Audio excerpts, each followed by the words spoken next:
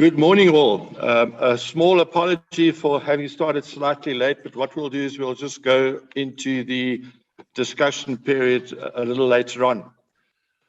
On behalf of the Lowveld Regional Committee of the Wildlife Environment Society of South Africa, I welcome you all to our symposium entitled The Conservation of Biodiversity and Landscapes.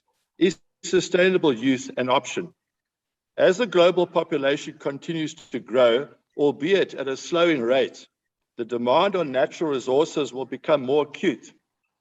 And given mankind's propensity for consuming and altering those resources and producing and accumulating waste, ethical, entire, future term sustainable utilization of the world's natural resources will be critical to ensure mankind's survival into the future. Borrowing the definition from the IUCN, it states, sustainable use may be defined as the use of an organism,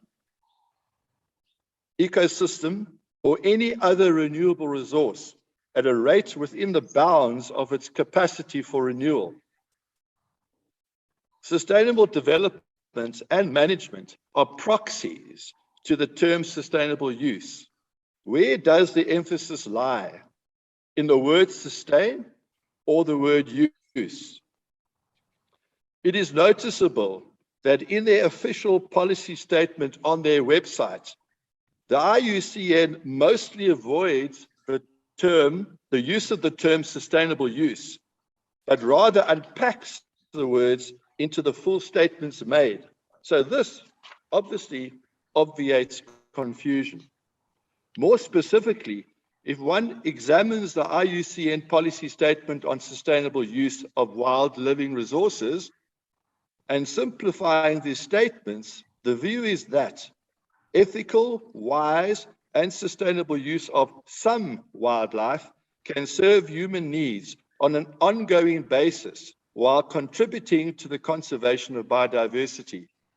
Analyses of uses of wild living resources in a number of different contexts demonstrate that there are many biological, social, cultural, and economic factors which combine in a variety of configurations to affect the likelihood that a particular use may be sustainable. Here, note, for example, that wildlife-based tourism is also a form of use, and it is also consumptive. For example, for the water, considering the carbon issue, and never mind the notion of embodied energy, and is perhaps also not necessarily sustainable. For our purposes, also important to extract from the policy are the following statements. The supply of biological products and ecological services available for use is limited by intrinsic biological characteristics of both species and ecosystems. Given that levels and fluctuations of demand for wild living resources are affected by a complex array of social, demographic, and economic factors and are likely to increase in coming years, attention to both demand and supply is necessary to promote sustainability of uses.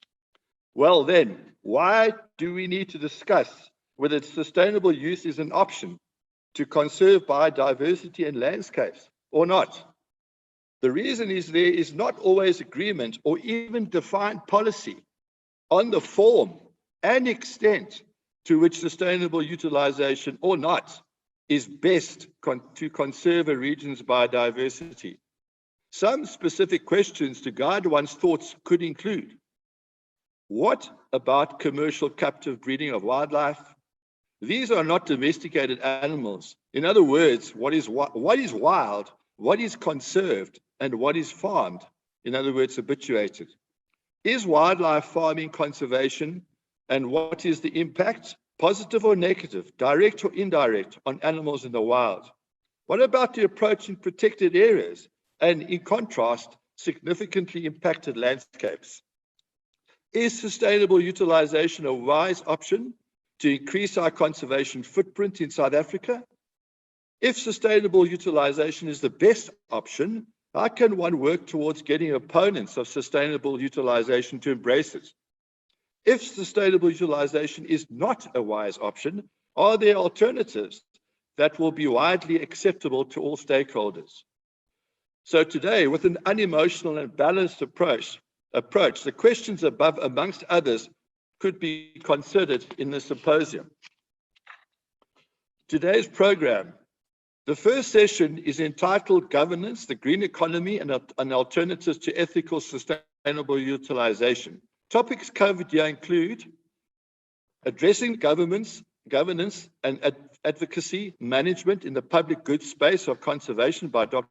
Boel Smuts, a practical conservation implementation model by Mr. James Arnott, the contribution of ecotourism to the African wildlife economy strategy by Mr. Raoul Loon, sustainable use or sustainable abuse by Messrs. Colin Bell and Ian Michler, and elephants, why should we care, by Dr. Michelle Henley. The second session is entitled Ethical Sustainable Utilization and Case Studies.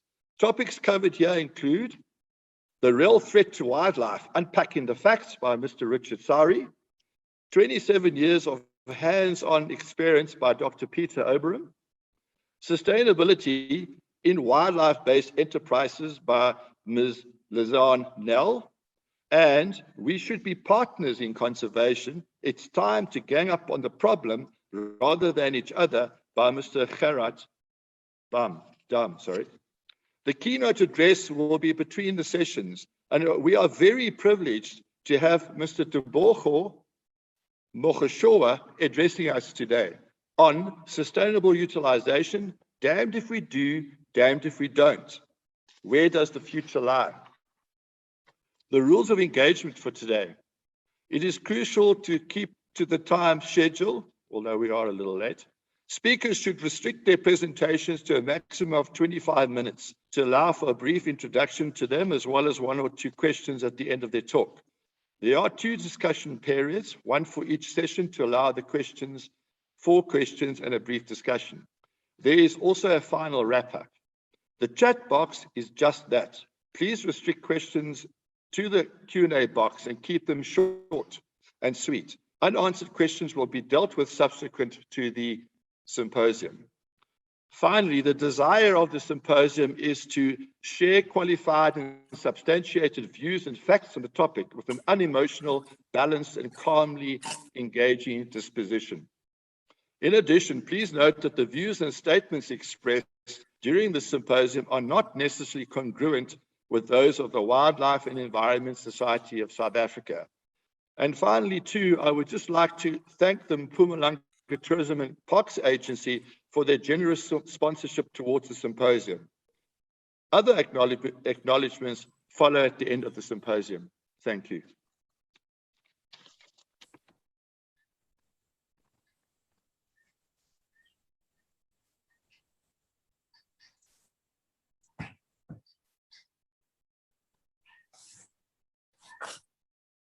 Our first speaker for today is Dr. Boel Smuts, and as I've just said, his talk is addressing governance and advocacy management in the public goods space of conservation. I have a short CV for Boel, which I'd like to take 1 or 2 points from. This will be the case with all the panelists, I would assume. From my side, I can't obviously give the entire CV as I've received them, but I'll just take 1 or 2 points out of each. Boel Smuts is a medical doctor and environmentalist. He is currently a research associate at the University of the Western Cape in leopard ecology and human-wildlife coexistence. He founded the NGO Landmark Foundation in 2004, of which he is the executive director. He focuses on human-wildlife conflict work on production landscapes. I hand over to Boel. Thank you.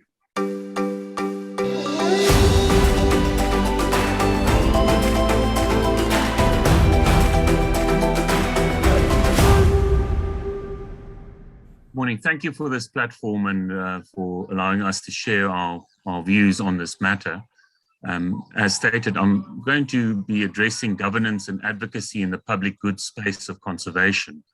And I want to try and focus on on legal aspects and how sustainable use has become to mean sustained abuse of wildlife.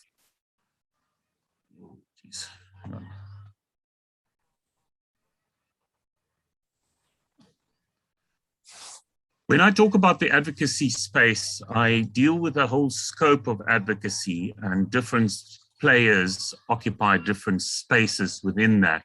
It goes from direct action to education and extension, to research, to habitat expansion, to market advocacy, including the press and social media and consumer advocacy.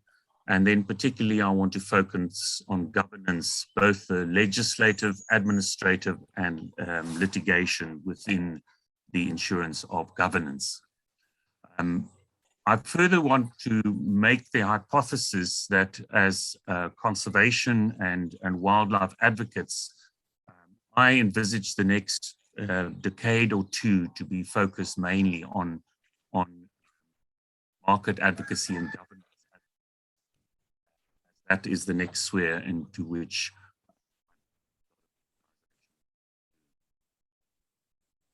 just an overview. I'm going to touch on sustainable development. I won't go into great depth there, but just want to illustrate how that has morphed into sustained abuse. I want to investigate the legal landscape in which we operate, particularly the South African law, with the emerging new realities, particularly the high-level panel outputs that recently was published. And I want to illustrate some governance abuse and case studies that perhaps underpins my hypothesis and then suggest a road ahead. When we look at sustainable development, there are many definitions that abound. The one that has the most meaning to ourselves is the fact that if there are too many elephants, we shoot the elephants. If there are too many people, we shoot the elephants. The second definition is similar to the one that Lou spoke about, but it's basically finding an ability for natural systems to provide the natural resources and the ecosystem services on which both an economy and a society can depend. We all know of the origin of the Brundtland Report in the 1980s and the Rio Summit in 1992. And the diagram that is depicted in the left-hand corner of the balance between people and place, environment and the economy, and somehow this fictitious notion that we could find a balance in society with ever-accelerating human population growth. And it's in that milieu that sustainable use has moved into sustained abuse. I think latterly in the last few years, there has been a much more nuanced discussion of the role that an environment plays as the basis on which society exists and on the basis on which an economy can thrive. And unless we put primacy on the environment, we cannot achieve sustainable development as is stated. As far as the historical legal context is concerned, South African law, as you all know, emanated from Roman law and latterly the Dutch law in the colonial area with significant influence from English law. That is known as the common law. It's derived from customs, judicial precedents, rather than statutes. It's a colonial relic. It was designed in the days when the interest of landed gentry was protected, and it's got a particular focus on proprietary ownership of goods and services. And in that, I want to stress that animals were seen as goods, owned items, inclusive of wild animals. It's purported to rest on the common law principles of equality, fairness, justice, legality, and equity. The reality really is that it is a colonial relic biased towards the haves as opposed to the have-nots. Fortunately, in 1996, we became a constitutional democracy, and there was a fundamental shift that occurred with that. Wild animals previously were classed as res nullius, meaning they are owned by no one, not even the state, not even private actors, but certain acts would result in them becoming private property. Those essentially ended up being permits, whether they be fencing permits or hunting permits. But the Constitution largely speaks to our natural assets being res publica, meaning owned by the public or the republic. There was a fundamental conflict between the common law of old and a new constitutional order, which I profess, and I think most people agree, is the final law of the land.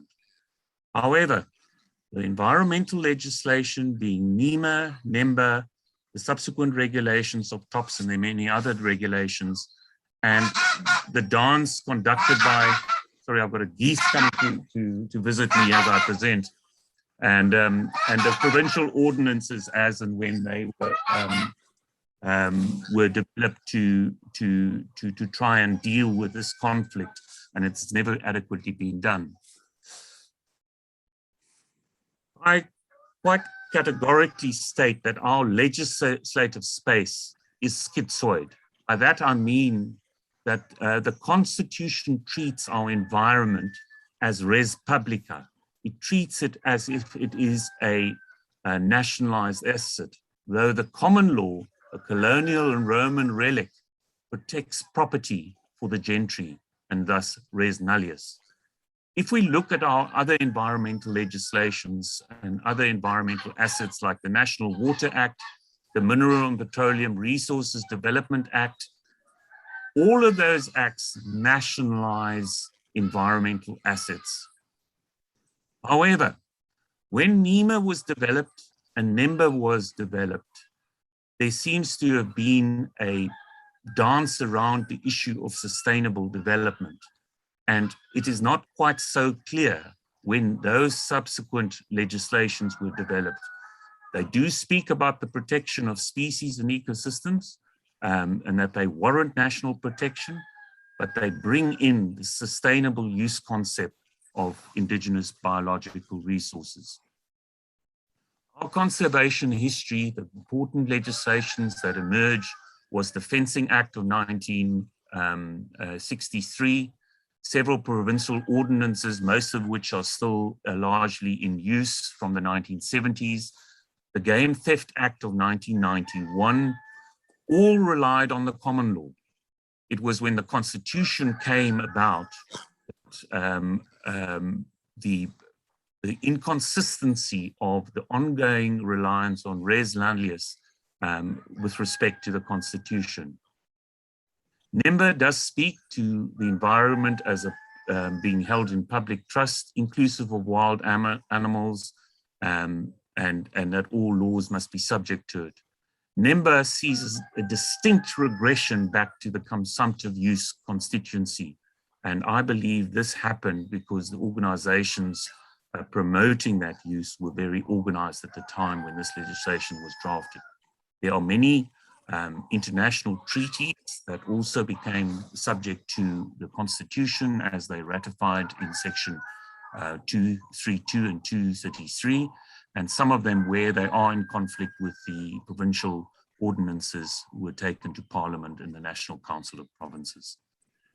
So I believe there's a fundamental conflict between the constitutional law and the common law when it comes to wild animals, together with a conflicting and overlapping administrative jurisdiction between the provinces and the national department. As you all know, conservation is managed as a co-jurisdiction between those entities, leading to much confusion and gaps in the administration of environmental issues.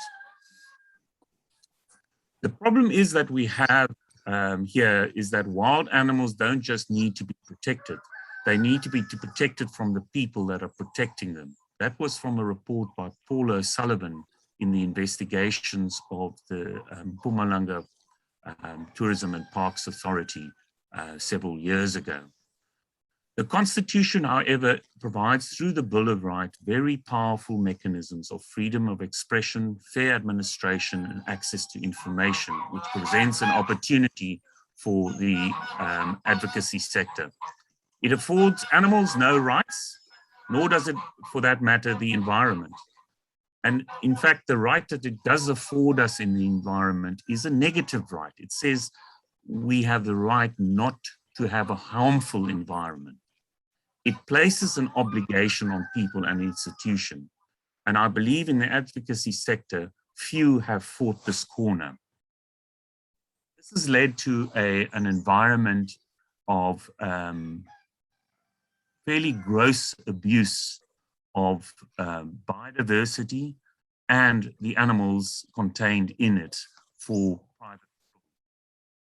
There is a new reality emerging, and it is a move from an anthropocentric to an ecocentric shifting global ethics. That is undeniable. And I believe we are slowly emerging from an era of treating wild animals as res nullius to a res publica scenario. The high-level panel had a very poor analysis of this legal shift that is needed and taking place. And it makes rather bizarre leaps to policy propositions of restoring a transformative African approach to conservation in the spirit of Ubuntu. I'm sorry, I don't know what that means. To enhance sustainable use of iconic species and to promote human-wildlife conservation, notably the last part of the assessment, while empowering and capacitating those living near wildlife.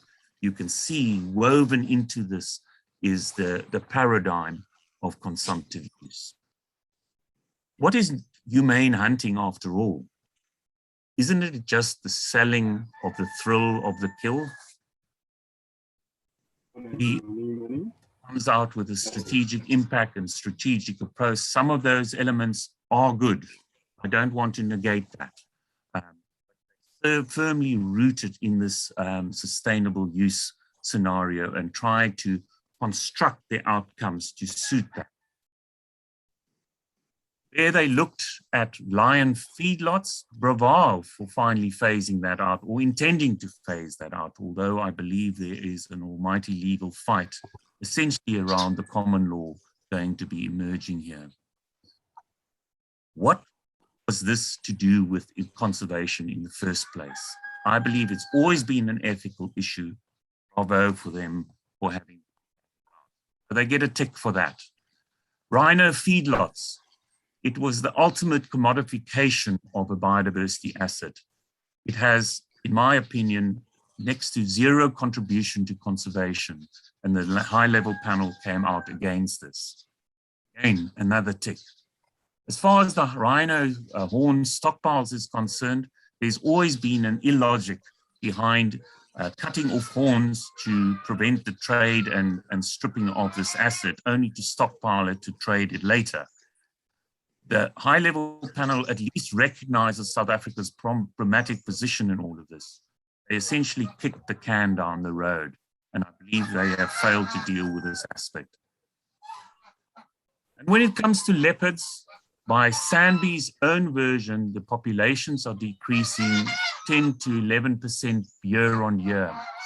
The high-level panel treated the species as a sacrificial species in the compromise reached. And the national numbers are probably somewhere between 3,500 and 6,000.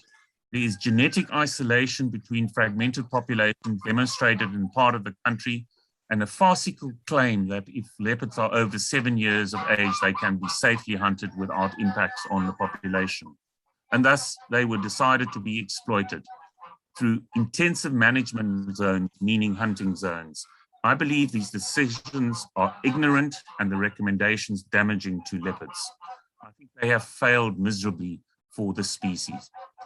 You only have to look at the science that's published, and pertaining to leopards, the latest research indicates that in the last 8 years, leopard numbers have deteriorated by 30% across the globe. What are we doing reigniting the trophy hunting of leopards? I believe a lot of these decisions emanates from scientists having scant knowledge of the social structures in which these animals thrive.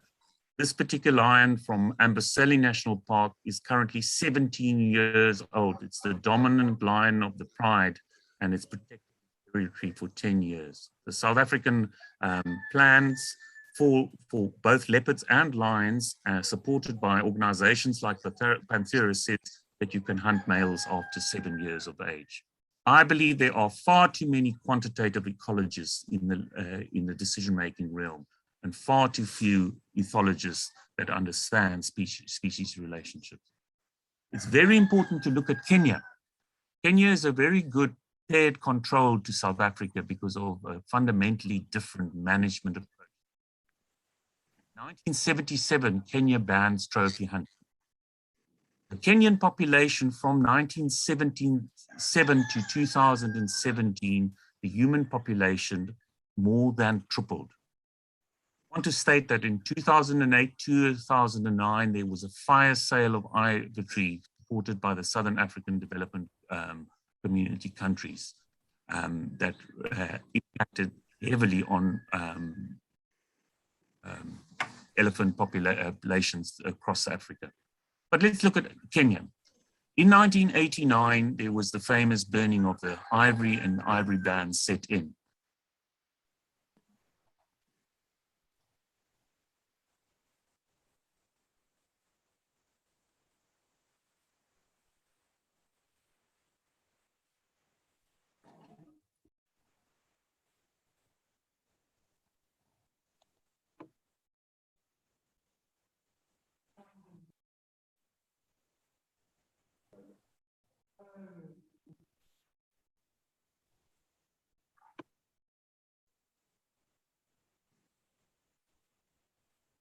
What's wrong? What's wrong?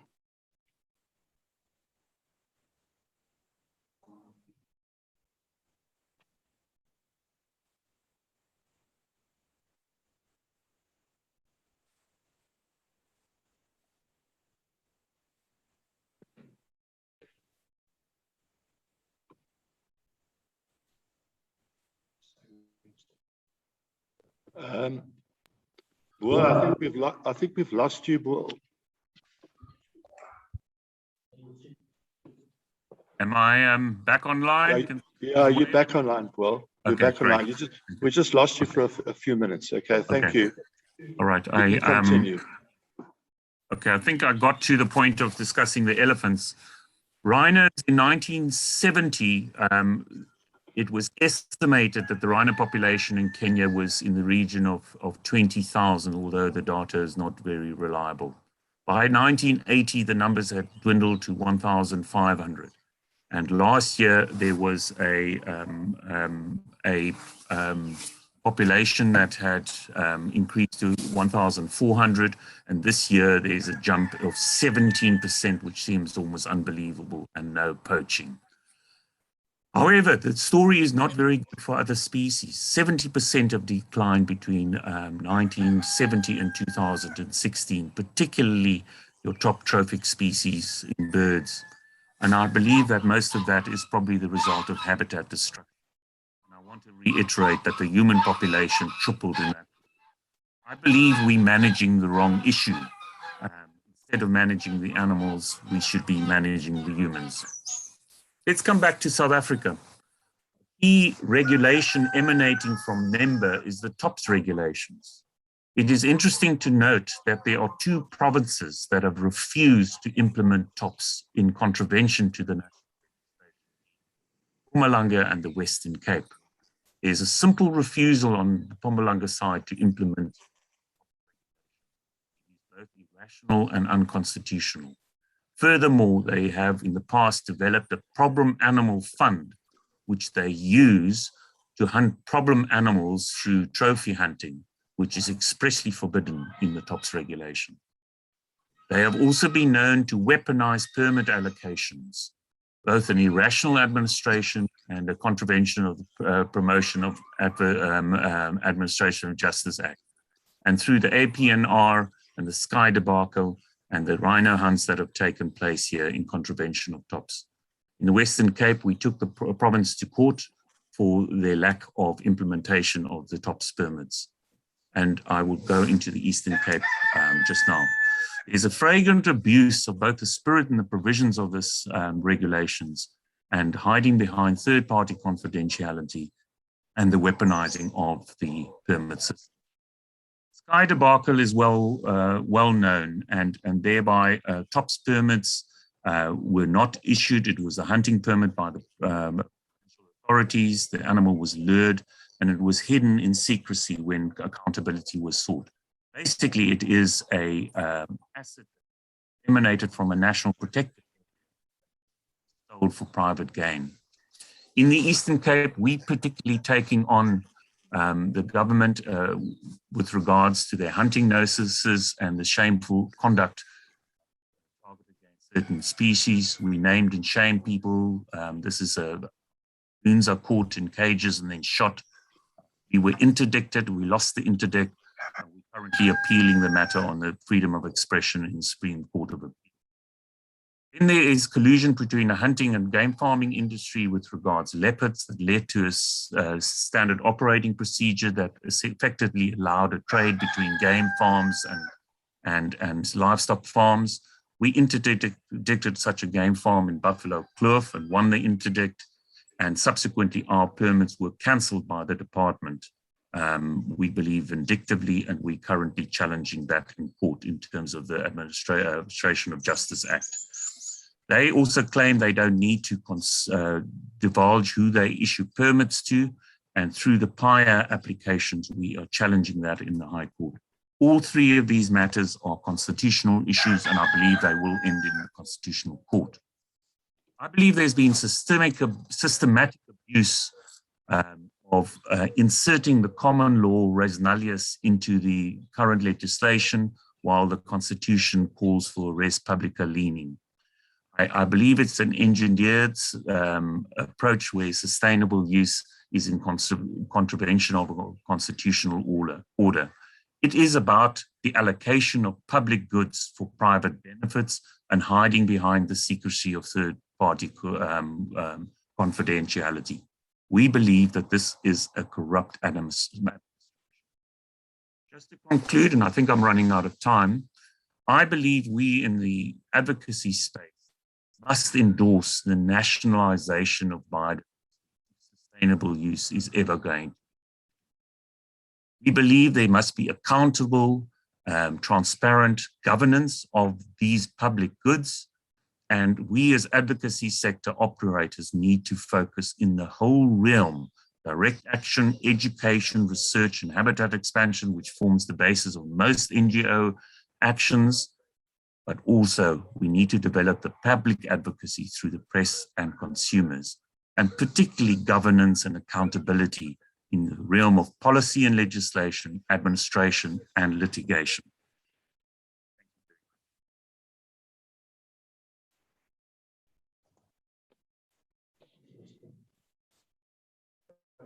Thank you, Will. There's one question in the question and answer box, Will, for you from Gail Thompson. And she asked, what about the international laws regarding sustainable use? The focus solely on South Africa misses the international context. For example, the conservation of biological diversity, as well as CITES. Could you address that for us, please? I did mention that in the Constitution, provision is made for signatories to the international conventions of which South Africa is a signatory. In fact, if you read the Constitution, it deems it a prescript unless decisions are made through an apparent conflict that might exist, in which case it has to be presented to Parliament or the National Council of Provinces. In fact, the issue around TOPS, although it's not an international treaty, the provinces claim that there is some conflict with their provincial legislation why they can't implement TOPs.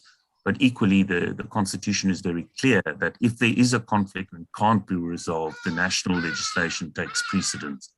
So yes, I think if I understand the question correctly, we are obligated to implement the international treaties to which we are signatories. And if there is a conflict, it has to be dealt with through Parliament. Thank you, Will. Thanks very much for your very informative talk. We've had a couple of very positive comments as well from the chat room. And so I think we should go forward. And our next speaker is Mr. James Arnott. And his talk is entitled A Practical Conservation Economy Implementation Model. Now, I'm sure James will tell you all about it.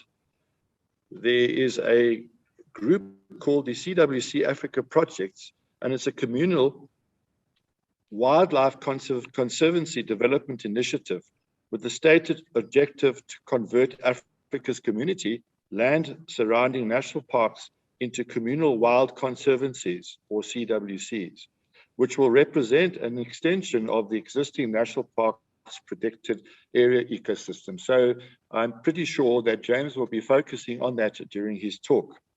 Now, just very briefly, James's earlier career was around FMCG marketing management, and he moved into property full-time from about the year 2003. Thank you, James. Over to you.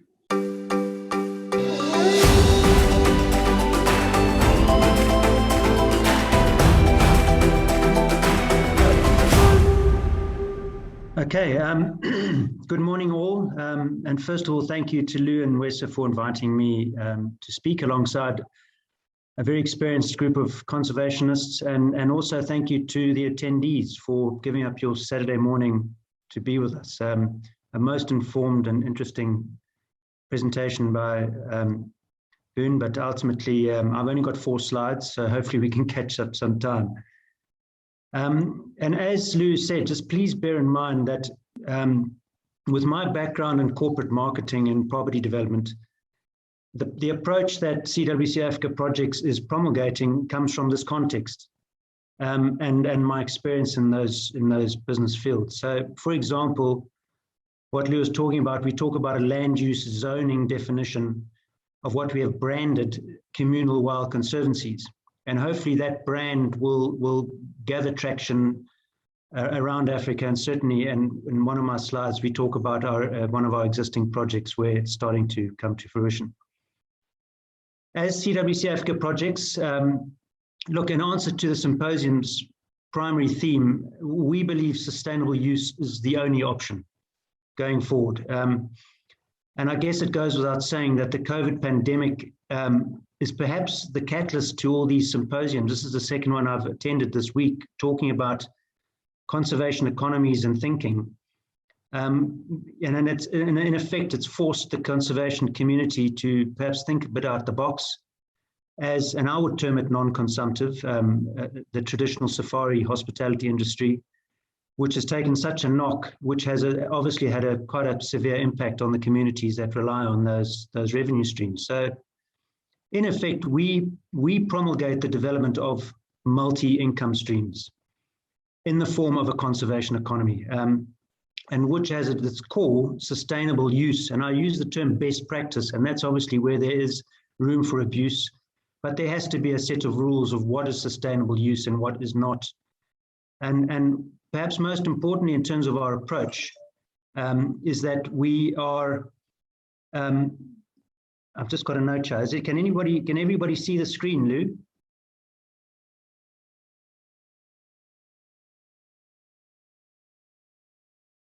Guys, can somebody respond to me? Sorry, we can see your screen with a number of files. Oh my Lord, okay. It's fine, James. I think just click on that link. CWC Africa link? Projects. CWC Africa Projects Conservation Economy. PowerPoint. Okay, No worries. so okay, maybe start. Let me try it again. You're welcome to start again then, James. It's very interesting. Thank you. Can everybody see now? Not No. yet. That is very strange. Okay, I can see it on my screen. Oh, Lord. It's fine, no worries. Maybe just share the screens on the slides, on the Zoom Okay. option. Just share screen. Okay. Oh, this is frustrating. No, no worries. It's fine. Maybe I should go out and come back in. I don't know what's going on here. This is Yeah, okay. Yeah, do that, please, James. because it's quite important. This first slide has got quite a lot of meat to it. Yeah, you said you had time, so don't worry about it, Okay. Rail.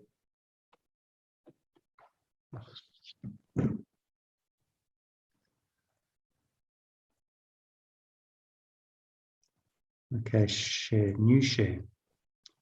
Okay, that's what I've got to do. Okay. All right, I've got it, guys.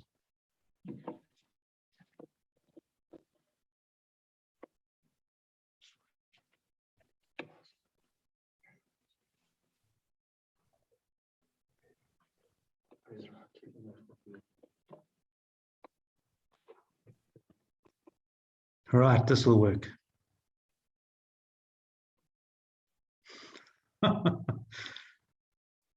Yeah, there we go.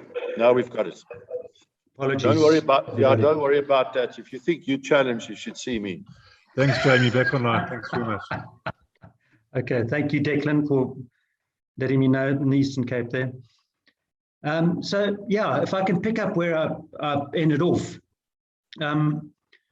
As CWC Africa Projects, we promulgate a multi-income stream, a conservation economy, and not just from traditional, and there are lots of catchphrases around what ecotourism is, or in broad definition, the hospitality, it's a safari hospitality industry. So if a conservation economy has at its very core sustainable use best practices, we have the chance of growing these economies from grassroots up.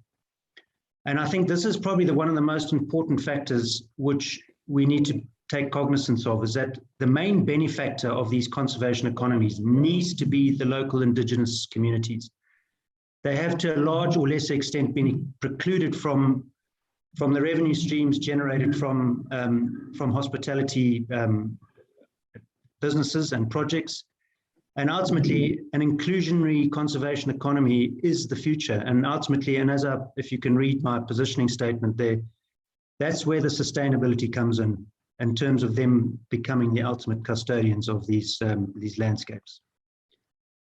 And where we come from effectively is we're requesting, and again, I'm not bogged down by traditional conservation thinking. I'm suggesting that there's a substantial paradigm shift here from the conservation community. Where historically the efforts of the human and financial resources are very much focused on a fortress protection mindset. Save the rhino, save the elephant. Look at it's quite a negative narrative. I'm suggesting turn that into a community investment and development approach with a new set of rules. And the redirecting of existing human and financial resources to focus on this approach. And ultimately, the catchphrase, building a conservation economy, which I saw in Bull's initial slide, is what we're all talking. And I think if we all talk that narrative, I think it would go a long way. But that all said, the conservation economy building process is highly complex. Our CWC model attempts to simplify it to a level where it's able to be replicable. There's a lot of narrative in the industry, but everybody talks their own language. If there was a way to talk a common language in terms of how we develop these landscapes, I think it would go a long way. I have 4 slides. Please forgive the business of them. I think in terms of getting the point across in the time allocated, it's quite a challenge. And I also hope to be able to answer some questions at the end of my presentation. Okay, so if you haven't already read our positioning statement, that's I've essentially summarized what I've just spoken about. Yeah, look, the key takeouts from this slide is that as a business, and I'm calling ourselves a business, not an NPO, we have positioned ourselves as what I would term as an implementation partner. In other words, there's a whole range of services and on-the-ground activities that need to happen that are necessary to develop these conservancies. Not necessarily a for-profit PTY, but ultimately a PTY that has accountability in terms of the various services that are needed to develop these CWCs. Within our conservation economy thinking, and again, it comes from my context, we believe that there's an opportunity for a consumer goods brand. We've branded Made Wild, and this could be an Africa consumer brand. And again, this symposium is about opening your minds to ideas here and not necessarily the only idea. The Made Wild brand intends providing a route to market. You know, a lot of the problems with developing industry and business in these relatively unsophisticated rural environments is route to market. So if the consumers are voting with their buying power on a global basis through a brand such as Made Wild, and those goods and materials are ethically and authentically and sustainably harvested in the CWCs, then we have the makings of a conservation economy.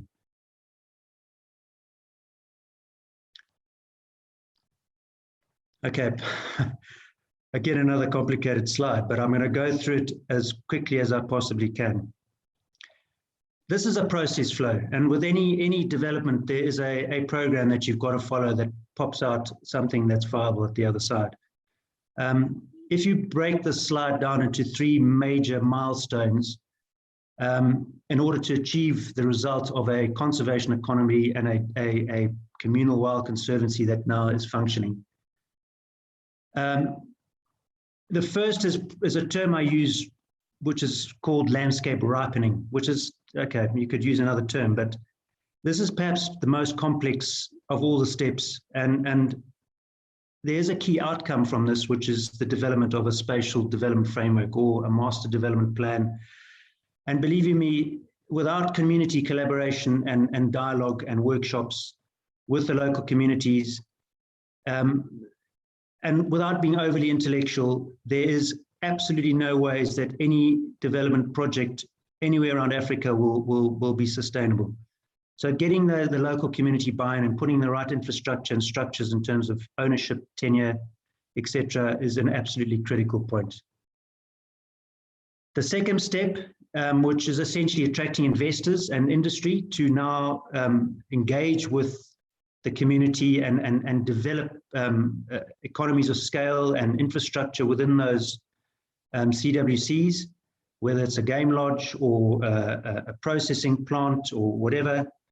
That then only comes once you've got the landscape ripened. And it is the second step of attracting investment, return on investment funds, not soft donor funds, which I believe is critical for the first phase, because unfortunately, return on investment money does not get attracted to risk. And the first phase is expensive and difficult.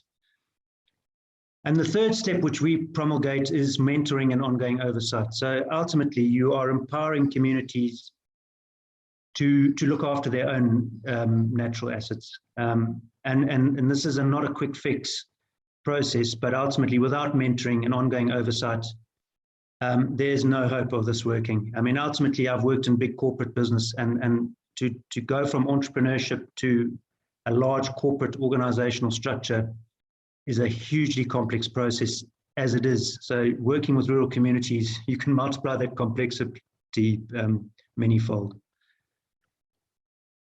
Okay, I'm happy to share these slides with everybody if nobody's read through them in time. Okay, now, as CWC Africa projects, we do have a pilot project, which is called Laziba, an incredible piece of land in Zululand on the north coast of KwaZulu-Natal. And this conservation landscape is quite special, but if it's going to be developed sustainably, this is a typical organogram of what needs to happen. And if you glance your eye over it, the key takeouts would be, you can see a communal planning unit at the top level.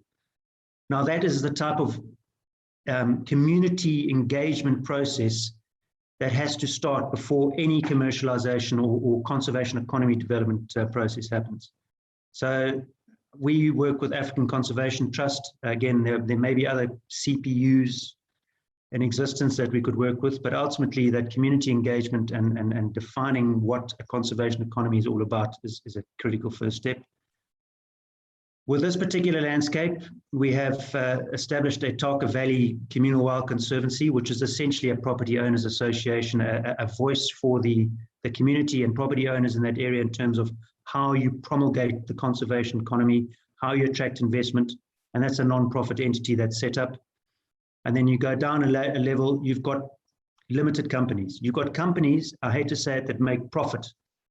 They make profit for the community, but they make profit out of sustainable best use practices, and there should be no compromise around that.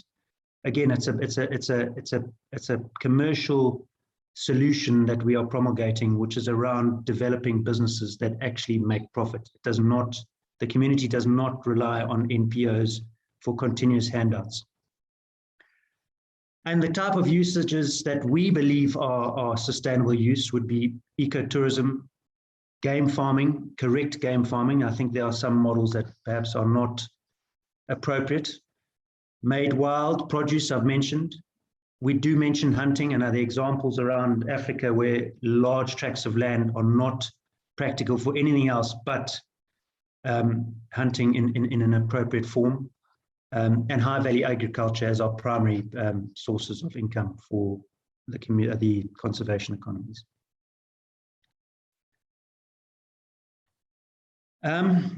Okay, this is Laziba. It's a master development sketch plan, and though if there's any developers in our audience, they'll see it's fairly rough, but you can see how it kind of comes together. You've got your table of usages, you've got your traditional hospitality space, game reserve, wildlife reserve, call it a wilderness. Then you've got the game farming aspect with hunting and lodges attached to it as a potential portion, which is separated completely from the photographic.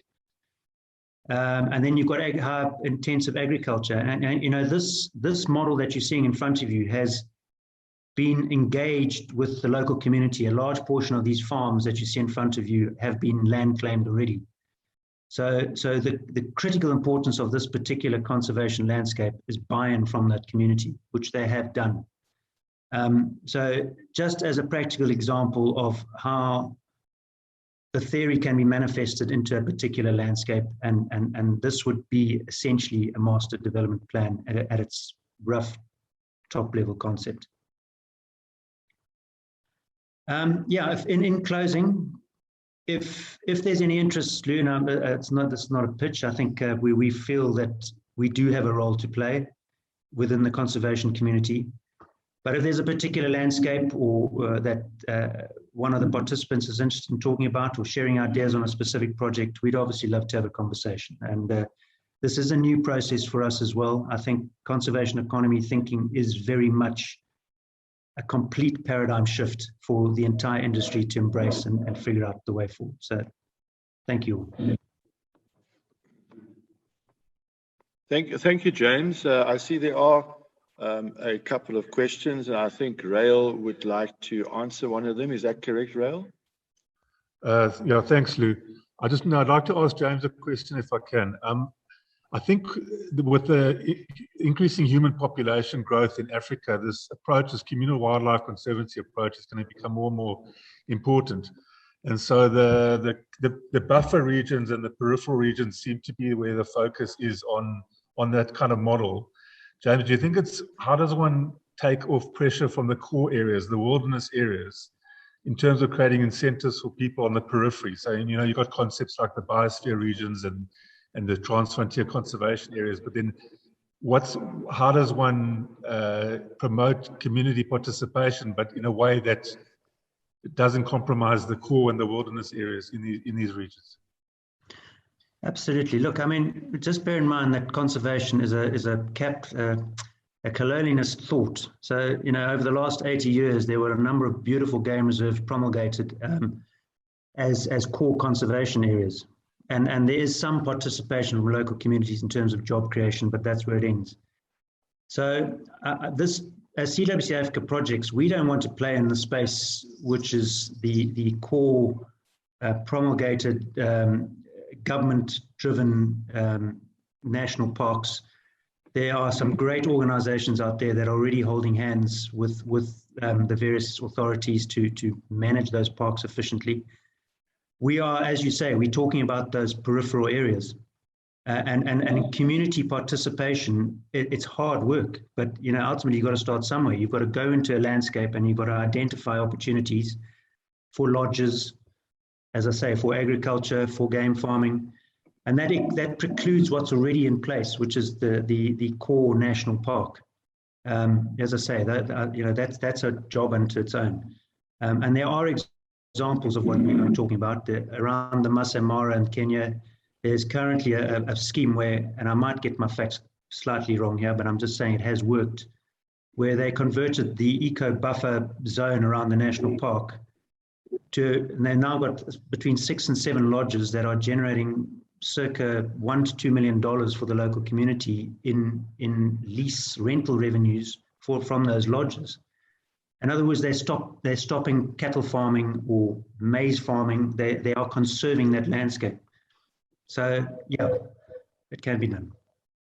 Okay, thanks very much, James. We have a question in the Q&A box from Gail Thompson, and that question is the following: have you had a look at other communal conservancy models, for example, the Namibian conservancies, Zimbabwean campfire, for example, and how would a CWC be different to those existing models?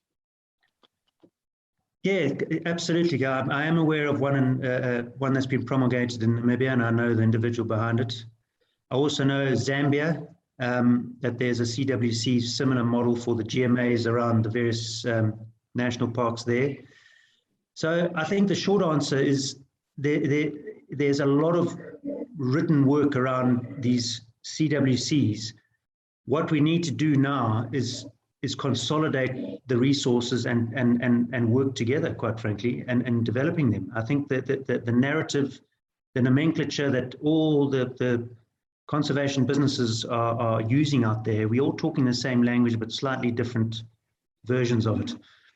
So yes, it's already started, but I think there needs to be more of a kind of a corporate process, which I'm presented today, in terms of how we go about developing, using those terms, developing, commercializing, not be ashamed of them, but obviously they're underpinned by very, very sound, sustainable business practices. Yeah, okay, great. I see there's a question to Boel from Rick Kirk, but that will leave until we have our discussion a little later on. We are now just about on time, but I think what we can do now is get Rael just to answer the question from Declan Hofmeyer. Rael?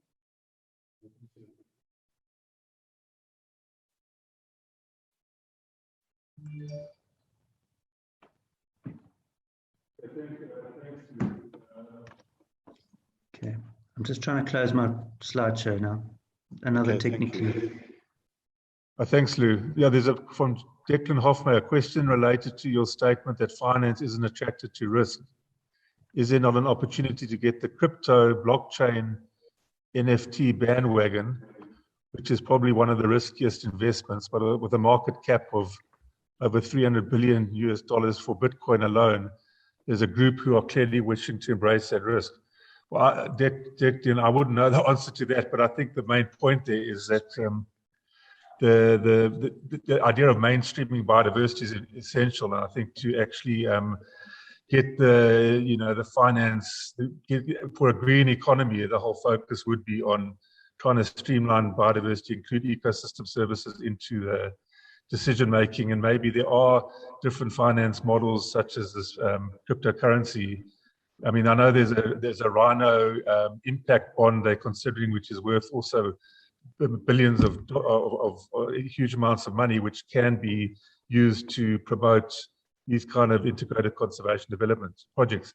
I just, while I'm just online, Lou, if I could just say, Louise Swimmer has also given a very interesting comment here. She says, in principle, the conservancy model has many benefits, as have been shown in Namibia, and using resources in a way that adds value and builds incentives is essential for it being relevant to society.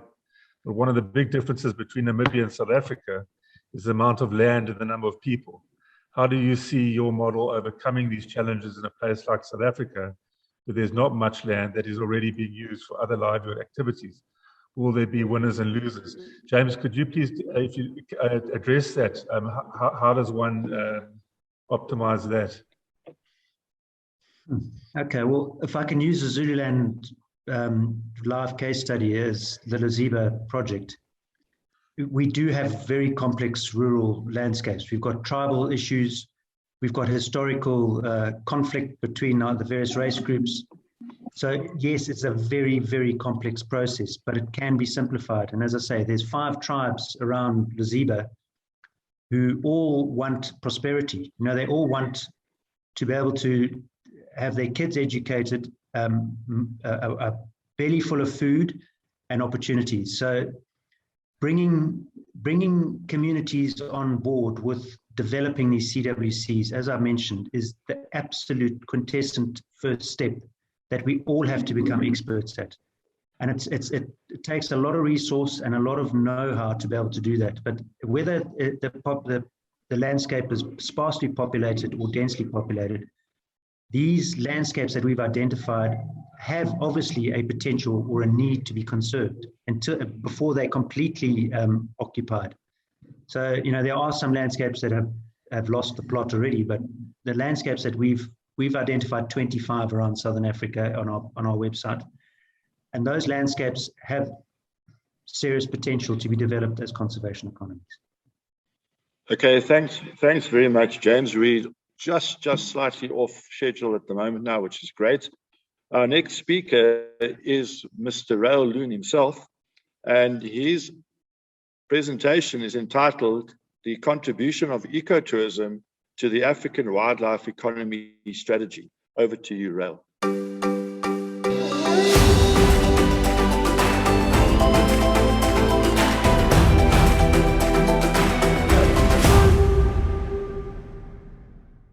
Good morning, everybody. My name is Rael Loon, and today I'm going to be talking about the contribution of ecotourism to the African Wildlife Economy Strategy. Okay, just to begin with some definitions relevant to this talk, ecotourism is defined as responsible travel to natural areas that conserves the environment, sustains the well-being of the local people, and creates knowledge and understanding through interpretation and education of all involved. The biodiversity economy refers to the business and economic activities that depend on biodiversity for their core business, or that contributes to conservation of biodiversity through these activities. Okay, speaking about the importance of ecotourism to the SADC region, the SADC region is the Southern African Development Community region and consists of 17 countries in Southern Africa, as illustrated on the map on the right. And ecotourism is a key sector for the green economy. It's a major job creator and generates 40% more full-time jobs than the same investment in agriculture. And the top countries include Mauritius, Tanzania, Botswana, Seychelles, Namibia, and South Africa. Okay, the importance of natural resources for tourism in Africa, that is ecotourism.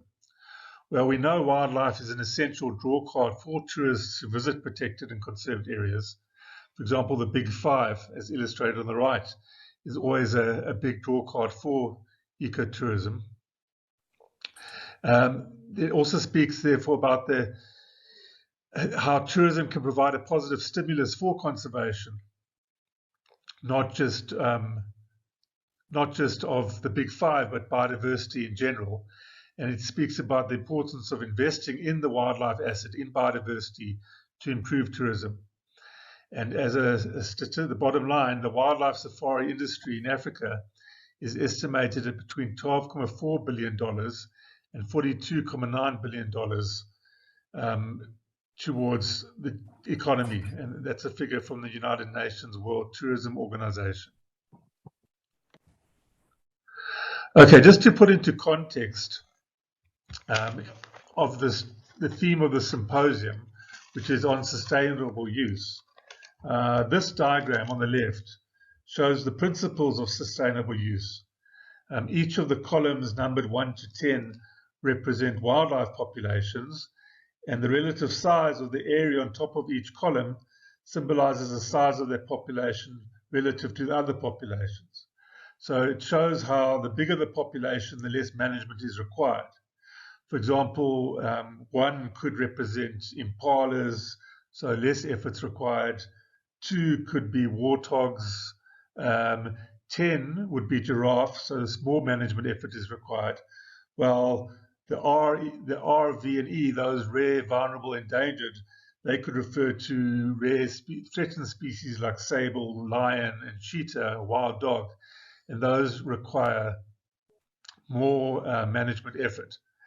And also the point with sustainable tourism is it's compatible with conservation, which means as in the wise management of wildlife rather than preservation per se.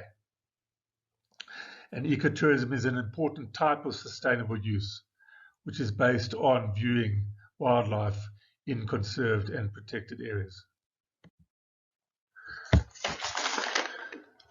So how does ecotourism contribute to the economy?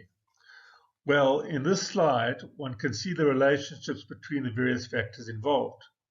So overall, on the left, the total economic effects comprise of the direct economic effects, which in turn are determined by visitor numbers multiplied by visitor spending in the destination. Secondly, the indirect economic effects via demand stimulus, and the induced economic effects largely via employment. So these indirect and induced economic effects, as in the bottom right, are equal to the direct economic effects multiplied by the economic multipliers. In other words, the circulation of revenue within the local economy.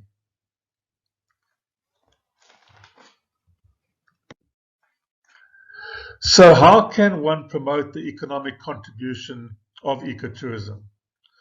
Well, first of all, the local multipliers, as described in the previous slide, can have a significant impact on local and national economies, especially with regards to people living adjacent to the protected areas, and therefore community development, starting with basic needs such as water supply. Secondly, the tourism sector pays taxes through a variety of channels, and these taxes are supposed to go towards development of basic infrastructure within the neighboring communities. And the government should therefore be investing a specific proportion of the revenues it receives from the tourism sector in such public infrastructure, which should benefit both people and wildlife. And the aim is for the natural capital to sustainably support community development, as demonstrated in the picture on the right. Okay, so who are the stakeholders in the ecotourism industry? Well, before a guest arrives in South Africa and goes on safari, there are a number of other stakeholders involved in the process. And these include governments, local, national, regional, and national, protected area managers, the private landowners, tourism planning and promoting organizations, tour operators, the tourists themselves, the guides and rangers who take the guests around, the indigenous communities, NGOs and donor agencies, as well as academics in the scientific community. Okay, this slide shows how the various stakeholders, for example, as identified in the previous slide, are involved in the ecotourism industry and the African wildlife economy in general. And they can be defined based on their degree of influence and power in the wildlife economy, which can be measured by the degree of participation. So on the bottom left, one has the secondary stakeholders who participate mainly by information sharing. Then there are the enablers, who are involved and have direct and indirect influence in the industry. Various interest groups participate by being consulted, and these parties are often empowered to have direct influence on project success. Finally, the strategic partners on the top right have the biggest influence and power in the industry and participate by being directly involved as partners within the industry. Okay, so how does one build a framework for an African wildlife economy strategy? Well, from an ecotourism point of view, there are various levels to consider. For example, in this slide, starting from the bottom, one has inputs, and these refer to what we use to do the work. For example, a management plan of a protected area. Then there are the activities, and these could refer to game drives, guided walks, cultural tours, meals for guests, etc. Then there are outputs, which refer to what we produce or deliver. This, for example, could be an ultimate bush experience for a guest to a game lodge. Next, there are the outcomes. These refer to what we wish to achieve. For example, a sustainable working model that employs staff and provides community development. Ultimately, what do we aim to change? What is the impact? And this would be a long-term sustainable solution for people and parks, with ecotourism benefiting conservation and development for a sustainable future.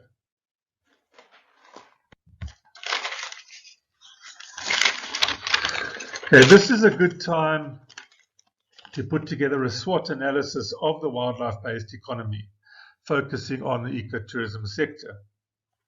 So, with regards to strengths, opportunities, strengths, weaknesses, opportunities, and threats, one could read through the points on the slide. As an example, the strengths could include the rich biodiversity and the wildlife, well-established infrastructure. Weaknesses would refer to, for example, inefficiencies, low capacity, inadequate planning.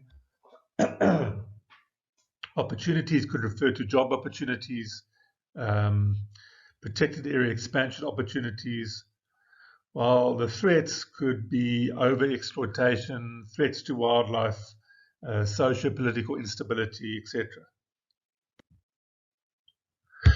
Okay, an important aspect of the SADC region for ecotourism and the African wildlife economy strategy is that of TFCAs. These are Trans-Frontier Conservation Areas, and SADC has identified 18 of these TFCAs. So each have their own unique selling points, their own ecotourism establishments, ranging from luxury, middle range, and middle range destinations, camps, and basic camps. And each of them have their own respective wildlife and cultural values. Okay, this approach is the focus of the Peace Parks Foundation. For example, the Kavango Zambezi TFCA, which represents the biggest elephant population in Africa, and that overlaps with Botswana, Zimbabwe, Zambia, Angola, and Namibia.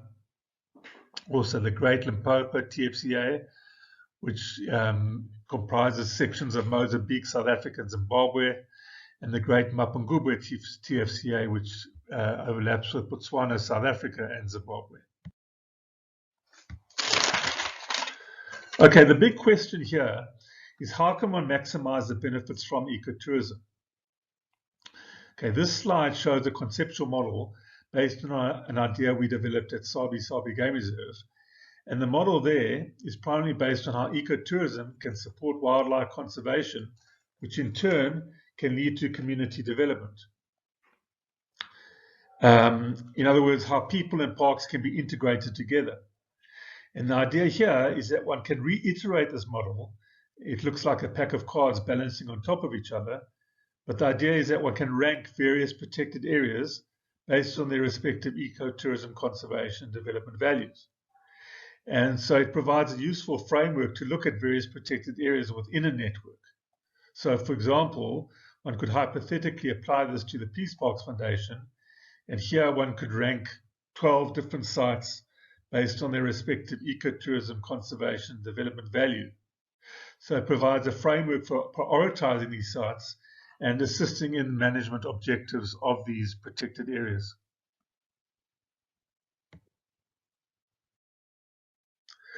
Okay, another progressive model in the African wildlife economy is that of African parks. African parks enters into long-term management contracts with various African countries, and to date they manage 19 parks in 11 countries covering 14.7 million hectares. And their approach is based, for example, on biodiversity conservation, boots on the ground, community engagement, and tourism park development. The map on the left shows some of the countries they're involved in, and examples of protected areas include Akagera National Park in Rwanda, Liwonde National Park in Malawi, Lua Plains in Zambia, Gambela in Ethiopia, and Udzala Kukowa in National Park in the Congo.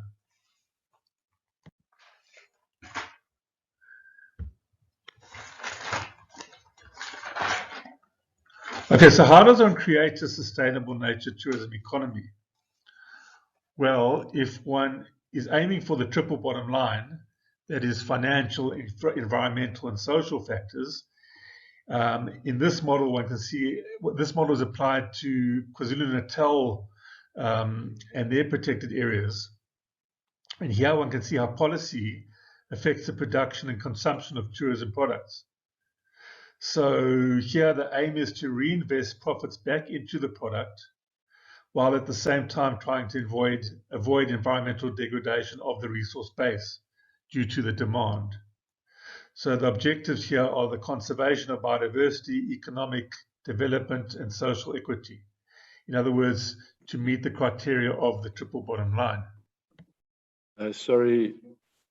This slide compares the public with the private sector in the same study area in KwaZulu-Natal. And one can see the variables used in the public sector here were based on pricing, bed capacity, and game sales, and looked at access by nationals, while the variables in the private sector were looking at investments, services, land management, and looking at profits and dividends. Those were the differences in these two models. Okay, in ecotourism, marketing is an essential component to the success of an ecotourism venture. This slide depicts a multi-market modelling approach based on a range of game reserves and protected areas in KwaZulu-Natal, both provincially and nationally. The goal here was to ensure that the resources were used sustainably.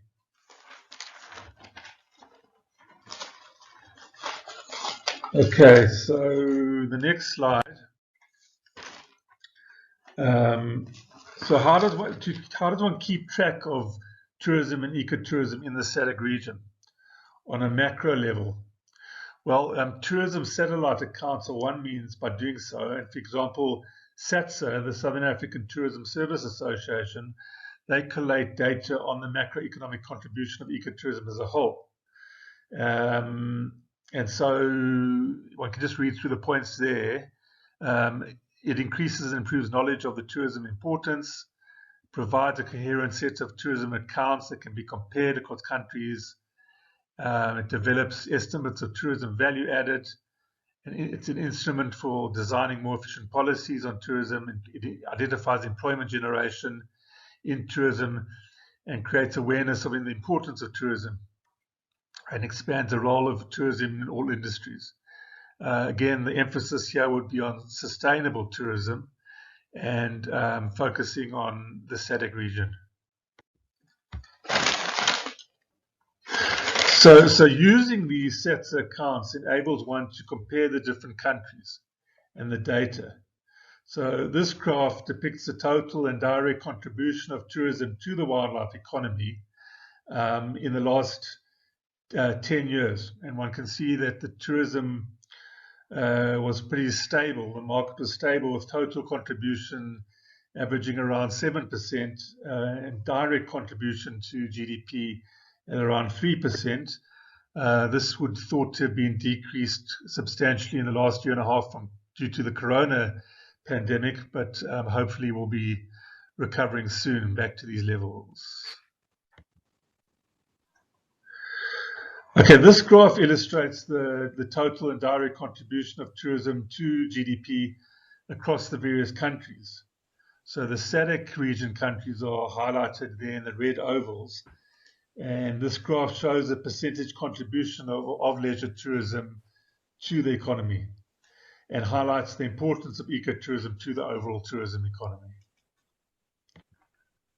This table follows on from that previous slide and summarizes the importance of ecotourism to the countries within the SADC region. And one can see the highest, between 10 to 20% of GDP, would be Botswana, Madagascar, Namibia, Lesotho, Mauritius. The next, followed by medium 5 to 9% to GDP, would be South Africa, Mozambique, Zimbabwe, Eswatini, Zambia. And the lowest would be Angola, DRC. That's less than 5% GDP. Okay, just going through some maps now. These are from the State of the Wildlife in Economy in Africa reports, which were compiled by the School of Wildlife Conservation from the African Leadership University in Kigali, Rwanda. And this map illustrates the relative contribution of countries to GDP as described in the previous two slides. So in dark green, one can see again Botswana, Namibia, Madagascar, Mauritius, Seychelles, followed by, in light green there, South Africa, Tanzania, Mozambique, Zimbabwe, and Zambia, followed by, in the pink, Angola and the DRC. This map shows the importance of natural resources to tourism. So it depicts the relative importance of ecotourism to these countries. And here you can see in dark green is South Africa and Tanzania, followed by, in light green, Botswana, Namibia, Angola, Zimbabwe, Mauritius, followed by Zambia, DRC, and then Mozambique, Seychelles, Malawi, Lesotho, and Swaziland.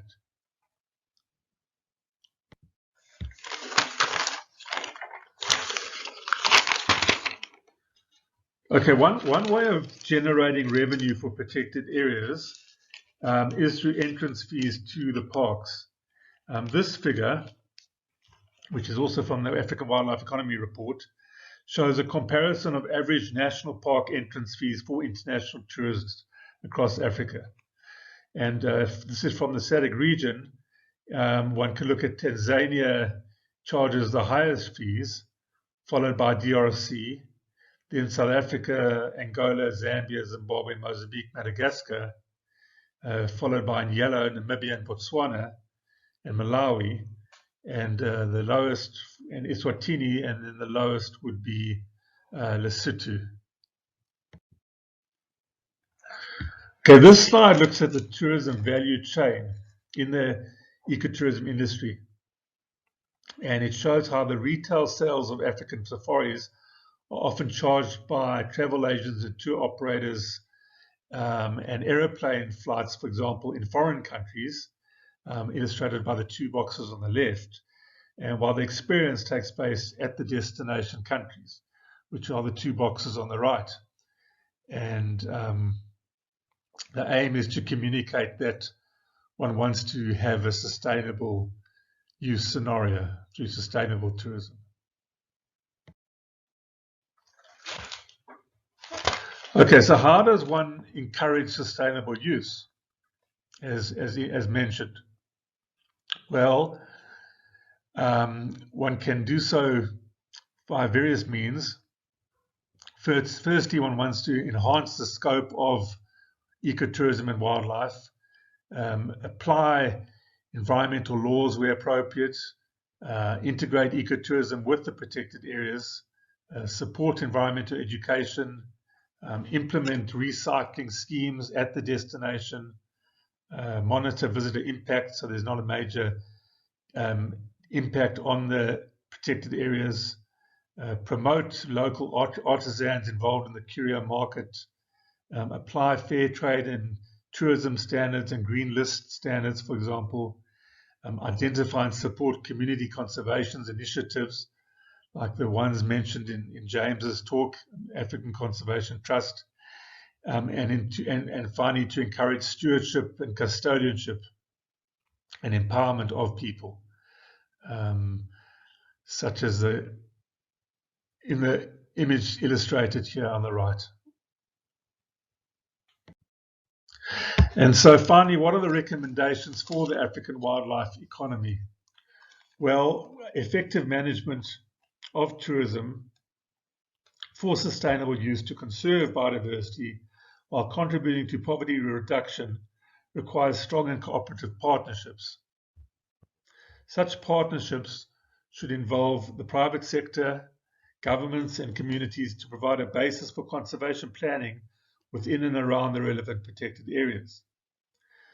Secondly, sustainable ecotourism, largely through job creation, can contribute to development and help eliminate poverty.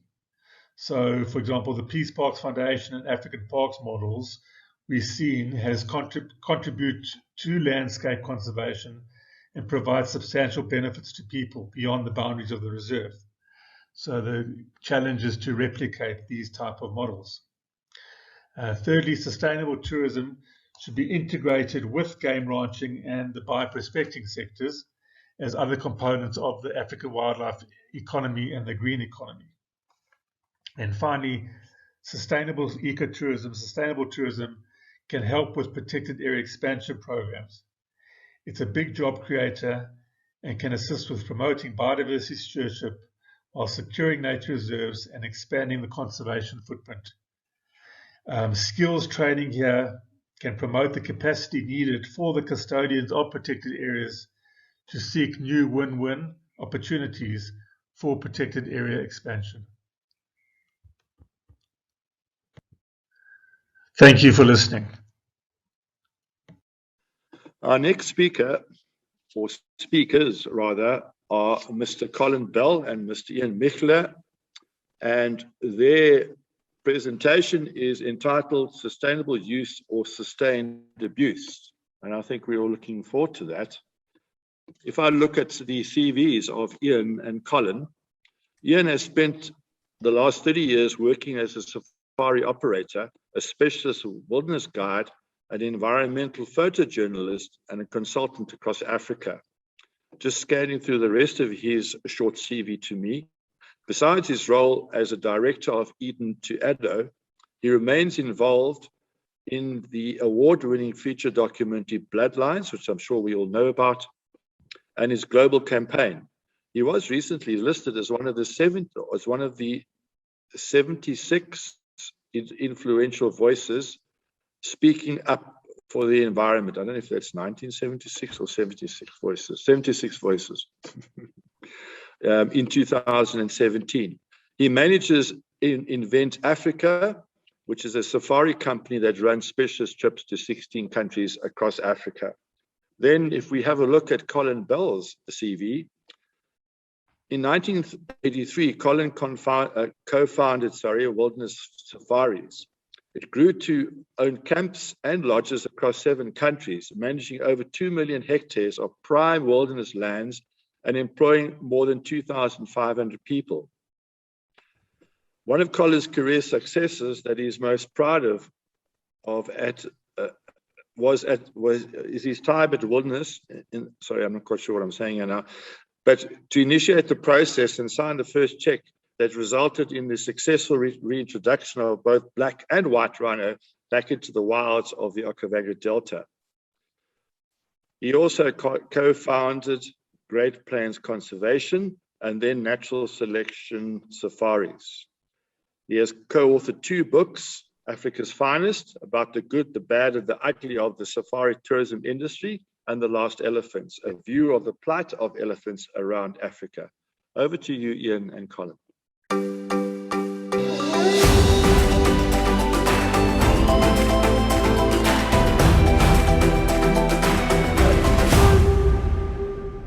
Colin here.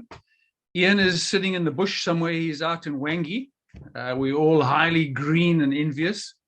He's got hopefully a reasonable line, but the links from Zim are fairly tenuous, so that we've decided that I will give most of the talk and Ian will try and chip in towards the end. And that way we'll try and manage the distances we are apart and also the iffy of the lines of communication right in the middle of Wangi Park. So our little topic, sustained use or sustained abuse. This is not a new topic. It's not a new sort of practice. It's been going on since the 70s in what was then Rhodesia. The first time the word sustainable use came out in being was about 1980s with the World Conservation Strategy. And then 1994, the IUCN started the Sustainable Use Initiative. And that seemed to be kind of chugging along in the right direction. But then when the word sustainable use got linked to the South African Constitution, that's, in our view, when things went rotten, when everybody in South Africa could justify their uses and their abuses by saying it's my right, according to the Constitution. And I've came across this quite often when I was on the South African Tourism Board. We were desperately trying to grow tourists to South Africa. And we would always be finding that we're tripping over all these different initiatives, like the canned lion hunting, which really put a terrible blot on our copybook and our ability to attract tourists to South Africa. And in one of the board meetings, a SANBI representative stood up and said, no, it's our constitutional right to do this. And then now you see that SU is right involved with wildlife colleges. It's taught as a basic principle. And every lion breeder and canned lion hunter uses the SU constitutional right is almost to justify what they're doing. And I got the surprise of my life when I read the PROA submission to the recent high-level panel. And in their 63rd paragraph, this is what they say.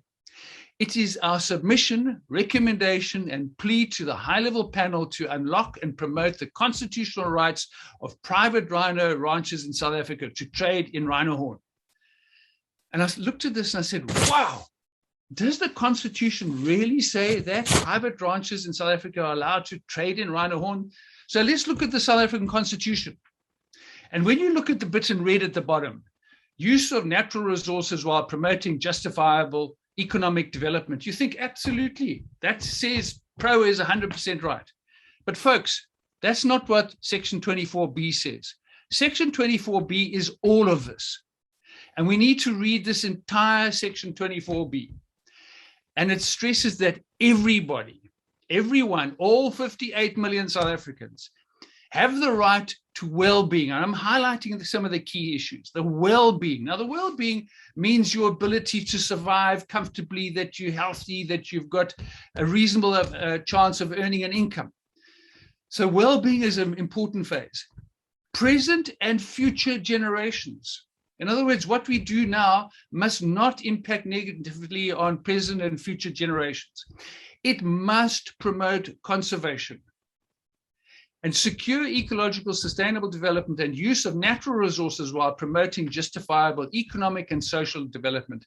And folks, the key word here is in red: economic and social development. And the word is both. You can't take one or the other. It has to be both. And when you look at all of that, and you put it together and you interpret what does the Constitution mean? Does it really mean that we have the right to go and trade rhino horn? Does it? I think that, and I'm stepping aside a little bit, and I think when you look at the PRO submission, you really get an understanding how SU works in South Africa. Because when at the start of their submission, they talk about the private rhino owners and the game reserves and all the rest of it.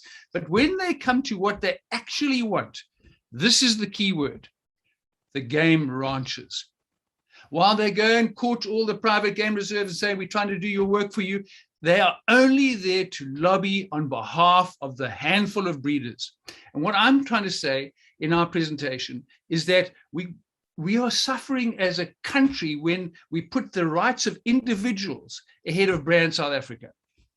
And in this case, this is PROA is all about the ranchers, the game breeders, the handful of speculators, not the greater public. And remember, as we heard in the previous presentation, that the South African economy depends on tourism. You know, mining is a huge industry in South Africa, but it only employs 400,000 odd people. Tourism employs directly and indirectly. In other words, the people who are actually serving the soup and the people who are providing the laundry to the hotel. The direct and indirect is 1.5 million before COVID. So it's an incredible industry. 1 in 7 South Africans depends on tourism to put food on your table every day. And because of SU, we are continually shooting ourselves in the foot because the negative publicity created by some of these operations creates such bad publicity for Brand South Africa. And in the words of Cormac Cullinan, the specialist environmental lawyer, he says, the South African Constitution neither requires nor promotes the use of wildlife. Instead, it requires the promotion of conservation and that any use of wildlife be ecologically sustainable. That's a very important statement. So let's look at some of these practices. Let's start with a non-contentious one, a very easy one to understand. South Africa is blessed with this extraordinary marine life offshore, and it started a shark viewing industry. So 15, 20 years ago, and this industry grew. It was remarkable how it grew. False Bay, Gans Bay, Mossel Bay, PE, the whole sardine run. Eventually, it got to the stage of bringing about R1 billion into South Africa. It was extraordinary, and it was growing exponentially every single year until South Africa adopted the sustainable use policy, and the Department of Fisheries went and allocated a long line license to one boat. And that boat goes up and down outside the De Hoop Marine Protected Area up to PE. It plies its trade and it catches sharks. Not just particular sharks, any shark, including great whites. And once this industry got hold of, and it started to have a deep effect, it started to have a major impact on the amount of sharks down the South African coastline. And as a result, the shark viewing industry plummeted because people said, well, we're no longer going to come to South Africa because there's no more sharks in mass to go and view. And the tourism industry, the shark viewing industry, which was R1 billion, went down to 600 million. So we lost 400 million rand of revenue. And then the jobs associated, all the people who are in the bed and breakfasts all the way along the coast and all the rest of it. We lost revenue and we lost jobs. Why? So a handful of people could get jobs, and we developed a shark industry which sold basically fish and chips, well, the fish part of it, to Australians. And you know what it was worth? Between 15 and 13 million rand a year. So for 15 to 30 million rand a year, we celebrate the successful SU program. But we lose 400 million for Brand South Africa. And it's this type of story which we are really focusing on. On the one hand, when you look at SU and its tiny little microcosm, and you look at it with your little tiny view, it seems to be a success. But when we consider the impact for Brand South Africa, for the greater South Africa, in our view, in most of the cases, SU is a disaster for the country. And this shark industry is a very good example of that. Take this captive lion story. You know, as you know, it's a very simple industry. You've got lions which are taken away from their mothers. You've got a whole lion petting story. Volunteers come in. You don't even employ local labor because you get the volunteers coming along and doing all the work for you and paying you. Some of these places were making R1 million a month just from the fees they charge their people to work there. And what happens? South Africans lost jobs. From there, lion walking, from there out to hunting, and there to the lion bone trade. Every component on itself is a business and is celebrated by the SU. But folks, let's look at the big picture. The damaging reputation we got as a tourism industry was absolutely catastrophic. Again, my time on the South African Tourism Board, we tried to battle this thing. We couldn't counter it because we were sitting in a situation where we'd promote something, and can you imagine you deciding where to go on holiday? Do I go to South Africa? Do I go to Australia or Thailand or Argentina? And you read this No ways. We couldn't understand why our tourism numbers from international flying tourism could not get above 2 million international tourist arrivals a year. And Australia, with one rock, some nice food and a bridge and a dying barrier reef, could get 9.4 million international fly-in tourism arrivals. Why could we not get above 2 and Australia could go to 9.4? Because we keep on shooting ourselves in the foot with this bad publicity. And interesting enough, going back to this lion bone trade, you know, it's kind of still the SU department of South Africa, the SU proponents saying it's actually a very good industry. And there are some significant people who are quoted saying it's fine. But what happens in this thing? We sold 2 lots of 800 carcasses. And guess who the main buyer of those carcasses was? Kiavasang. Kiavasang is this fellow in Laos who's the main driver of the rhino poaching story. He's got a 1 million bounty on his head. And what happens? We give him the rights to go and buy lion bones for us, lion carcasses. The Asian criminal syndicates are sitting there with hundreds, probably 1,600 lion bone carcass CITES certificates. And what are they going to do with them? They're going to start using those certificates to launder illegally poached wild lions into their system. And we shoot ourselves in the foot, all because of the so-called SU. Look at the rhino story. Folks, we get horrified by the poaching levels in South Africa. At that peak, 1,200, 1,300 rhinos poached a year. And today we still are traumatized by the amount of poaching. But let's put that in perspective. Between 1978 and 87, 61,000 rhinos were poached throughout Africa. That's an average of 6,700 rhinos poached each year over a period of 9 years. Now, at the end of that period, there weren't many rhinos left. So it probably started about 10,000 rhinos a year, 10,000. But it went down to almost zero in 1993. Why? Because the world got behind the CITES ban. We had a complete and absolute ban right the way around the world. Traditional Chinese medicine stopped it. China burnt its rhino horn in 1994. And from that period, there was no demand. And with no demand, there was no more poaching. Until what happens? South Africa, with the SU, go along to the world and say, guys, we're managing our rhino perfectly. Let us go and put our rhino onto Appendix 2. It's a great SU story. But what happens to the big picture? The criminals suddenly realize, hang on, there's a loophole.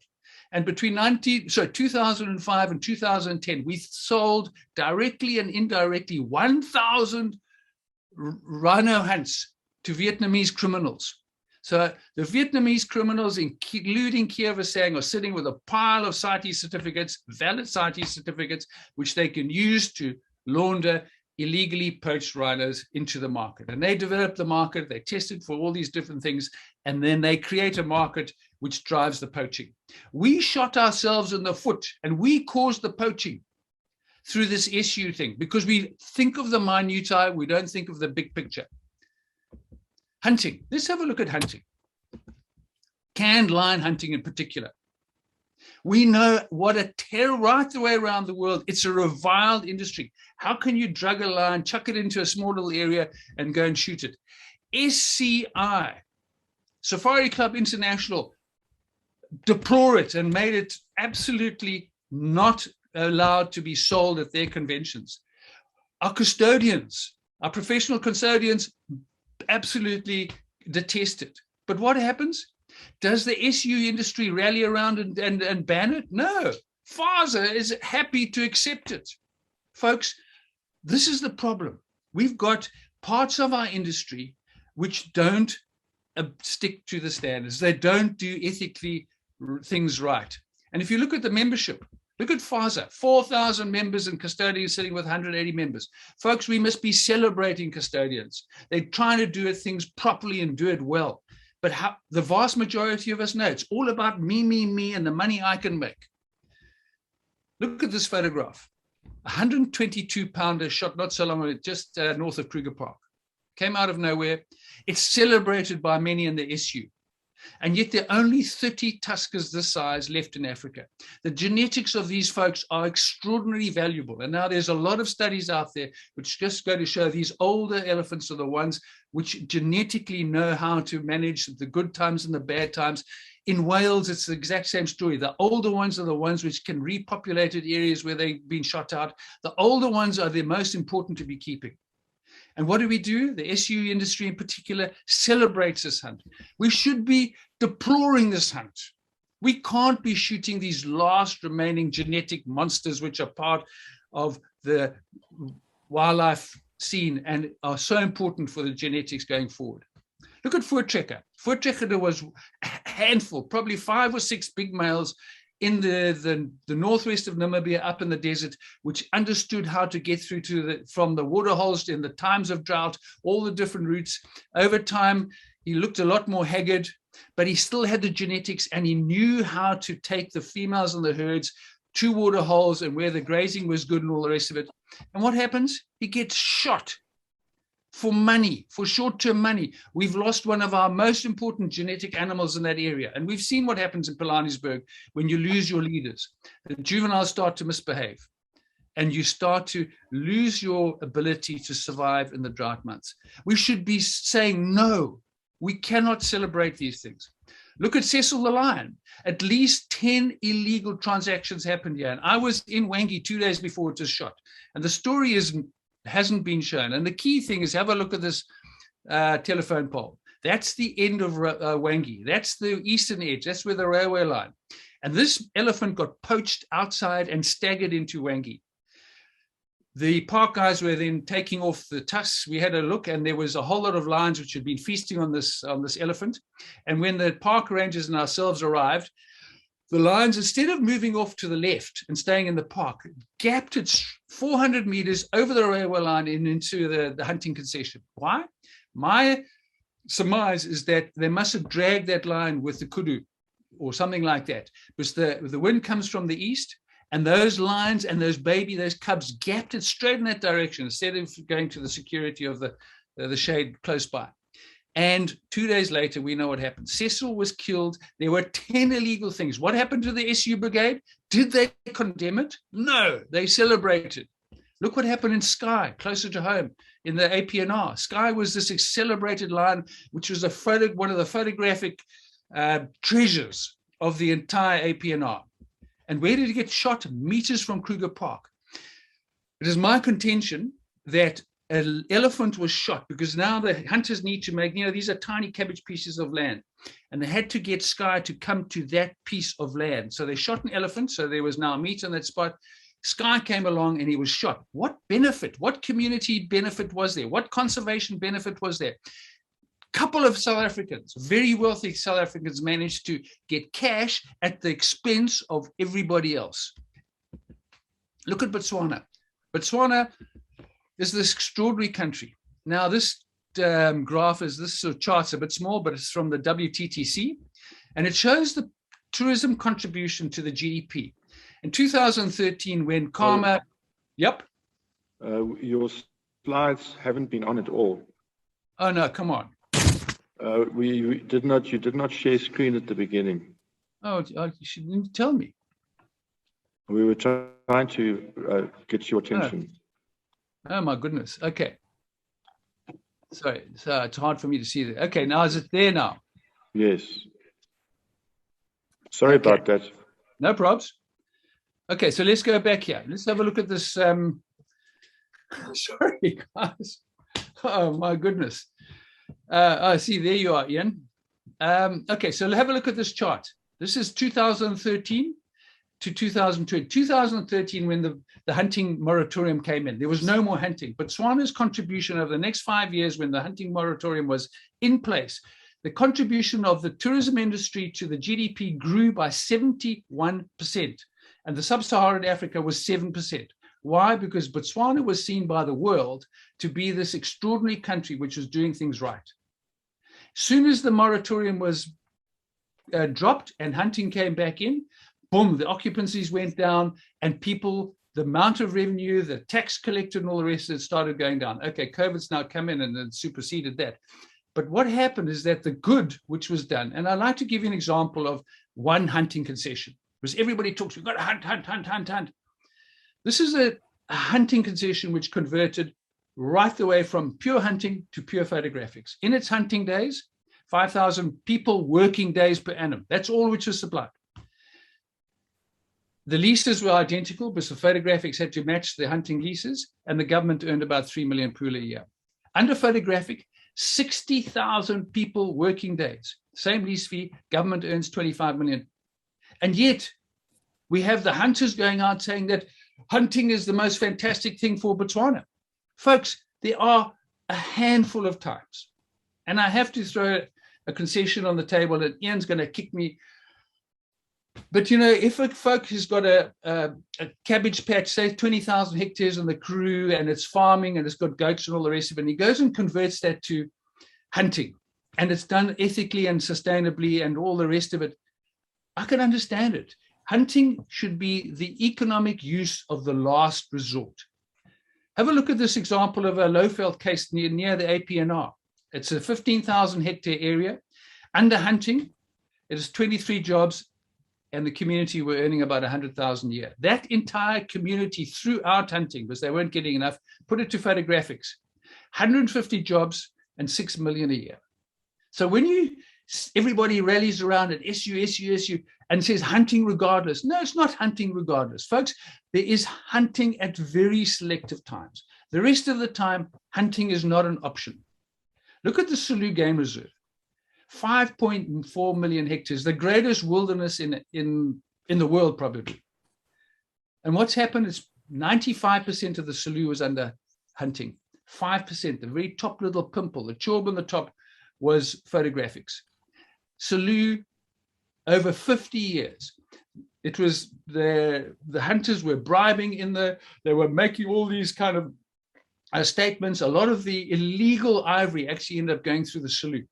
But because the local people and the government were not getting cash in sufficient numbers and jobs in sufficient numbers, the government got pissed off. And what have they done? They've carved it into two. They've brought in mining. They've allowed communities to go and live in certain areas. They redefined the park. And in the middle, they went and logged 150,000 hectares. Can you imagine logging 150,000 hectares of the heart of Kruger?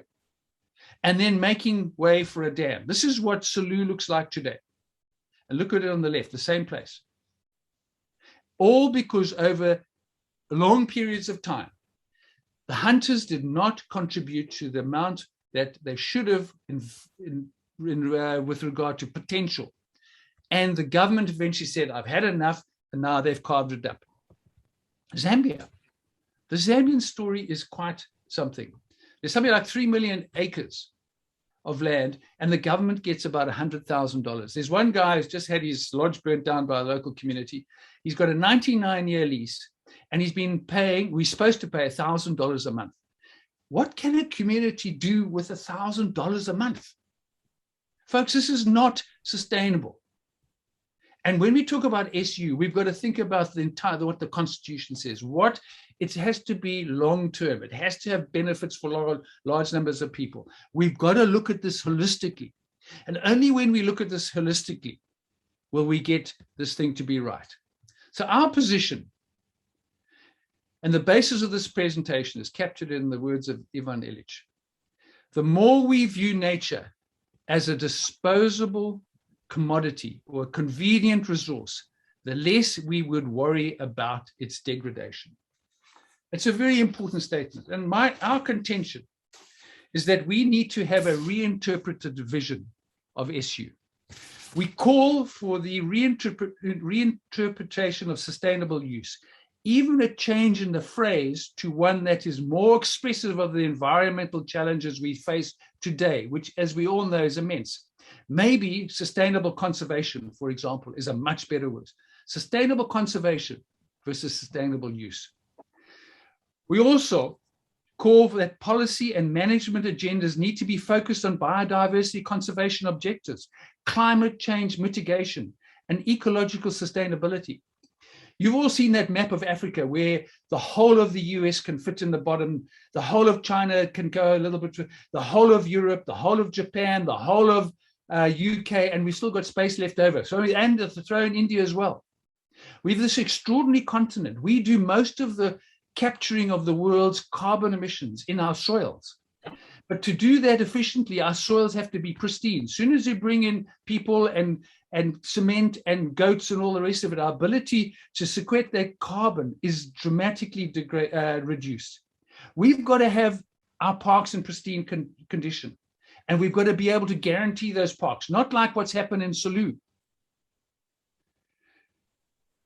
South Africa has many examples of successful private sector initiatives embracing habitat rehabilitation, sound conservation, and ethical ecotourism practices. These should be the basis of future projects. And we also heard about African parks, those kind of initiatives. There are so really successful initiatives out there which we should be embracing and copying. Corridor initiatives such as the Eden to Arrow and the Addo to Great Fish Biodiversity Corridor. Assessment should be promoted rather than the intense fragmentation that comes from fencing and wildlife ranching. Open up the corridors. We support current bans on wildlife trade because the economics don't work. And we can go into that's a separate debate. And we call for an end to the predator breeding industry, the canned and captive hunting industry, as well as all exploitative tourism activities as advocated by the minister and the high-level panel. Quite a surprise, that high-level panel. And to achieve comprehensive and long-term rural development objectives, we call on the government to urgently undertake a focused, multidisciplinary approach. It is short-sighted and irresponsible to believe that the commodification of wildlife can achieve broad socio-economic agendas except for a handful of people. And most importantly, we believe the profile and the standing of the environment portfolios at national and provincial levels should be, as a matter of urgency, be raised and increased. And given the current global threats posed by climate change and environmental degradation, these must be prioritized to rank in importance alongside education and health. Thank you. Thank you, Colin. Colin, can you please just close your share screen? Thank you. We don't have any time for questions at the moment, but I think Colin's extremely insightful and Ian's extremely insightful talk. Obviously, we could leave this in terms of questions and so forth to the discussion, which will be after the next talk. I just also want to say, Colin, I think for most of us, it wasn't obvious initially that your talk actually had slides, but you were doing so well just telling us rather than using slides. And it just wasn't obvious. And then after a while, it started dawning on myself, at least, and others as well, that there were in fact slides. And it was not really, I would say, feasible to disrupt you with your train of thought. Thank you very much. Okay, our next speaker is Dr. Michelle Henley, and she's going to speak to us on elephants. Why should we care? Dr. Henley is the co-founder and CEO and principal researcher of Elephants Alive. She has published more than 50 peer-reviewed scientific publications and numerous popular publications, chapters in books, technical reports to managers and conservation organizations. She has reviewed manuscripts for more than 15 scientific journals and 9 chapters of the Elephant Management, a Scientific Assessment for South Africa, 2008 by Scholes and Mengel, a very good publication. In 2013, she received the National Award for an Individual from the Wildlife and Environment Society of South Africa. Congratulations. In 2017, she was an invited member for the African Elephants Specialist Group for the Species Survival Commission of the IUCN. And she's also listed as one of 50 most influential voices in all aspects of the environment in South Africa.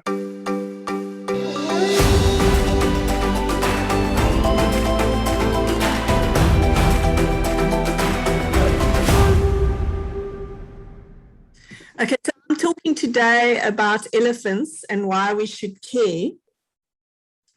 And the structure of my presentation is I'm going to look at elephants as a case study for sustainable utilization.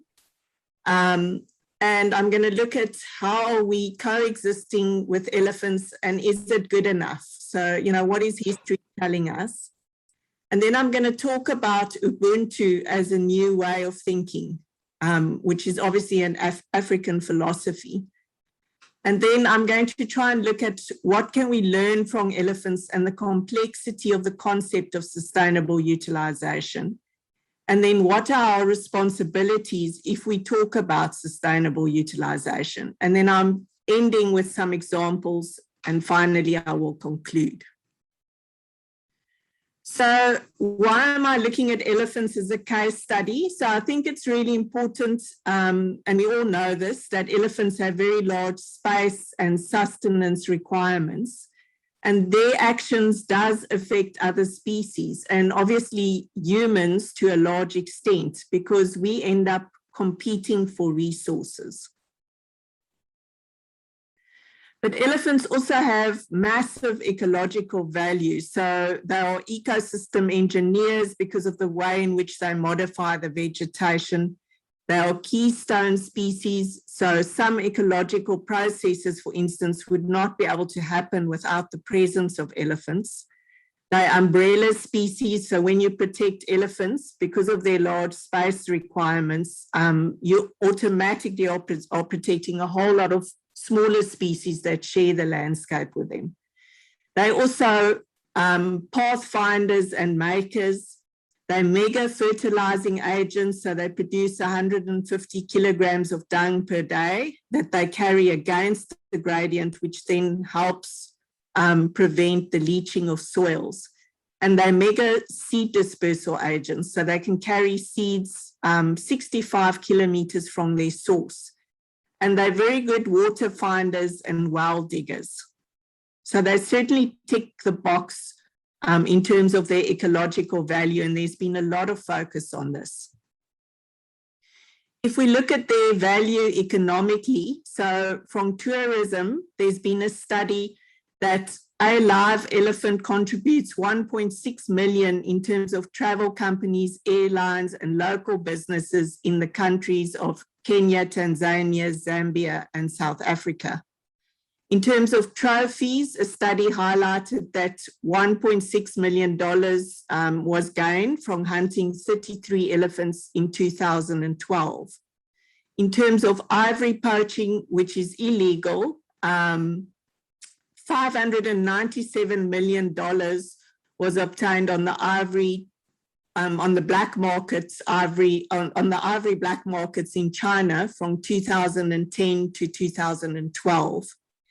And then a very recent study which gave an economic value to the carbon sequestration capabilities of forest elephants that estimated an elephant at $1.75 million in worth.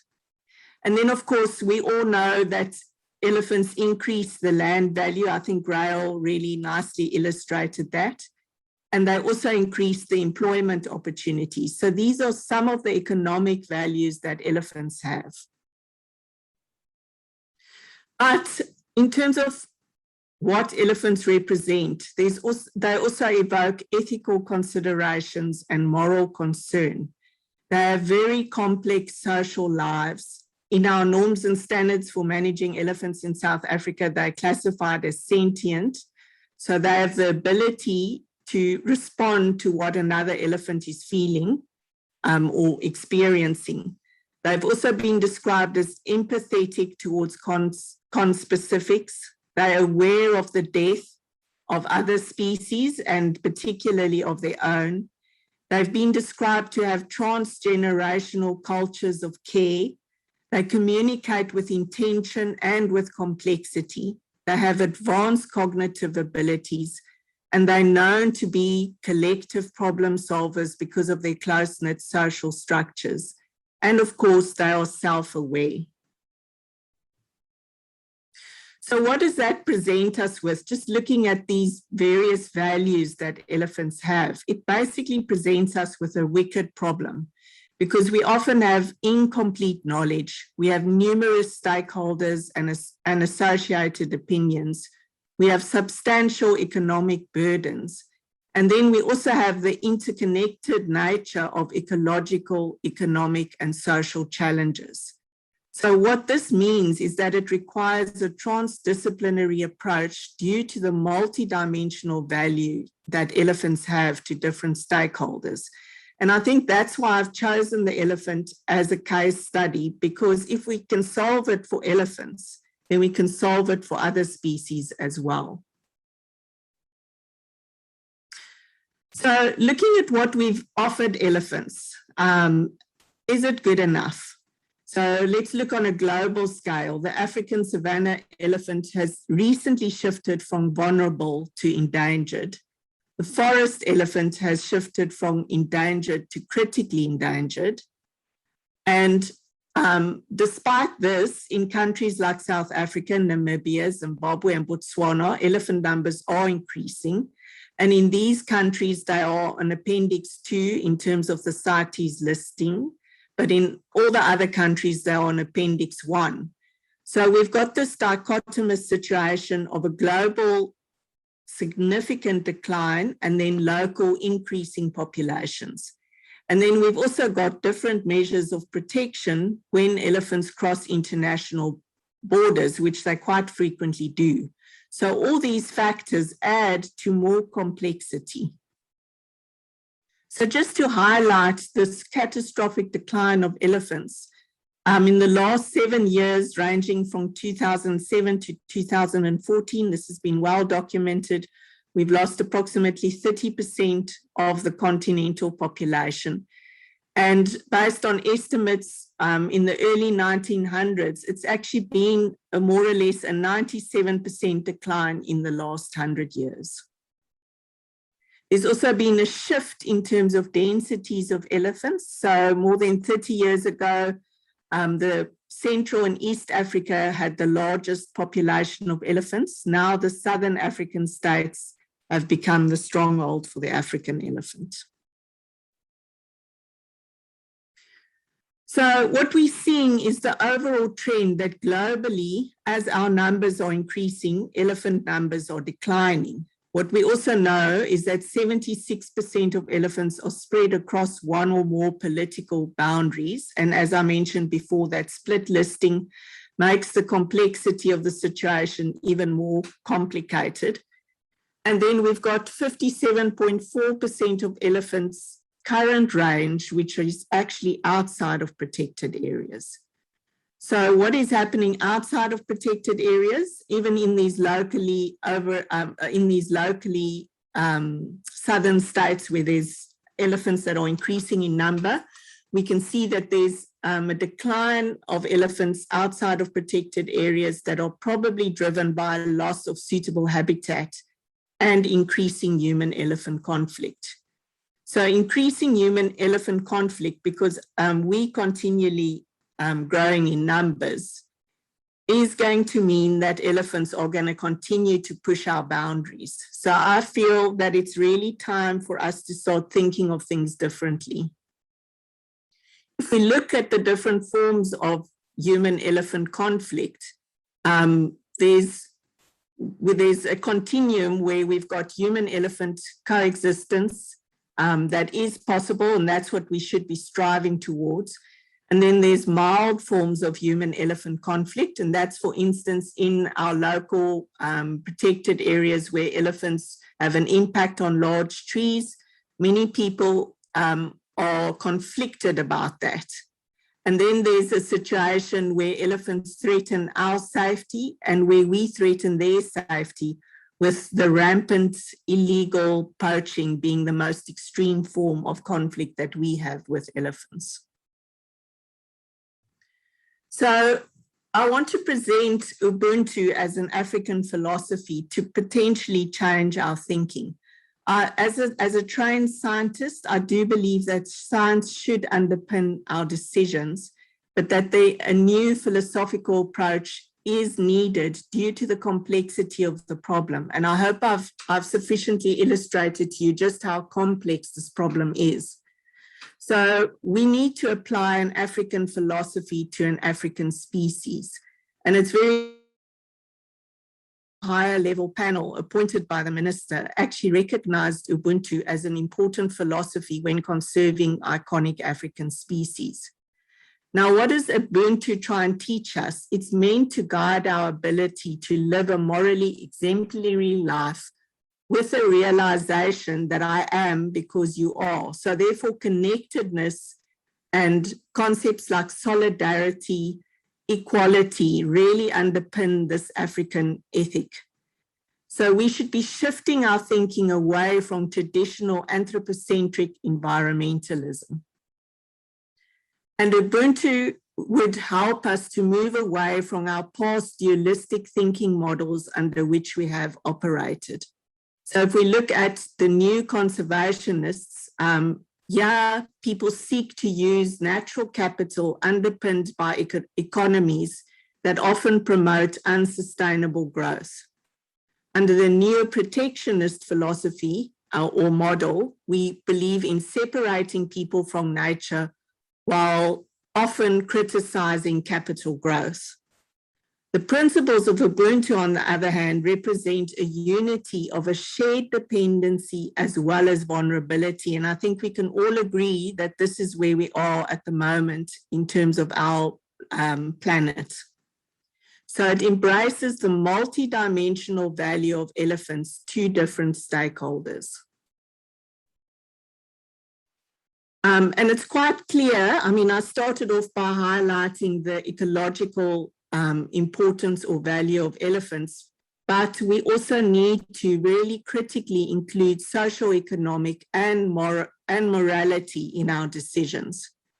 We need to realize the strength in matriarchal societies for collective problem solving. So we need to improve the role of women in conservation. And this is really important because obviously if you educate women, then that's going to eventually have an effect on population growth. We also need to respect the elders as the repositories of knowledge, and this elephants do brilliantly. In elephant society, the older you are, the more respected you are. We also need to see elephants that connect protected areas. So outside of these core wilderness or semi-wilderness areas that we've proclaimed, we need to look at the philosophy of Ubuntu to connect protected areas and see these animals that are connecting the landscape because they have large spatial requirements as landscape planners for increased biodiversity and not as damage-causing animals. So if we have to consider the concept of sustainable utilization, I've provided some potential guidelines here. Firstly, it should be legal and it should be transgenerational. So it should never compromise future generations. It should balance the multitude of values that I've highlighted elephants have, and that would apply to any species. So it should range from incorporating both secular right up to sacred values. It should always be ethical and humane. It should respect the relational values according to Ubuntu ethics. So we should look at the ecological integrity of species. We should look at their social integrity. And that's, when you're dealing with elephants, they have such complex social lives that I don't think we can consider disrupting their social lives for whatever means. We should also consider the cultural integrity of the people and their belief. And this is particularly true for people that live on the outside of protected areas and share the landscape with elephants.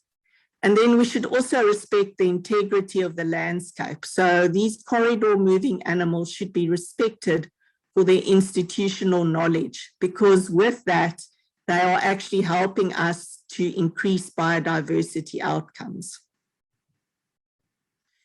If we don't look at it this way, the risks that we have, and I think we've got a really bad track record here already, is that we risk over-exploitation under the present models. We fail to meet long-term biodiversity objectives. we also create social disharmony between various stakeholders. And then unjustified use and greed harm, we end up through unjustified use and greed and things like corruption, we end up harming ourselves by harming others.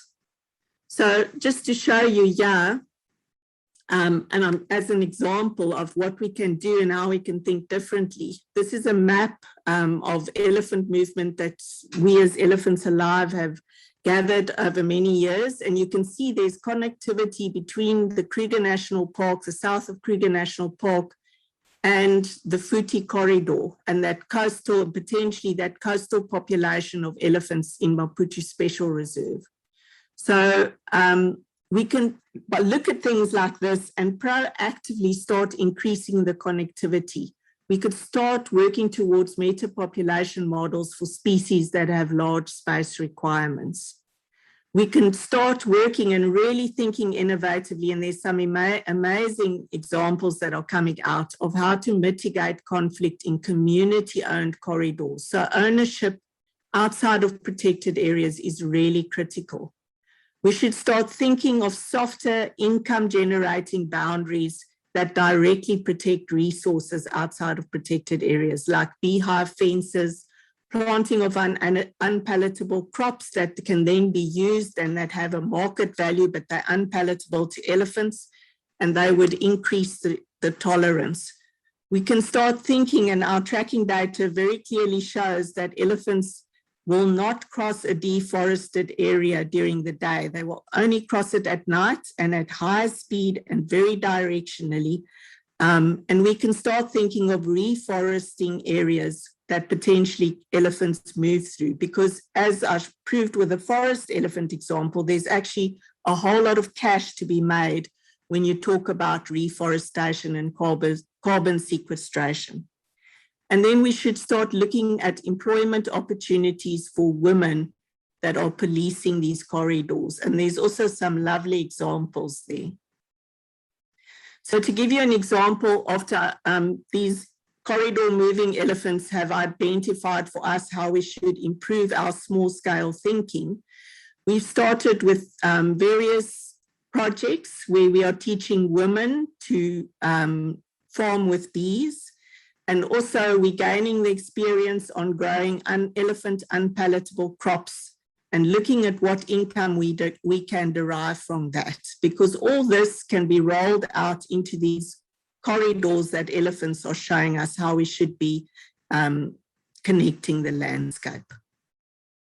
And then once again, just to bring it back to the importance of women and the long-term effect of educating women and uplifting women and what effect that has on population increase, we should start looking at employing women, both old and young, because as I said, you know, in elephant society, the old are respected. And according to Ubuntu principles, the old should also be brought into the whole stakeholder scene. And we should be using these women in community-owned corridors so that living with wildlife becomes a bonus and not a burden. So for instance, if people choose to live in a corridor, then maybe there should be conditions about keeping beehive fences or growing elephant unpalatable crops to diminish human-elephant conflict. You can also have older women. So for instance, in that bottom picture, the Mama Tembos, they patrol a corridor in Kenya very successfully, and all that they do is they basically just go and speak to people that want to occupy an identified corridor and encourage them to move further away. If it's, for instance, elephant footpath, there's been a lovely study in Botswana to prove that if you keep your crops or your household 1 kilometer away from a major elephant footpath, your human-elephant conflict diminishes substantially. So there's many ways in which I feel we can start thinking of increasing the livelihoods of people outside of protected areas, embracing the concepts and the ethics of Ubuntu by uplifting women, by looking at equality, by speaking to all stakeholders that are involved in, for instance, elephant management, and weighting the different importance of the opinions that are put on the table. And I think we need to ask ourselves as a conclusion whether our present models are actually following the principles of Ubuntu. So thank you. Thank you very much, Michelle, for that. That was very, very interesting. We have a session now in which we can discuss things for some time, for about half an hour. So I think we could do that. I want to hand over to Rael for that in a minute. I see that the chat box has been very active with a number of comments across the board over various aspects of today's symposium. So that's great. And I also see that our Q&A box has also grown a little, in particular with respect to questions to Colin and then also now subsequently to Michelle. So I think what we could do now is we could hand over to Rael and Dr. Jeremy Anderson for that matter, and they could work together and we could then go through a discursive process here. So perhaps Rael could look at those questions that we have in the Q&A box now first, and then we could have a look at a discussion. So I would suggest that we should open the floor to all panelists after we've been through those 2 or 3 questions, Rael. I'd just like to say, maybe to start off the discussion, we're looking at, I think the complexity of the whole topic of sustainable use has got to do with the fact that and based on the talks this morning, I mean, we're talking about ecology, economics, and ethics. And that's why it's difficult to equate the different concepts. I mean, ecology is looking at biodiversity and species, economics is looking at rands and cents, and ethics is looking at moral values. So I think the contention often comes because we're talking about 3 different conversations at the same time.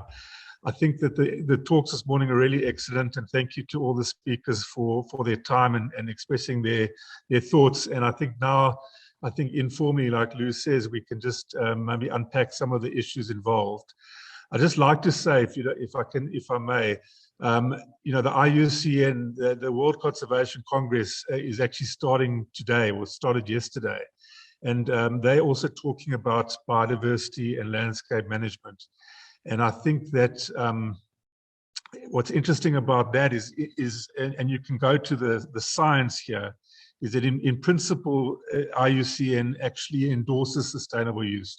I'm not a hunter myself, but they actually endorse in several instances, example where hunting has been and can contribute to conservation. I know Colin would definitely disagree with me, and that slide on the Selous Game Reserve was quite telling when mining suddenly becomes an option and it destroys protected areas, which is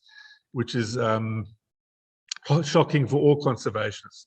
I'd like to just say, Lou, just questions. If I just can give it, for me, what came up here is that for sure, lions is absolute sustainable abuse. How can you do that? It fails on all animal welfare questions whatsoever. But I think also the difference one has to look at is there's a difference between animal welfare and there's a difference in animal rights. And often South Africa, or like a developing country like South Africa, can't necessarily afford the Eurocentric animal rights perspective. But animal welfare is obviously very important. So completely 100% canned lion is detrimental to brand South Africa. It's a disaster and it's a disgrace. And until recently, there was a perverse incentive where the Department of Foreign Affairs even endorsed sustainable use because they were just looking at numbers, not impact. Yeah. I disagree on the rhino thing. I think rhinos can definitely be an example. Thank you, darling.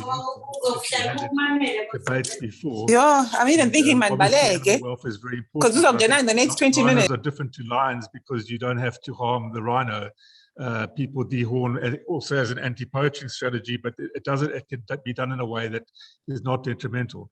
I realize there's obviously moral, this is again where it's difficult because we're talking about morality, but just on the rhino story, I mean, as we know, as conservationists, a telling example is that despite the carnage that's happening in the poaching in wilderness areas, for example, in 1997, when there was a CITES meeting, there was 1,500 rhinos in private hands. Now, despite the carnage in the last 10 years, there's actually 8,000 rhinos in private hands today. And that's got to do with property rights and the incentives for protection, which is quite telling.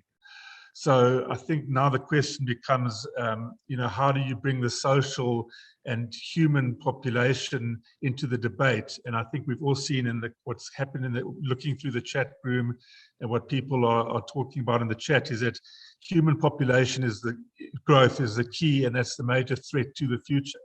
And that can't be brushed aside. So I think the question has to be, with human population growth throughout Africa, especially around the national parks and protected areas, approaches like Community Wildlife Conservancy and James Arnott's model is absolutely essential to address that. The question is how to actually address that. How do you incorporate community participation? How do you integrate conservation and development? And how do you address the poverty and absolute need in Africa, where it could be seen that conservation now becomes a bit of a luxury? So I'd just like to, if we maybe with the panelists, we can go through and they can, starting with Dr. Boel Smuts, thank you for the really excellent presentation this morning. It was really, really interesting.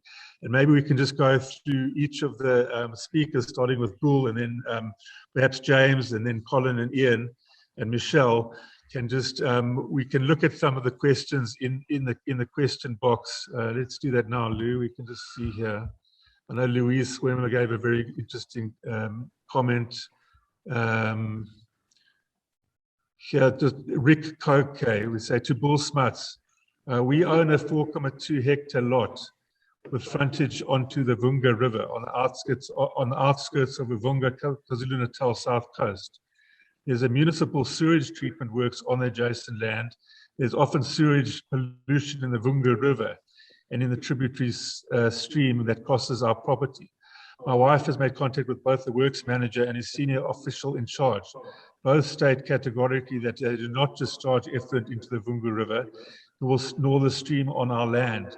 We think that the pumped rising main that feeds the treatment work may be leaking. How do we get them to check for leaks or at least test for leaks? I'm a retired civil engineer who spent some 17 years working for what was Johannesburg municipality in the sewage and treatment division.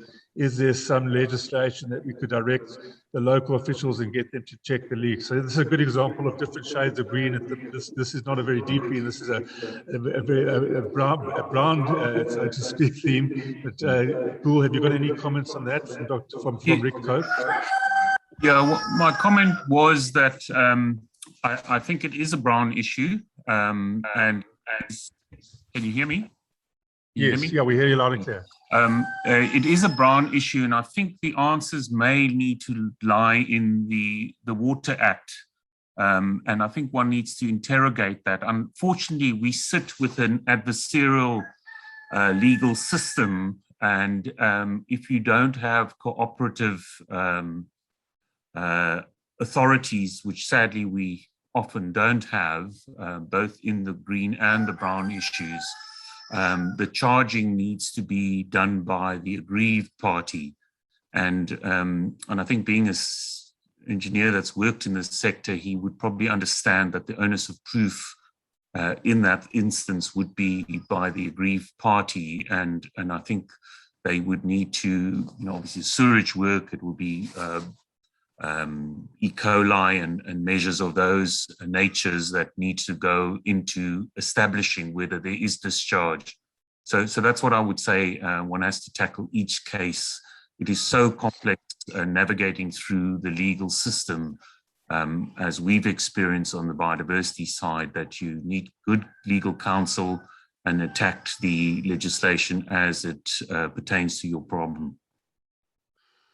Thank you very much, Boel. On that point about, your talk has to do a lot with environmental legislation. I think the whole issue also with being in a third world country, we're looking at, sticks and carrots, and the environmental legislation, the stick approach doesn't necessarily helping, and one, can balance it with incentives and so to speak, carrots. But as far as I understand, South Africa actually has quite progressive environmental legislation. They've got the Protected Area Act and the Biodiversity Act and the other NEMA regulations. I mean, how do you think, how do you think South Africa can ideally reform or transform the environmental legislation so that it addresses some of the problems that have been identified? Yeah, it's my opinion that I think we've got good foundational legislation, particularly in our constitution. I think some of the subsidiary acts and regulations that came about from that is not always that consistent with the constitutional grounds on which they should be based. And unfortunately, we do not have a responsive government sector. We've personally worked for 15 years in the sector trying to put inputs, very onerous process to giving legal inputs. We have, in that time, not even once got acknowledgement that our inputs were received. So that's what you're sitting with. Just a classic example on the sustainable use scenario. You would recall that we had the TOPS regulations published in 2007. There was supposed to be a review in about 2013, called for public participation again in 16, public participation. They still haven't updated the TOPS regulations in all that time. But when norms and standards for hunting leopards came about, they were updating that every year. And it shows you the imbalance of whose voice is heard in the government sector. And that's the frustration one is faced with. And if you don't have a responsive government, what is left is public opinion through the media or litigation. And unfortunately, that's where one ends up if you don't have a responsive government. Thank you, Bull. That's really interesting. I suppose on the legislation side, I mean, when looking at protected areas and, again, as you say, on paper, the legislation is very good. I mean, for example, the National Protected Area Expansion Strategy, which is advised by SANBI, is actually a really comprehensive document, and has a potential for expansion up to, the aim for the next 10 years, 30%. So on paper, these things are possible, but in practice, we know they're not. So, I mean, talking about communities and biodiversity stewardship, maybe if we can maybe ask James to start the conversation there, is how do we get communities on board and where they can actually facilitate partner with the private sector and government in terms of, not just those peripheral and buffer regions, but how does one actually incorporate new pieces of untapped wild lands into the protected area network strategy? So those 25 areas you've identified, James, I mean, how in practice, as a practical implementation model, I mean, as a partnership, how do people actually, expand these protected areas so that they can actually deliver on what's on paper? It's not just paper parks, but for realistic. Well, yeah, thank you. Look, listening to all the panelists, there's an enormous amount of intellectual capacity that we've got in this country. And the legislation, the idealists, the philosophy, all I'm saying is that, the concept of building a conservation economy, which involves the communities that you've just mentioned, is not a simple process, but I think we all need to understand what actually it is. Ultimately, building a conservation economy, as I kind of try to imply with my 4 slides, is a complex process, but it needs an enormous amount of alignment and collaboration and resources from the conservation community, from government, from big business. It all should be a priority message and a single-minded focus. And it's not CWC Africa Project's sole mission. It should be a shared mission if we all collectively agree that, until a community finds benefit in preserving rather than destroying, we are all fighting a losing battle. That is the truth. And I can sense the frustration, Boone. I mean, ultimately, there could be legislation that was promulgated 15 years ago. Nobody listens. Ultimately, it's all about the community voting and becoming the custodianships of these landscapes. And it's not a kind of a paternal ex-colonial mindset of, we'll look after you. It's empowering them to look after their landscape. So I'm very much in favor of that. But then you ask how that's done. And, when you unpack something as complex as this and try and make it simple, that in itself is a complex process. But simple things like workshops and engagement and discussion and sharing of information and having a dialogue with communities in these 25 landscapes is a starting point. But that in itself is a massively resource intense exercise. So if the community, the conservation community kind of got together and said, okay, guys, we all understand that potentially the world needs a conservation economy. And it might not, by the way, be restricted just to large landscapes. I think the urban centers also need to have a conservation economy. We all should be very mindful of our consumption habits. So in effect, those rural, beautiful landscapes that we all are passionate about and the animals that inhabit them, I think we all need to align ourselves that the end game is a community that's based there, whether they are populous or sparse. Urbanization is also part of the strategy. In other words, you don't want a rural creep, if you want to call it that. You want to kind of urbanize those populations and get them a little more sophisticated. And we all work towards that goal, Rael. And as I say, the first step in my process that I put up on one of my slides, those 3 steps are crucial, but sadly, the capital that's required, the return on investment money is not interested in playing in that space. So somehow the resources have to be found to kind of go into these landscapes and engage with these communities and start talking the concept up of sustainable use of their natural resources. So hopefully that answers your question. Thank you. Very interesting. Thanks very much, James. You mentioned rural development and land issues, which are pivotal to the whole, especially in a third world country like South Africa. I mean, one can't deny the fact that people need to be involved far more than they have in the past, because there has been a kind of colonial paradigm in conservation, and now the emphasis is very much on people and parks and involving people. So, community participation, as you said, is essential. Just going on to make, and I just, if you don't mind, just challenging Colin in a sense, is how does one involve the local people as part of the solution? I mean, it's all very well to say that we can't farm rhinos or get sustainable development from the rhinos. I mean, Colin, if the IUCN is saying that as part of their premise is that sustainable use is a endorsed philosophy, obviously it can open to abuse, as we've seen, and there's corruption involved. But on paper, on the wildlife ranching sector, there's huge amounts of benefits that come through sustainable hunting, the biltong trade. Again, you know much better than me about the ecotourism industry.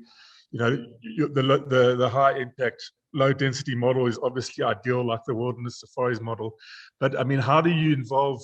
We have to involve local people. So how can we advocate for an ethical, no blanket ban on everything, where you've got a reality of impoverished communities living right next to these protected areas and growing at the same time? Thanks, Rael. There are about 4,000 questions in there, so let's try and unpick. I mean, clearly, wherever we've gone in the past is that we have involved, wherever possible, communities at a meaningful level. And I think part of the problem goes to, if you look at, say, Kruger Park as an entity, I think 1% of their revenues of sand parks goes to communities. And when you've got 3.5 million people outside, clearly that's a drop in the ocean. What we are seeing is that we are now starting as a tourism industry, mainly in East and sort of Central, a little bit of Southern Africa, and it's now starting in South Africa, is we're starting to see companies separating out the accommodation portion and their conservation and community portion. And that's becoming critical. And what we're seeing now is that the guests and the tour operators never ever debate you on the actual conservation community area. They always debate you on the accommodation. How can we get the accommodation down? But they never seem to debate that portion. And there's one company in East Africa called Kampia Kanzi, where their community portion is in peak seasons 161 US per night. And there's never a debate about that. So the end customer is happy to pay. But we always worry about, are we going to be too expensive? Are we going to price ourselves out the market? I think the folks overseas who are the big payers, and I need to separate the overseas guys from the taxpayers, because I think a taxpayer in a country has got a different sort of set of rights and obligations and all the rest of it. But the overseas guest who's coming out here is quite happy to pay, because they fully realize that for this resource to be around, there has to be some form of sustainability. And that portion there is now becoming a crucial portion. And once we can separate that portion out, then you're starting to be able to say, okay, that is the money which is going to go to communities. That's going to go to my upliftment. That's going to go to whatever it is. But I think the key thing is that we've seen right the way through Southern Africa, where you do incorporate communities meaningfully, you absolutely have got a much better situation. You'll never be perfect, because there's always never enough money. It doesn't matter how much money pay you, there will always be enough. But I think I need to kind of go to where Gail Thompson comes from. And she writes in the chat box, in 2014 to 2018, Botswana, local community organizations living in the wildlife areas lost 7 million pula and 200 jobs. So the tourism elite won. I mean, what absolute nonsense. Over the same period, the Botswana tourism revenues increased by 10 billion. And with the 10 billion, many thousands of jobs were created. So yeah, a fellow who'd been a skinner in the hunting era and had worked as a skinner for 25 years is not going to be able to reskill to the photographic industry. But everybody else did. So guys, what I'm trying to say here, and Ian must come in because he's somewhere out there, hopefully the line's still going, is that we have to start embracing what works. And for hunting, for me, the guy sets aside 20,000 hectares in the crew and manages it for wildlife as opposed to goats. I'm very happy. But we must only use these examples when it's the economic use of the last resort. So when Gail comes up, it sounds terrible. Oh, 7 million pula lost, 200 jobs lost. But hang on, there were so many more jobs and proper paying jobs. That concession example I gave, where that concession employed 22 people for 7 months of the year at minimum wages. 5,400 people working days per annum. That same concession today in rural areas is employing is creating 60,000 people working days. I mean, what an extraordinary difference. So please, folks, people like Gail Thompson, whoever you are, I've never met you, please, let's focus on what's good and embrace what's good and purge what's bad. We cannot, just because we're trying to say SU, we must protect all of SU. What's happening now in Botswana, we've only got 1,000 big elephants. There are a quota for nearly 400 elephants a year. We're going to shoot every single big elephant in Botswana in 3 years. Is that sustainable? And there's not one single black community-owned hunting company. What benefits are the community getting from this? We know the revenues, the demand for Botswana is down. We know the revenues are down. We know the jobs are down. And yet, Gail will go on her soapbox, 7 million people lost. And folks, please, let's embrace what's good, and we need to purge what's bad. Ian, maybe you can come in. Ian, are you there? So, yeah, thanks, Colin. So I'd just like to add that I find it interesting that the ecotourism and the conservation sector are somehow being asked to fulfill the social and economic development obligations of governments.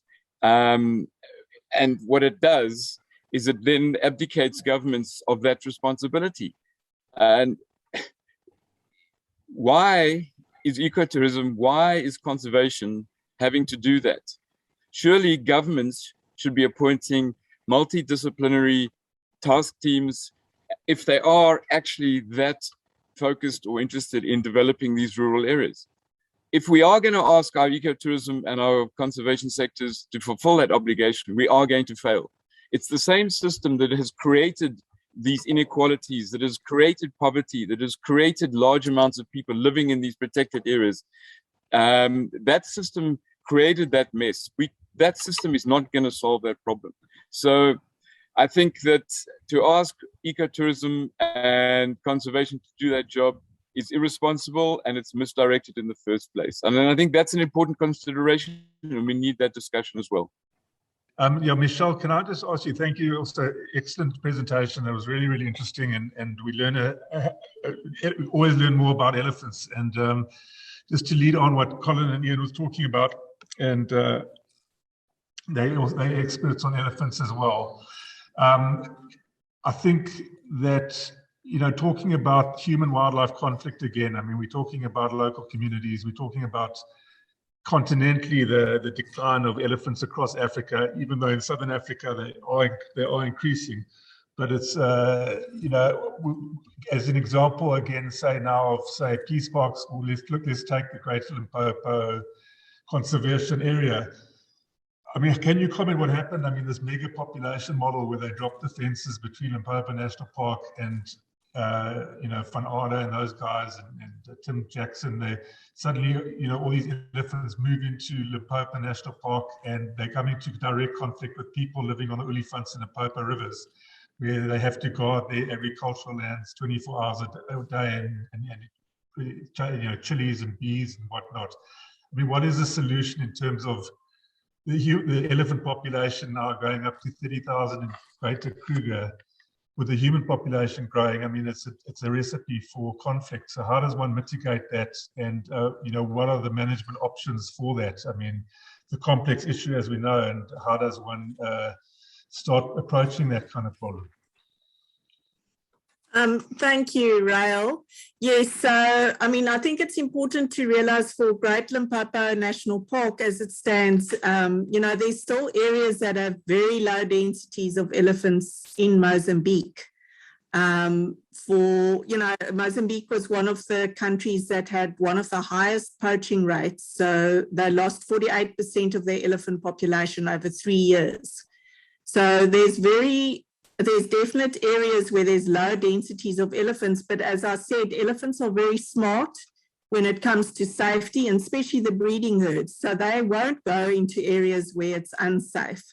But we also, breeding herds aren't the real crop raiders most of the time. So I think there's still a lot of scope for Great Limpopo Transfrontier Park to increase the security of animals in the neighboring areas to Kruger National Park, which will then be like a bit of a release valve for elephants in Kruger.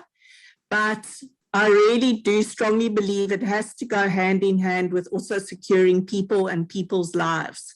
So I wish, you know, there were mitigation methods being tried in Limpopo National Park, like beehive fences and chili crops, all these unpalatable crops that can also generate an income, but that hasn't happened yet. So it should, you know, that type of move where you're increasing movement of elephants across the landscape must go hand in hand with actually protecting people's assets.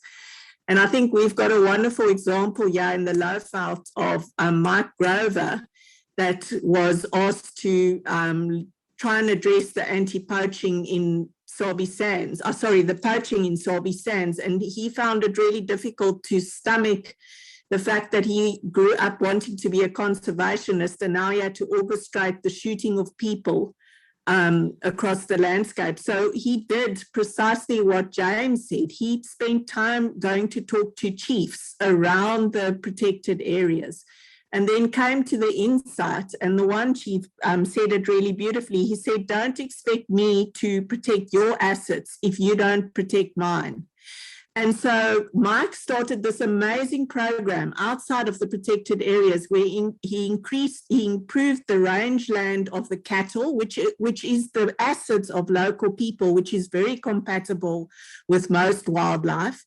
And that's how you could actually get buy-in. And the poaching definitely decreased after engaging with the local communities. I mean, that's what I want to say. There's actually a lot of tolerance because of a deep-seated belief of Ubuntu, which is actually passed on matrilineally, so it's from mothers to daughters, where those principles are passed on. And that's, again, why I say there should be more women in the conservation arena. But there's a lot of tolerance if you can stop the loss of finances, and there are very innovative ways. So I'm actually really excited in the human-elephant conflict space, because I think we're shifting towards changing that totally towards human-elephant coexistence by thinking innovatively. Thanks very much, Michelle. I think there's a hand from Colin. I'm not sure if that's from earlier, but Colin, do you want to come in here about elephants? Yeah, it's linked to Botswana, but it's also answering Gail Thompson. So she comes along and says, yes, the GDP of the country is buoyed. The people living with elephants got nothing. The people who live with elephants are the ones who tolerate. I mean, that's absolute nonsense. And sorry, there's the next comment. There is a reason why the people of Botswana supported Masisi's decision for elephant hunting. The people who are Masisi lost every single constituency with communities living in elephant areas. Every single one went to the opposition. So for Gail to come along and please, folks, we've got to get to the truth. Once we have the truth, then we can make decisions. She says the people of Botswana supported Masisi. Yes, Masisi won Gaborone, won all these other areas, but not one elephant area up in the northwest of Ngami land went to Masisi's BDP party. Everyone went to the opposition. And so going back to the people in the rural areas lost everything. Our one concession, which we converted from hunting to photographics, had 22 people employed, has now got 200 people. That one concession has made up for Gail's 200 losses. And what about all the other concessions which made more jobs for people in rural areas? Folks, if SU is going to survive, we have to start talking with facts. We can't talk with prejudiced groups, one-liners, which are there to bolster their own particular pockets. And what's happening is that there's people who can make a lot of money in certain parts of SU. We've got to get to the facts and support the good ones and toss the bad ones. And Gail going on and on and on and on about this with basing her argument on falsehoods is the part of the problem which SU's got. And until SU gets to the stage of finding out the truth, basing arguments on the truth, then SU is going to have no chance. Okay, thank you very much, Colin. Okay, I think, Lou, over to you. Can I just comment to Michelle? Michelle, when we talk about opening up those corridors in Mozambique to let the elephant go down as far as Maputo Special Reserve, we have to consider that most of the cattle industry in Mozambique is in Gaza and Maputo provinces. They've been designated the cattle provinces.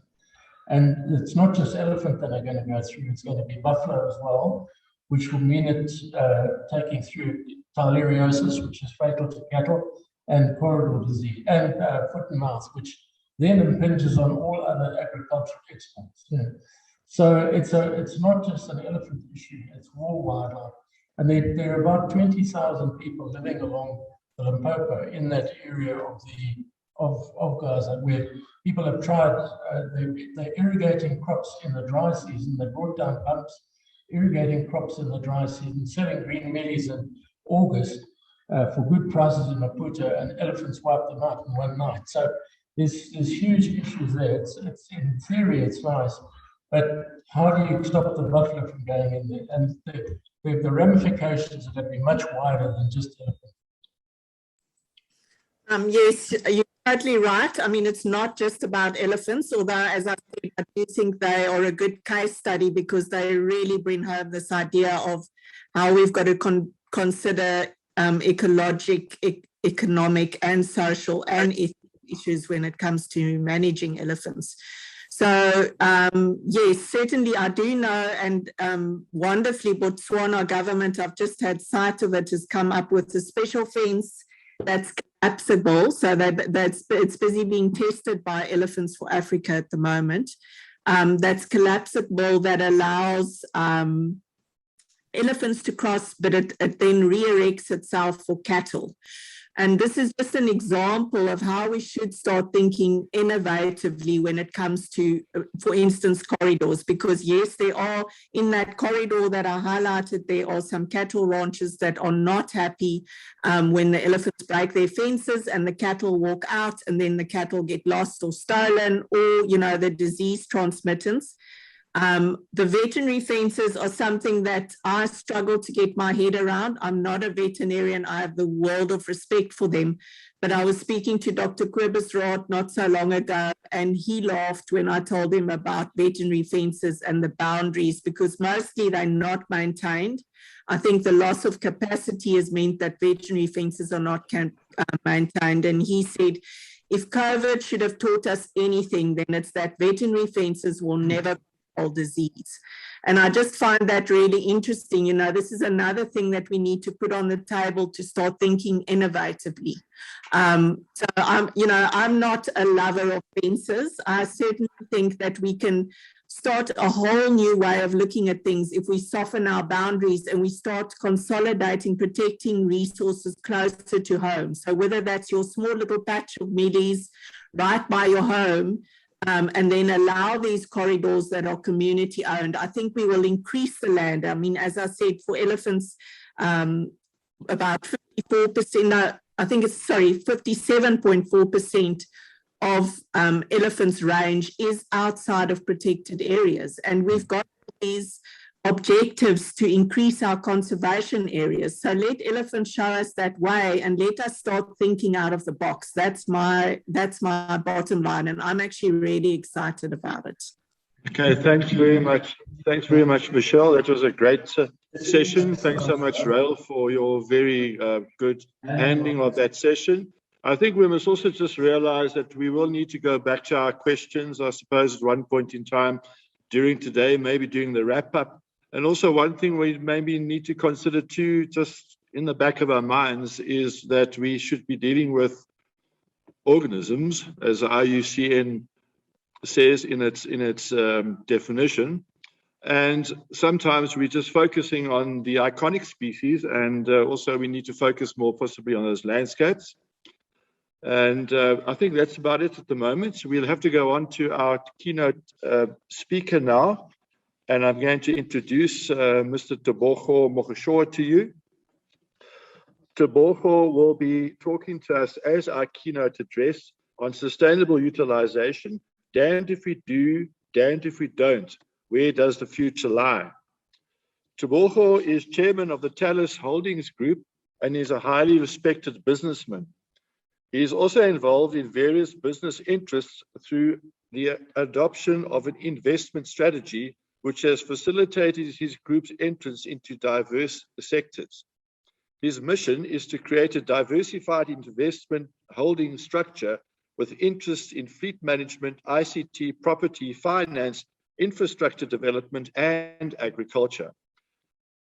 Tebogo's finance and property investment journey led him to start Tebfin Pty, which in 2006, from 2006, providing finance to SMEs and corporates.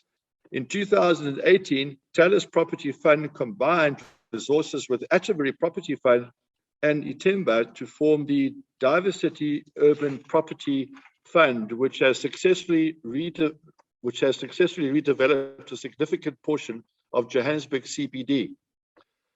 He has also diversified into agriculture, as I've already said, and conservation, and has made valuable contributions towards the protection of rare species in his former role as the president of the Wildlife Ranching South Africa. Thank you, Tebogo.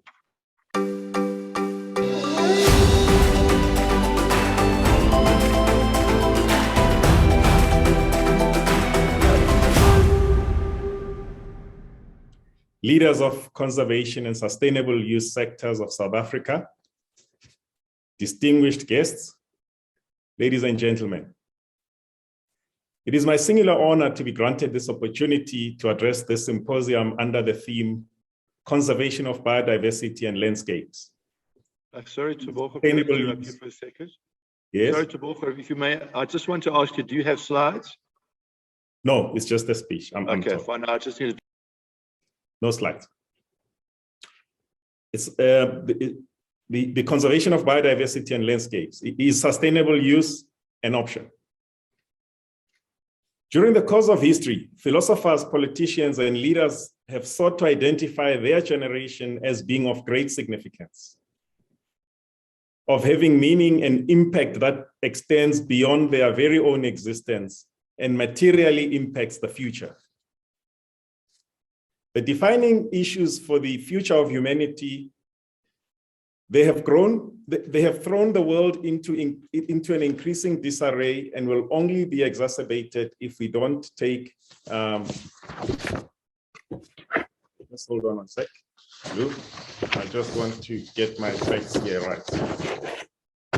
You know, this speech is really this speech is completely messed up. Let me just get it also. As we start again.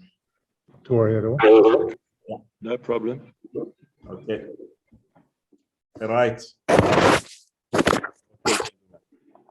Now I have to rely on my iPad. I was saying that during the course of history, philosophers, politicians, and leaders have sought to identify their generation as being of great significance, of having a meaning and impact that extends beyond their very own existence and materially impacts the future.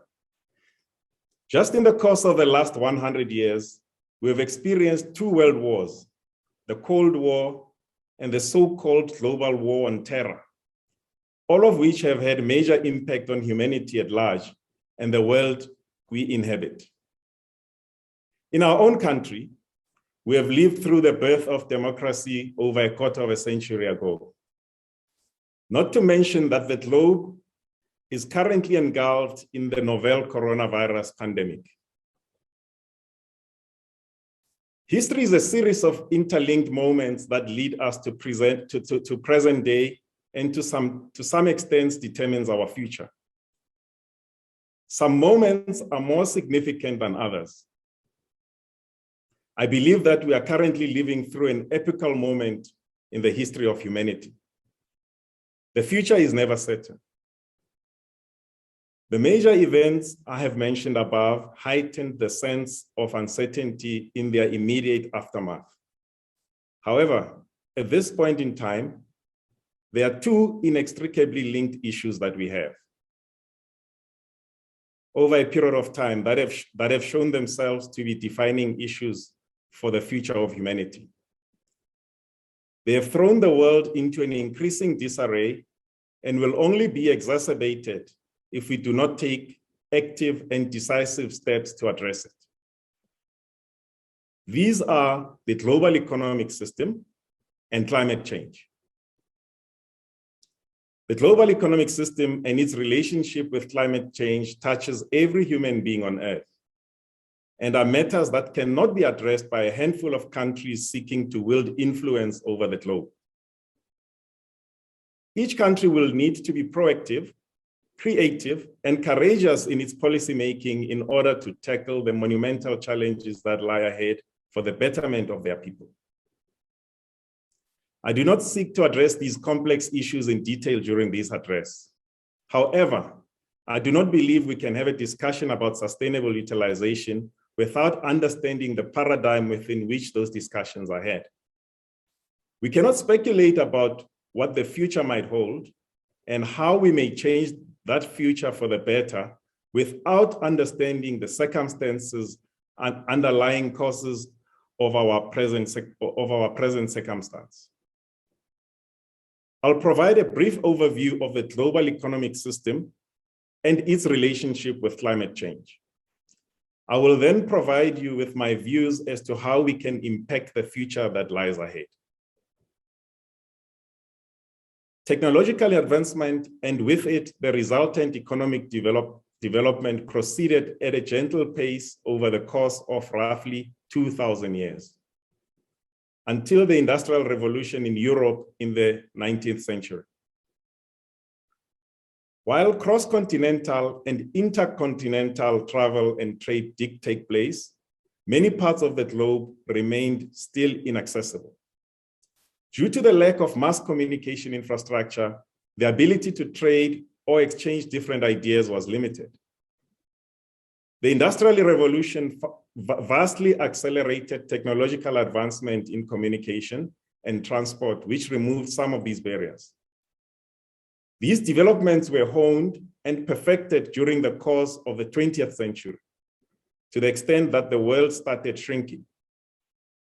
Mass media allowed for the efficient exporting of ideas. Since the latter part of the 20th century and now the 21st century, we have witnessed unprecedented technological advancement at mind-boggling rate. The rise of social media has forever altered the way in which humans interact. Our interactions with our tools of trade is becoming increasingly organic. Man and machine, while always connected, are becoming one. These advancements must be viewed against the backdrop of the prevailing global economic model. In the aftermath of the colonial project, a new economic system began developing, premised on the idea of globalization. While this idea was and is still put forward as a model to increase trade, unlocking different markets, and facilitating the efficient distribution and utilization of global resources, it is becoming increasingly clear that it is fundamentally flawed and deeply exploitative. It is a system premised on extraction of value at the cheapest rate to be sold at the highest value in the present time. The future only extends to the investment horizon with no real concern for long-term sustainability or sustainability of countries or their environments. The supposedly vast and infinite supply of resources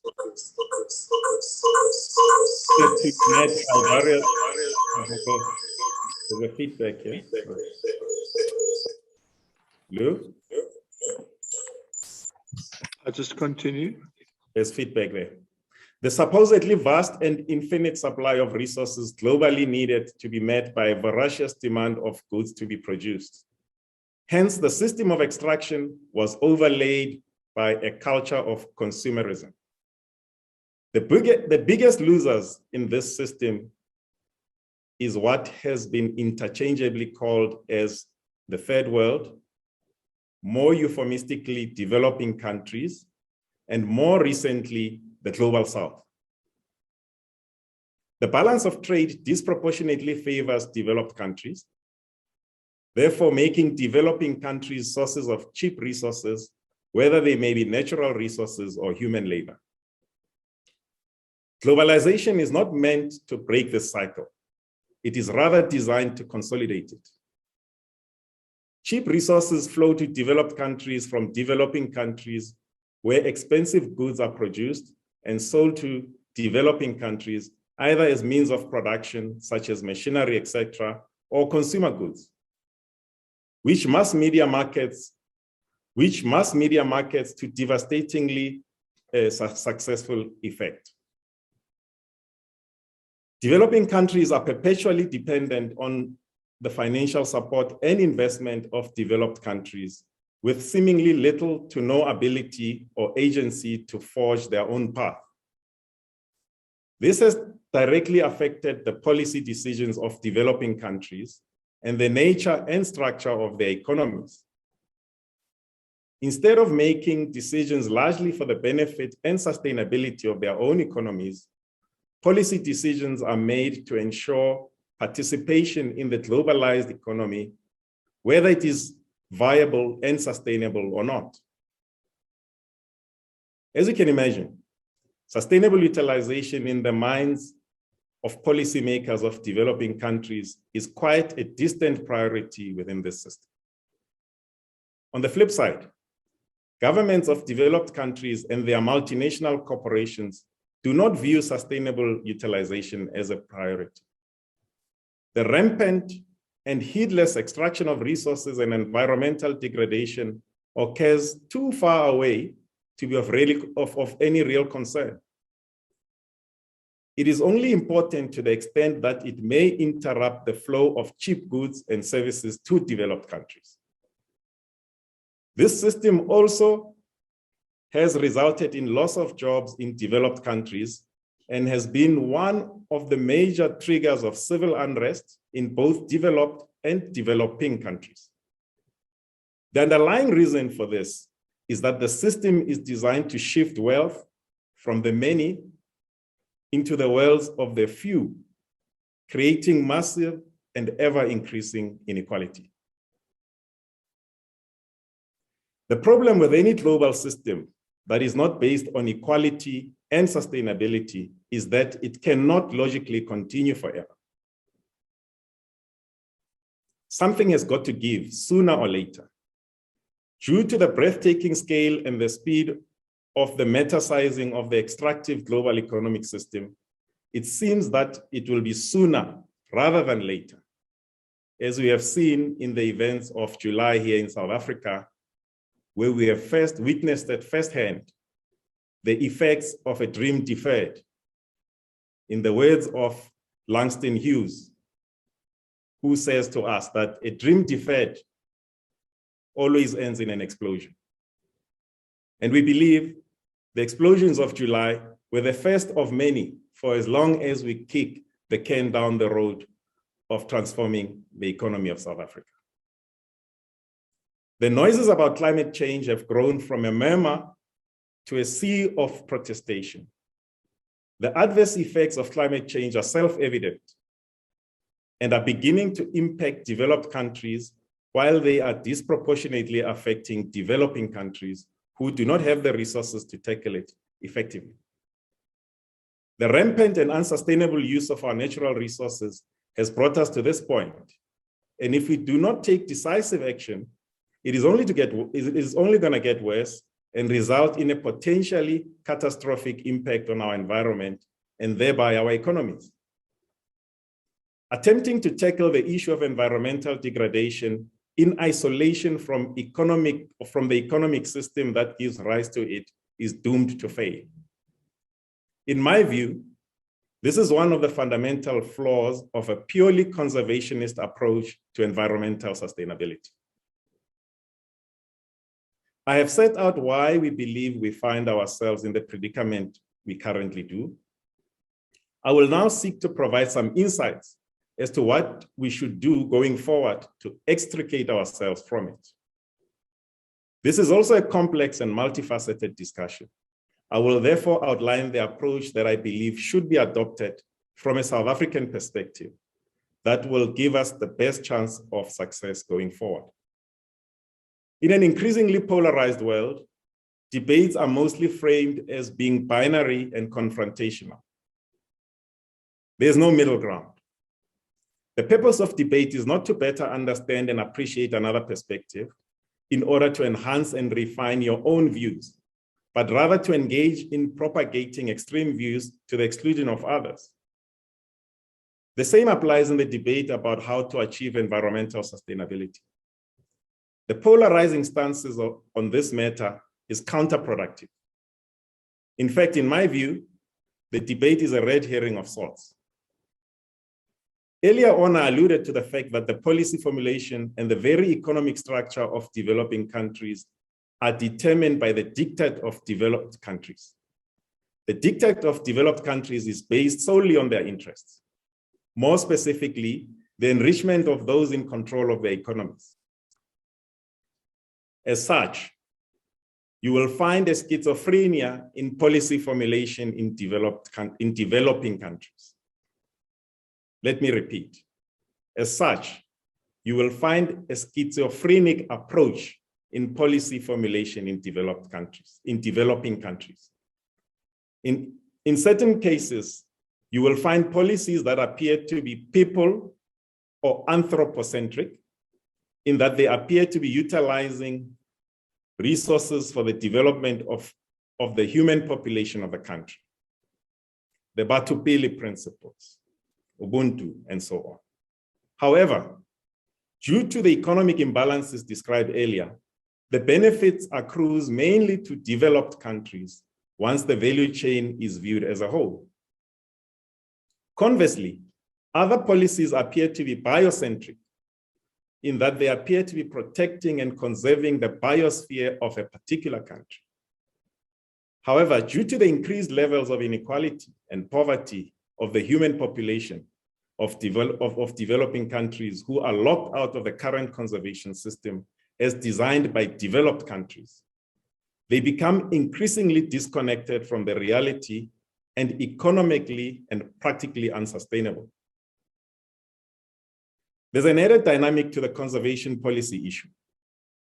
Developing countries are led to believe that they will engender goodwill and soft power by putting in place conservation policies that are tailored to satisfy the sensitivities of governments and NGOs in developed countries.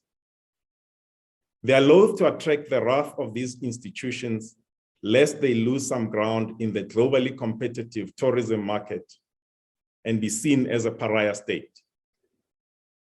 In many cases, however, the resultant policy formulation is prejudicial to the poor and disenfranchised, which creates natural antagonism to the conservation of the natural habitat that these policies are designed to achieve. We must develop policies and business models that create a natural harmony between humankind and the environment in which we live. This will achieve buy-in by all members of society, which is the first step towards environmental and economic sustainability. Ultimately, the issue is not what ideology or combination of ideologies determine the policy direction of a developing country, in our case, South Africa. What really matters is that policy decisions are made for the betterment of our people and the sustainability of our environment. Working towards our own interests is by definition isolationary and exclusionary. We can and must collaborate with other countries to work towards global environmental sustainability. A concerted, calculated, and collective drive by developing countries to adopt this approach has the potential to fundamentally alter the structure of the global economy. We are at the epoch where this is extremely challenging, but definitely possible. The responsible, sustainable utilization of resources in accordance with policies tailored for South Africa is not a choice. It is a must. The alternative is the status quo. The alternative is the status quo, which is demonstrably flawed and incapable of addressing the challenges we currently face and will face in the future. I've deliberately chosen not to burden this address with in-depth insights into the current policy positions and legislative frameworks in South Africa. It suffices to say that it will require courageous policy making by the government, supported by all stakeholders, including the private sector, the NGOs, as well as civil society, to build the foundation of a sustainable future. In the face of adversity, we are not adversaries, but comrades in arms, lifting each other up to a brighter future. I thank you, ladies and gentlemen. Thank you, Lou, and thanks, everyone. Thanks very much, Tebogo. A very, very good presentation from you there. In terms of the situation regarding the global economic systems and climate change, looking at things historically and looking at the scenario in which we find ourselves in terms of haves and have-nots and so forth. Very well done. Thank you.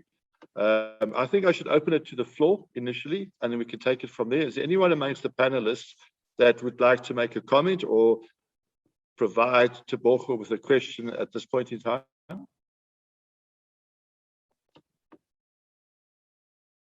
Yes, Richard. Unmute yourself, Richard, please. Sorry, too many buttons to push here today. Well said, Tebogo. And in essence, what he is saying are the principles of holistic management.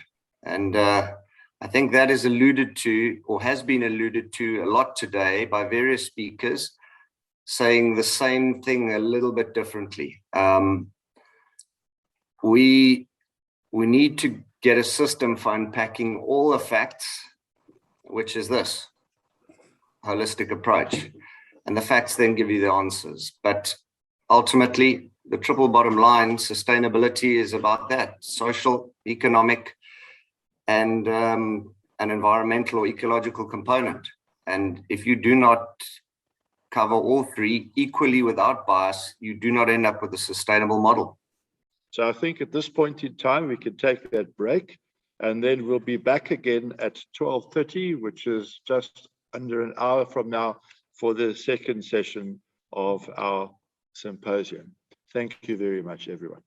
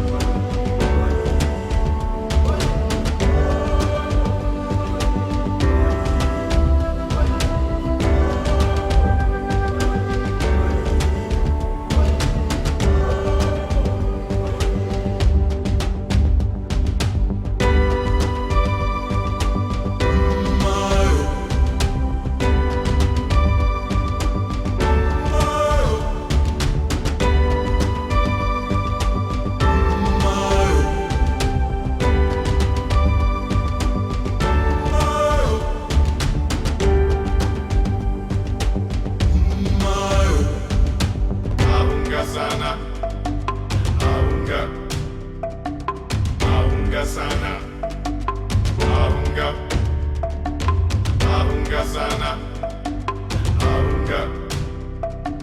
aunga sana, aunga sana.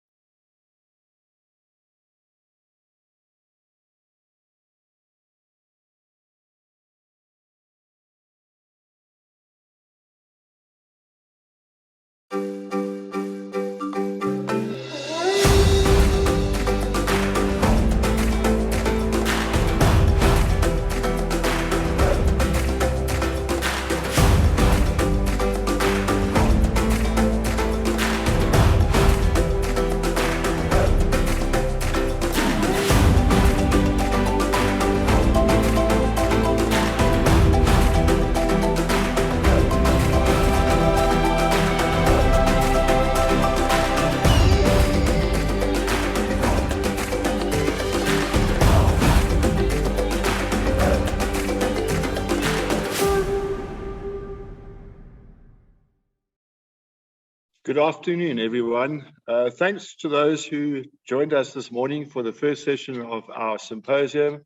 It was an extremely good, very successful at least. And so we want to continue with it. And those of you that weren't able to take part this morning, either for the entire morning or otherwise during one of the, you might have missed maybe one of those presentations we had. This entire symposium is being recorded, so it will be made available afterwards. And in addition to that, we will also be looking at questions, unanswered questions afterwards as well. So what I'd like to do now is welcome everyone back, as well as all of those that are joining us for the first time today. We are now going to basically be looking at the second session of our symposium. And the title to that session is Ethical Sustainable Utilization and Case Studies. Although we have had some practical examples this morning already. In fact, we've looked at a number of issues around sustainable utilization, including practical areas and including governance and including the economics around the situation. So it's been a smorgasbord of various issues and various approaches.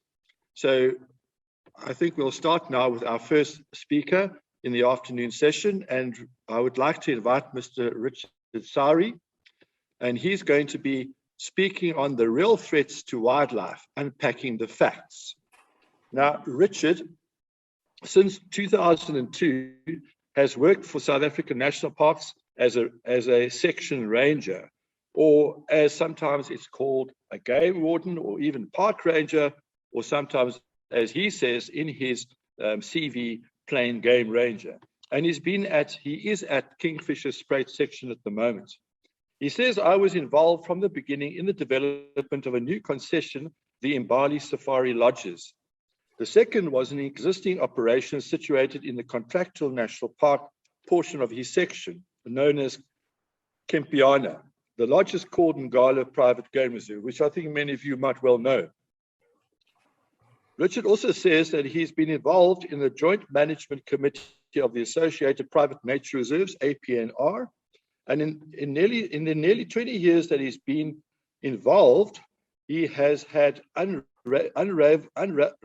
unrivaled exposure to all sides of the impacts, both positive and negative, of the photographic game viewing industry and the safari hunting industries. These are just a few snapshots from his CV. So, Richard, I'd like to hand over to you. Thank you.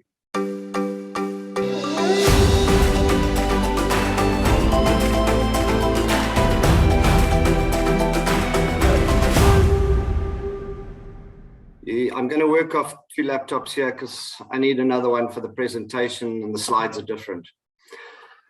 Thank you very much, Lou, for that introduction. Please do stop me at any stage. We do have issues with unstable connectivity in this area, so I sometimes do switch from various sources to another.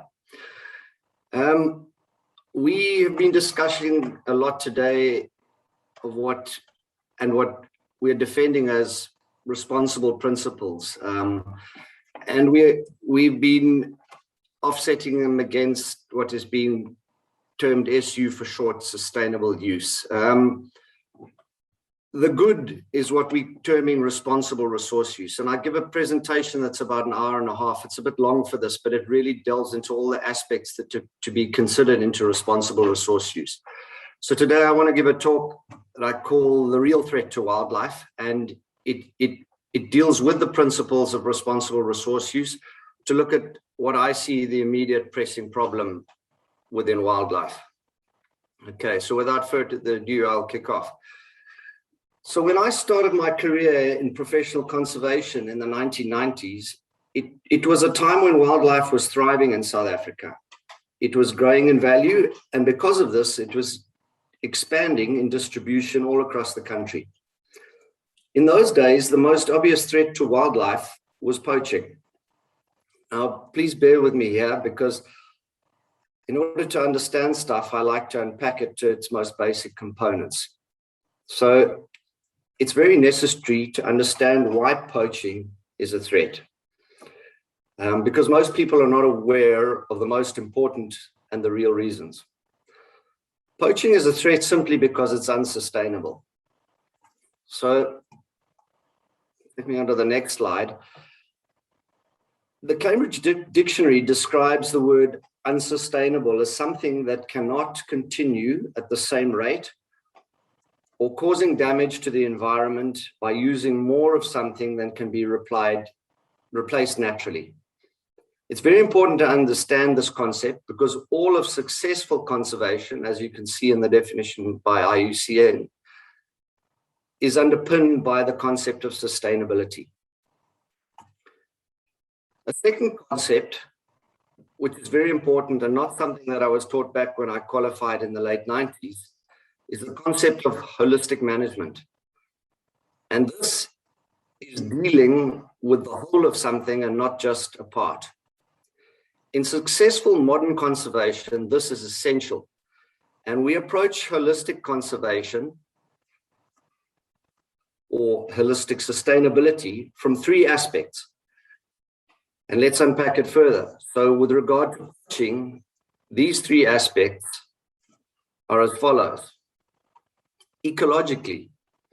So ecologically, poaching is unsustainable because the offtake or the harvest is not managed by number, age class, or sex, and is also not based on sound science. It therefore usually exceeds what is sustainable. Secondly, poaching is not sustainable from an economic perspective because none of the revenue generated from poaching goes back into the management of the wildlife system, and law-abiding society does not receive the benefits from it. Lastly, it's socially unsustainable because it's illegal and the means of killing is usually inhumane and it's disrespectful to wildlife. It's here that I must add another concept, one that is critical to rational decision-making, and it's what I refer to as planet principles. These are principles that are unavoidable on planet Earth at present. They're mostly related to environmental sustainability, but some are related to concepts of how human society functions. Let's look at 3 very important planet principles that are very relevant to this discussion. The first is economics. This deals with the material welfare of mankind. And in a world with 7.8 billion humans that are presently the dominant creature, economics is unavoidable. The second principle is the resource chain. and that is, what is dependent on what for survival? It is this that determines what our conservation priorities for a sustainable planet should be. And in order of priority, they are conservation of soil and groundwater, followed by conservation of plant communities, and then animal communities. Animal communities can further be broken down into prey and predators. The upper level never exists without the lower level. And please note here that I refer to communities and not individuals, and that we are part of the resource chain.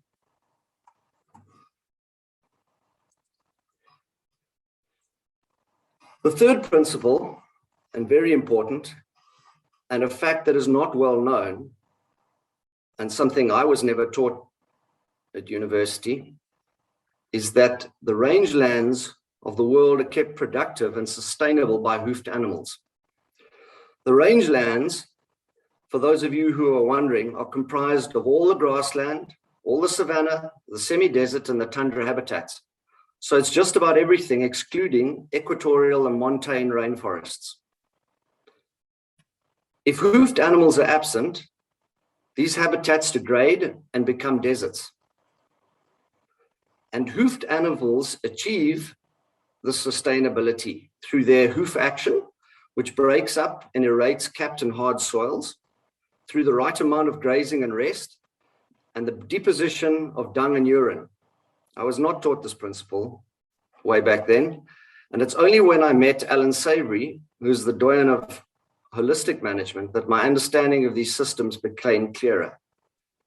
And what I was learning in classrooms and laboratories was clearly taking place in the environment in which I spent so much of my time. This third principle is a key component of what is referred to as regenerative management. And this is probably a term that, in fact, I don't think it's been used today at all. And this is the foundation of how we should be approaching all environmental management. I really encourage you to go and watch the film, Kiss the Ground. It'll give you a good idea of what I'm talking about and will be a real eye-opener.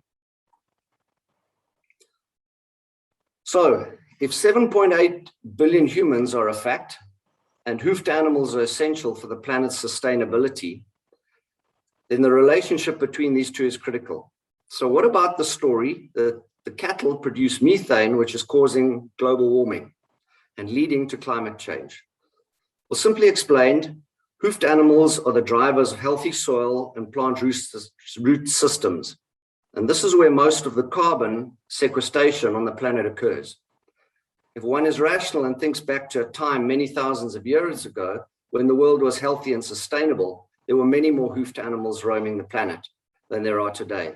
So it's not logical that this should now suddenly be a major factor in driving global warming and climate change. And the science supports this. Here's some data from a study done by White Oak Pastures. They're based in the United States and they're a regenerative agricultural company. So if you look on the far left, you're going to see total emissions associated with conventional beef. Now that is feedlot farmed beef in feedlots. If you don't know what that looks like, I suggest you Google feedlots and you're going to see more than enough pictures that will tell you how it's done. Next up is feedlot pork, then feedlot chicken, and then what is becoming popular, vegan food, the Beyond Burger, the Impossible Burger, and the soya bean. And you'll see that they're all carbon emission, all emission positive. But when one uses the same animal that has the highest rate of emission and one manages them regeneratively, one actually sequesters carbon and the carbon emissions go negative. So the fact is, it's not the cow, it's the how. The problem does not lie in livestock numbers, it lies in the way livestock are kept. They should be on the rangelands fulfilling important functions. And the conversion of this way to farming will also take care of numerous welfare issues. Now that we have a grasp on some of the important planet principles, let's go back to rationalizing wildlife management. During the last decade, a new threat to wildlife has emerged. And this threat is what I refer to as the devaluation of wildlife. And this, at the present point in time, is the greatest threat to wildlife. Devaluation means that wildlife is no longer the land use of choice. And this is because the way we are rationalizing its use and the activities associated with it are not enhancing their economic potential. As a result, the income that is generated no longer covers operating costs, including its protection, and ultimately there is less revenue to provide value to people in salaries and profit from the business. The end result is what is quoted in many scientific papers as habitat loss, and that term was used earlier today. Well, if you think about it, habitat cannot be lost. Well, at least lost not without the conscious decision by man. So this term habitat loss should actually be referred to as land use change. In Africa, this change is usually to agricultural mining. And the change from wildlife to citrus just outside the APNR at Bavati's in Kula Gate is a case in point. This land use change is a very important concept because in the context of 7.8 billion humans, the distribution and density of the various species on the planet almost directly correlates to the value of that to humans.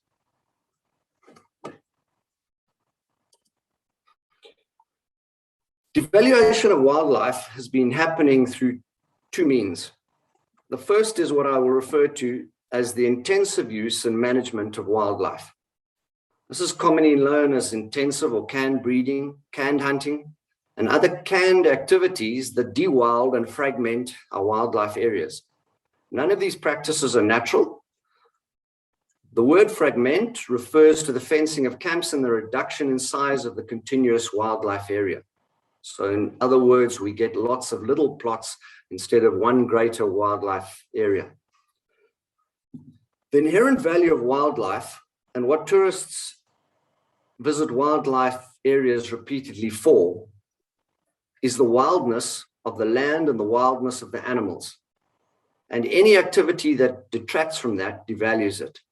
A good example of this is the fascination wildlife lovers have with the great wildlife areas of the world versus that of zoos.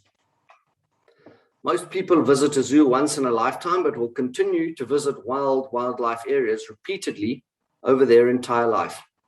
The principle is simple.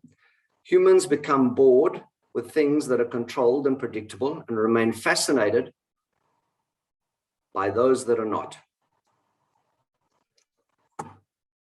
The second means of devaluing wildlife has been the animal rights extremist movement. And you will note I use the word extremist because I would consider myself an animal rightist. I get up every day and I fight for the rights of animals and the environment every single day of probably 49 years. But here I use the word specifically extremist. This is very different from environmentalism and animal welfare. It basically implies that humans have no right to use animals or their products and that animals should have an equal footing on the planet. It can also be described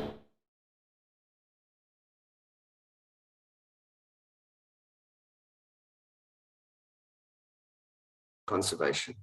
Many misguided wildlife lovers believe they are saving wildlife by supporting this and are not aware of the unintended consequences of it. It defies planet principles and therefore is not rationally feasible for the survival of planet Earth. It emerged and has established in a new age of communication where through social media, people are now able to insert themselves and influence all discussions and debates, even those where they are not qualified to do so. Previously, conservation decisions were made by those trained and experienced in the field, but today this is not the case. The failing of modern conservation has been not to embrace the age of communication, to tell its story, to reach out and to educate society, and this has to change. So how do the animal rights extremist movement, how are they impacting very negatively on conservation? Well, firstly, It's reducing the ability of wildlife managers to give value to wildlife as a land use. And here's how it's happening. In the majority of African wildlife areas, which include all national parks, game reserves, conservancies, and in South Africa, what we call game ranches, the primary way to viably generate income is tourism. And this is done through either photographic or game viewing tourism or hunting tourism. From an economic and ecological perspective, not all habitat where wildlife occurs in Africa is productive enough to sustain viable photographic game viewing tourism models, which Colin Bell alluded to earlier. But let's look at a good example. So a good example of this is the productivity gradient, and it's based mostly on soils and rainfall, which decreases from south to north in the wildlife areas adjacent to the KNP and in the Kruger Park itself. What this means is that as you travel north, the area becomes drier and the land becomes less productive. And as a consequence of this, animal densities decline. A photographic or game viewing operation depends on great game viewing to keep tourists satisfied, and this is directly linked to the occupancies and economic success of the operation. There also needs to be sufficient groundwater, which is extracted usually from boreholes in our area, to meet the needs of the tourists and the staff staying there. For those of you that do not know this, it's approximately 400 liters per person per day. And this comes from data collected over probably a 20-year period. If these two factors are not present, then it's not economically viable, and another wildlife-based land use model needs to be established. If there is not another acceptable wildlife-based land use model, then wildlife is replaced and we get land use change. Added to this, the majority of photographic and game viewing tourists do not go to remote areas. You have to ask yourselves this question. If you want to photograph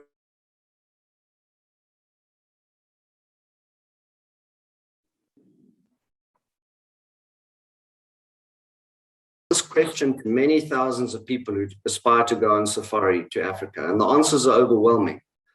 The most extreme example was to 150 veterinary students from their international congress, where I presented a talk to them. And I asked them this question, and 149 out of 150 indicated to me that they were going to either of the three destinations circled in the map. And that is the Greater Kruger system, the Okavango system of Botswana, or the Serengeti system of Kenya and Tanzania. So more than 95% of them choose these three wildlife areas. Now have a look on the map, and this is just a map of the formal protected areas around Africa. It doesn't talk to areas outside protected areas where there's wildlife. And look what a small portion of the protected areas in Africa this represents. Now, these choices are influenced probably by marketing on the TV wildlife channels, ease of access related to infrastructure such as international airports, tarred roads, and then regional stability. So photo and game viewing tourism models are not viable, then how are most of the wildlife areas in Africa going to sustainably generate revenue and provide benefit to the local people? Well, this is the role of what I'm going to refer to as responsibly practiced trophy hunting. Urban dwelling privileged people often have a very negative view of what they call trophy hunting. When asked to explain what exactly is trophy hunting, not many people are able to. And those that have any facts are short of the real facts. Now, here's a fact. When one has a viewpoint that is based on a picture in one's mind and you are not able to articulate the facts to verbally support this viewpoint, then the reality is that your viewpoint is a product of propaganda. And in this case, anti-hunting propaganda. And it's being perpetuated by the animal rights extremist NGOs and journalists. So here are some of the real facts related to trophy hunting. Firstly, the word trophy when used in the context of hunting is misunderstood. The common disconnected urban interpretation of the word trophy is a prize for having won a contest, something like what people's kids bring home from school when they've won an event at the athletics day. The trophies in hunting context are actually mementos of the hunting experience. And these mementos include the horns, the skins, the skulls, photos, videos, meat, and memories of the experience of the hunt. Like all resource use, the important thing is whether these mementos are acquired in a responsible and sustainable manner. Why do we not care about the impacts that are involved in other mementos that tourists acquire when visiting different parts of the world? And this concept came to me when I was in Scotland a few years ago. And the memento I brought home was a bottle of whiskey. The impact of the production of whiskey has meant that vast tracts of Great Britain have been cleared of wildlife and indigenous vegetation. And this has been replaced by something of greater value, and that's barley farming to produce whiskey.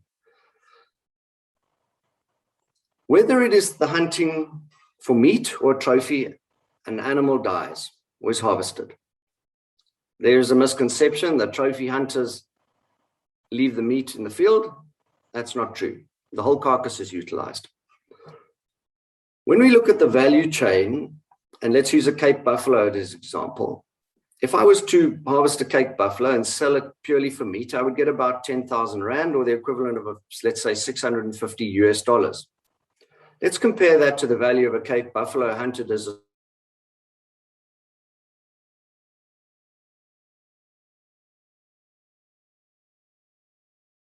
$5,000 US, or 350,000 Rand.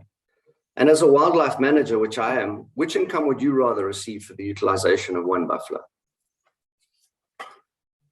One has to ask oneself, is trophy hunting any less or more ethical than golf or the host of other activities mankind happily engages in? Think of the impacts associated with a golf course, which is water use, herbicides, pesticides, which is a holocaust, clearing of indigenous bush, and the animals living there. Has one ever heard of the word complicit? Well, it's very relevant here. And here's how. So when we eat meat, which many of us do listening to this webinar do, we are complicit in the living conditions and the killing of those animals that produce the meat. Conversely, when we eat vegetables, we are also complicit in, firstly, the killing of the animals in that wild habitat, the deforestation, which is the clearing of the bush, then the plowing of the soil, which is desertification tending, and then the insect holocaust when crops are sprayed. These, I'm afraid, are the realities of modern intensive agriculture and the production of most of our food. Bottom line is, it's not possible to live free from impact. It's quite ironic that 100 years ago, when the world was a lot healthier, the hunter was the hero in the village, but today he's a villain. This is because mankind has lost touch with what it takes us to survive on planet Earth and the realities of our daily existence. The fact is, hunting is a natural process, and everyone sitting here on this webinar is a hunter by proxy and a farmer by proxy. So what man values has a direct reflection on the land use you see around you. In South Africa, we've previously given great value to wildlife, so much so that we have approximately 19 million hectares of land under the land use of wildlife. And the huge KNP is merely 2 million hectares of this. Approximately 50% of the 17 million that remains outside the Great Kruger generates its income from hunting tourism alone. So giving value to wildlife means that one sees wildlife everywhere when driving through our beautiful country. When driving around most developed countries where they have devalued their wildlife, it's been replaced. And the United Kingdom is case in point. So one must accept that banning trophy hunting does not result in another land use of wildlife. It devalues wildlife and it results in land use change, which in Africa will be usually to agricultural mining. So, and here's where we get to the important stuff. As rational and responsible wildlife lovers, what are the real issues that we should discuss when the topic turns to hunting? Well, they're just the same as we use to assess why poaching is unsustainable. So firstly, ecologically, we need to ask in every situation where we see a hunt, whether it was Cecil or what was referred to earlier, Sky the Lion, and incidentally, the facts related to that are not correct, well, correct. Are the hunting quotas in terms of number, age class, and the genetic offtake sustainable? What was the water use, the waste, and the carbon footprint that was generated by the activity? And is the area being managed regeneratively and kept wild? Simply put, was the resource use and the land management sustainable? Next up, we could ask, what was the monetary value brought in by that hunt? I know Colin's slide didn't show it, of that 120 pounder that was hunted in southern or south of Gonorrhoea on the corridor of the Sengwe. But no one's ever asked what was the value brought in by that hunt. And what is the true value of an elephant of that nature? Incidentally, an elephant that's 120 pounds is about 50 years, at least 50 years or older. So his genes are in the system. So ecologically, the offtake is sustainable. But economically, if one is only getting $50,000 for the hunt when one could get $5 million for a hunt of that nature, there's where the real problems lie. So it's very important to define what the resources are actually worth that we are consuming. Then, was the revenue generated used in the stewardship of the wildlife system? In other words, the management. And did society, and especially those communities living with the wildlife? So once again, we go back to the Sengwe elephant and we ask, how much did the communities benefit and how much was used in wildlife management? And these questions were never asked. Lastly, we need to look at the social aspect. And that is, was the hunting conducted? And this is a word that is rather difficult to describe fully, but in an ethical manner. And that I will just say, was it done respectfully and humanely and in a lawful manner? And there we have social sustainability.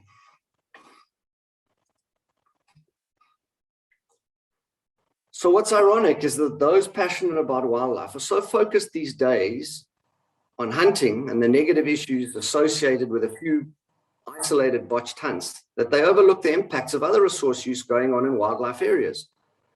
One never sees the articles about the photographic or game viewing industry, such as outrage over lodge water use and the pumping of boreholes dry, which I can assure you happens, or outrage over off-road driving, which definitely happens. The reality of the photographic or game viewing industry is that most lodges use well in excess of 1 million liters of water a month. And the off-road driving results in the death of plants and causes erosion if not managed properly. I ask you, are water and plants not as precious resources as the animals are? So the real issue should be whether or not wildlife thrives. So let's stop trying to ban hunting and the imports of trophies from hunting and start working towards understanding what are responsible principles of resource use, then apply them all and give wildlife back its value. Otherwise, I can assure you, it soon will be gone. Thank you. Just can you take yourself off the shared screen, please, Richard? Thank you very much. That was great, Richard. We just don't have time at the moment now for questions. There are a couple of really good questions that I think you should look at later on. One from Eleanor Mary Cadell and also from, I think it is Jana Janssen van Vieren, so we'll deal with that later. What I'd like to do now is immediately introduce our next speaker. Our next speaker is Dr. Peter Oberum, and he will be speaking to us on 27 years of hands-on experience. Peter is a veterinarian, and he has a vast experience in the field. He has been a state veterinarian, a research veterinarian, an assistant director in the regulatory affairs of the Veterinary Institute, I think it is. He has been managing director or is managing director of the Hoogst Russell Vet South Africa. He's a founder and shareholder and managing director of AfriVet, which I think we all know. And after 20 years is now Southern Africa's biggest locally, it is now after 20 years, Southern Africa's biggest locally owned animal health company. In addition, Peter has been former president of the South African Animal Health Association, former chairman of the Agricultural Veterinary Chemicals Association, 3-time ministerially appointed councillor for the South African Veterinary Council, two-term president of the Wildlife Ranching South Africa, and is also currently, for the 4th term, a director.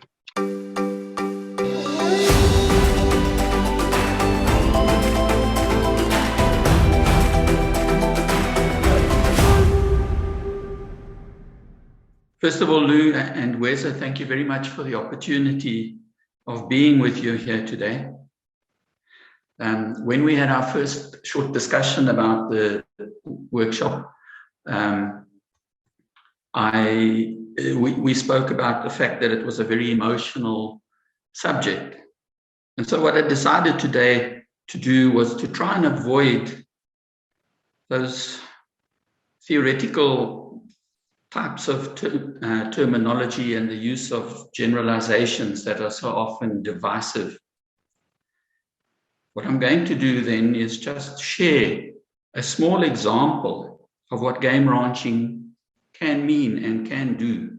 And I'm going to try to put it into a perspective, at least this perspective that I see it in, and show how we're able to sustainably promote transformation, biodiversity, the environment, and conservation.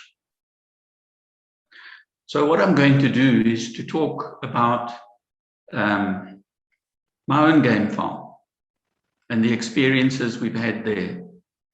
It's a small one, relatively small at least, and we've been busy with it now for the last 27 years.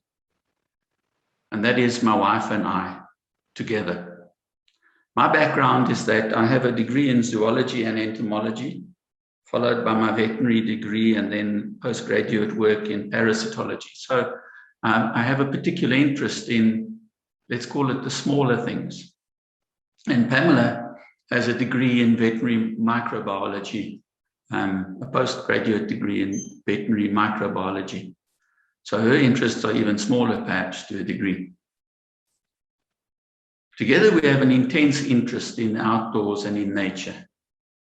And we're particularly interested in the web of interactions within the biodiverse environment that we enjoy.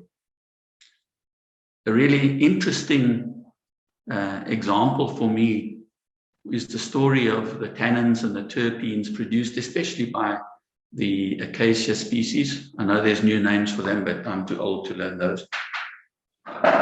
And how the animals in return respond to these chemical defenses. I have there a QR code. I've sent this presentation plus a hard copy, a magazine type article, the same. So if anybody wants to see a truly interesting expose, if you like, on how the trees produce their tannins and terpenes, how the giraffe, for example, react to that and migrate upwind, it's really worthwhile looking at. And then, of course, with my background in parasites, I'm particularly interested in how parasites manipulate their hosts, whether they be plants or animals. And a good example of those are the gall-forming insects and even cestodes. To give you a very quick example, there's a cestode of fish and birds. Cestodes have a final host and an intermediate host, or an intermediate host for the juvenile or the immature stages. And these immature stages develop in the brain of fish. And when the osprey are searching for fish where uninfected fish normally swim down low and in shoals, the infected fish are chemically induced to be rather happy. It's a dopamine type chemical they release. and they go swimming happily on the top, exposing themselves to the final host, the osprey. So it's just the most amazing type of interaction you can imagine. And it's going on around us all the time. So late in 1993, we found a very small property, 406 hectares in Alma Valley. It was close enough, malaria-free, and basically all we could afford. My wife in particular fell in love with it when we opened the creaky old wooden doors of a tiny, dusty, self-built house. And an owl flew out, a barn owl. Of course, in that area, you have a very diverse habitat, vlei, grasslands, bushveld, mountains, and this made it that much more attractive to us. One of the animals that we noticed straight away were the dabchicks on the dams, and hence we called this little property Dabchick Wildlife Reserve. At that time, it had been used as mealie fields, maize lands, and finally as cattle farm, and was badly overgrazed with a lot of old lands. Steekgras was there, the pioneer, and made walking with socks, of course, particularly unpleasant. There was a lot of Lantana camara, a toxic invasive, and thatch grass. But we began by fencing it with a typical game fence, because that's what is required by law, and began our rewilding.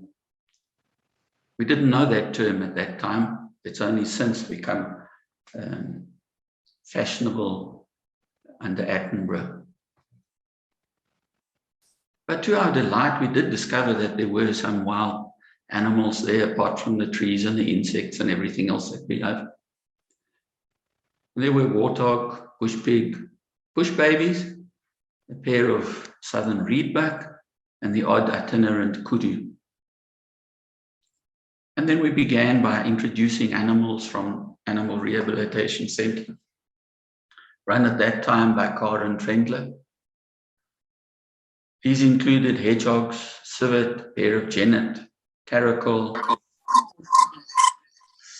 6 black-backed jackals, iraks, and leopard tortoises.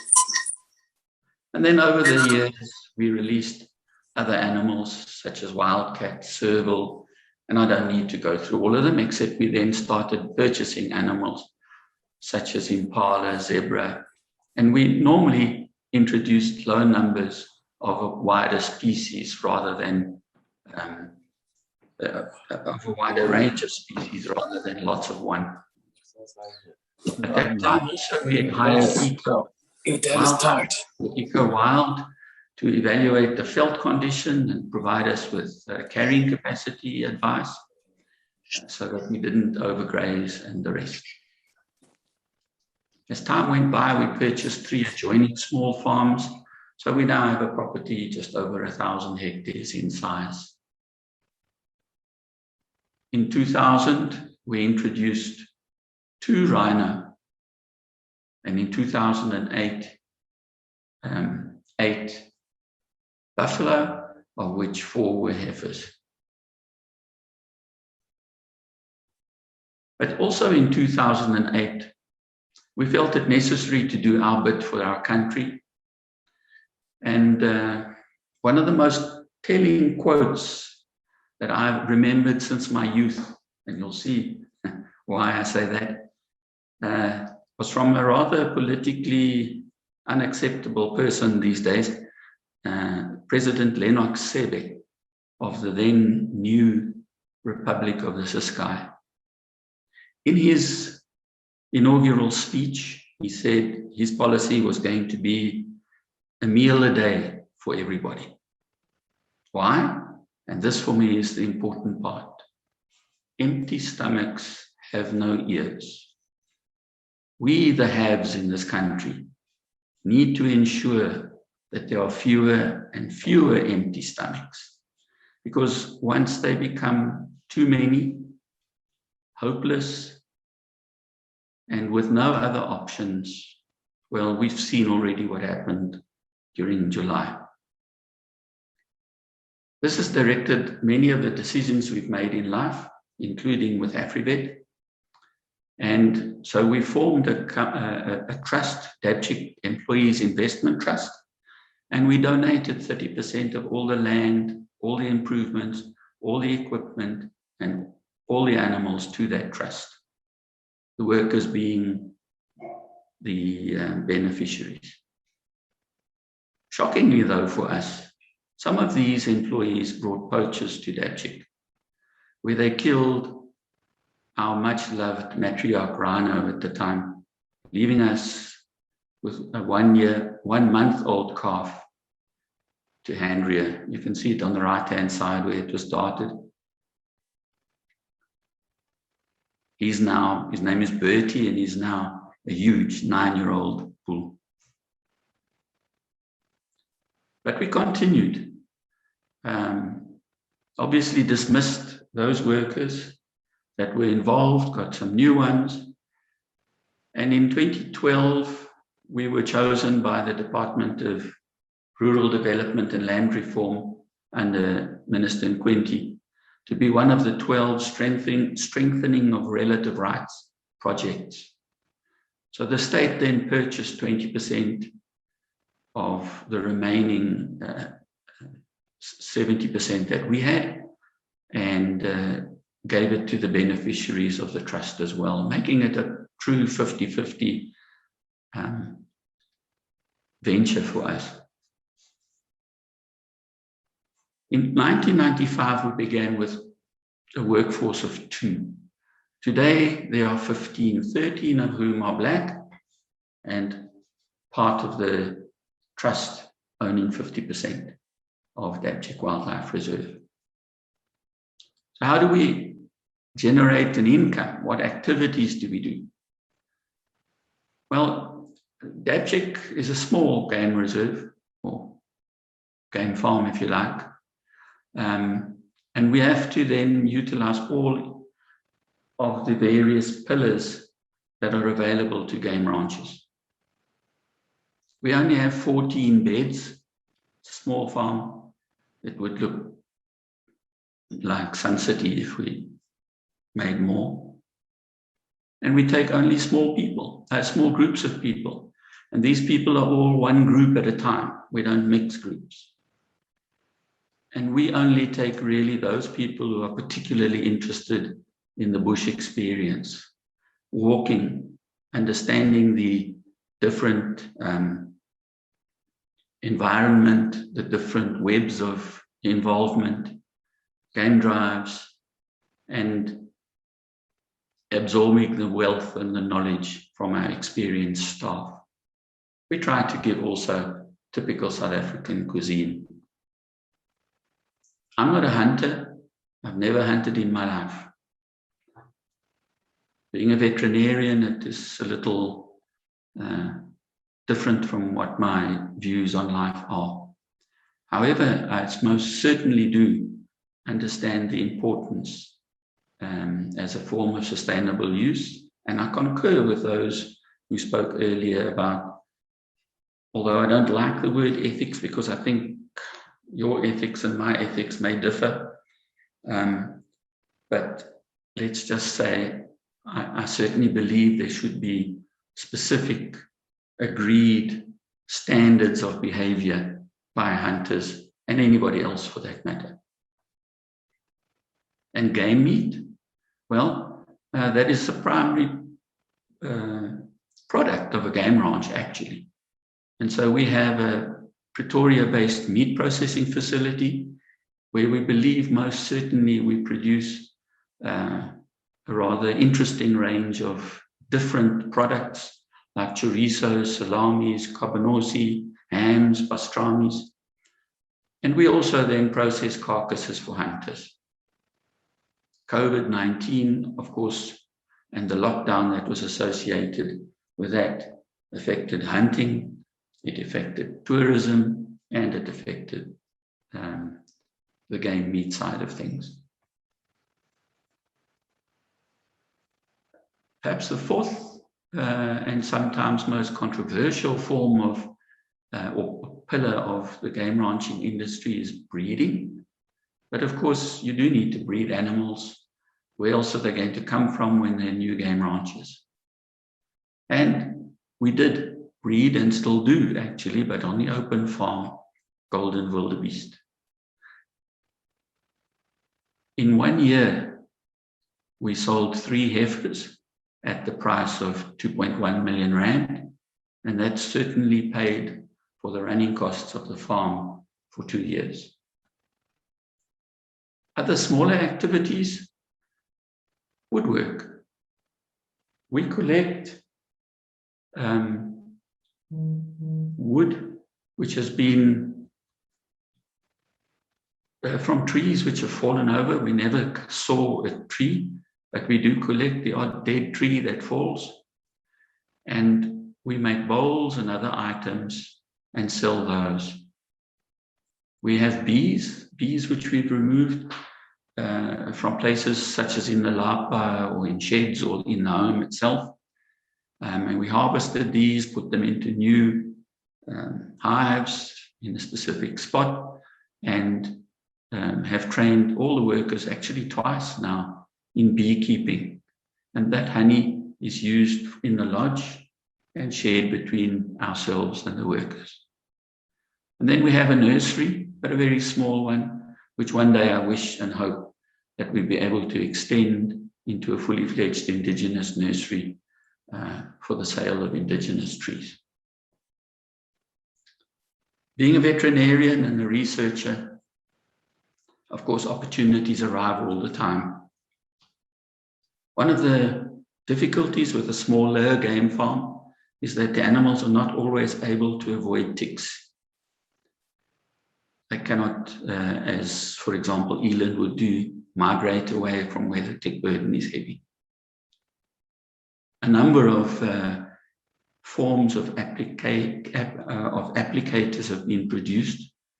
If game farmers don't have the opportunity or the ability to dip the animals like cattle farmers do to protect them against the ticks and the tick-borne diseases. So ingenious farmers came up with ideas like a Duncan applicator, the guy from Zim, Wimkhili Sedibak, and Tick-Off. But all of these have the serious disadvantages of not necessarily targeting a specific animal that's suffering from heavy infestation. And they don't necessarily, except for the tick-off, provide the right dose. And it's not easy to determine the frequency of treatment. For example, some animals are more likely to go to the lick and get the dip applied a few times, for example, with the Wimkhili's dip applicator, the picture on the right top. And so they may get treated more often, and others who don't particularly enjoy the lick won't get enough. So we decided that this was not an acceptable way of doing things. And we designed at DadChit, and now we manufacture and market it via AfriVet, a product called tick balls, red line tick balls. So you apply the acaricide via a tick ball, and you're able to do so at a distance of about 40 meters.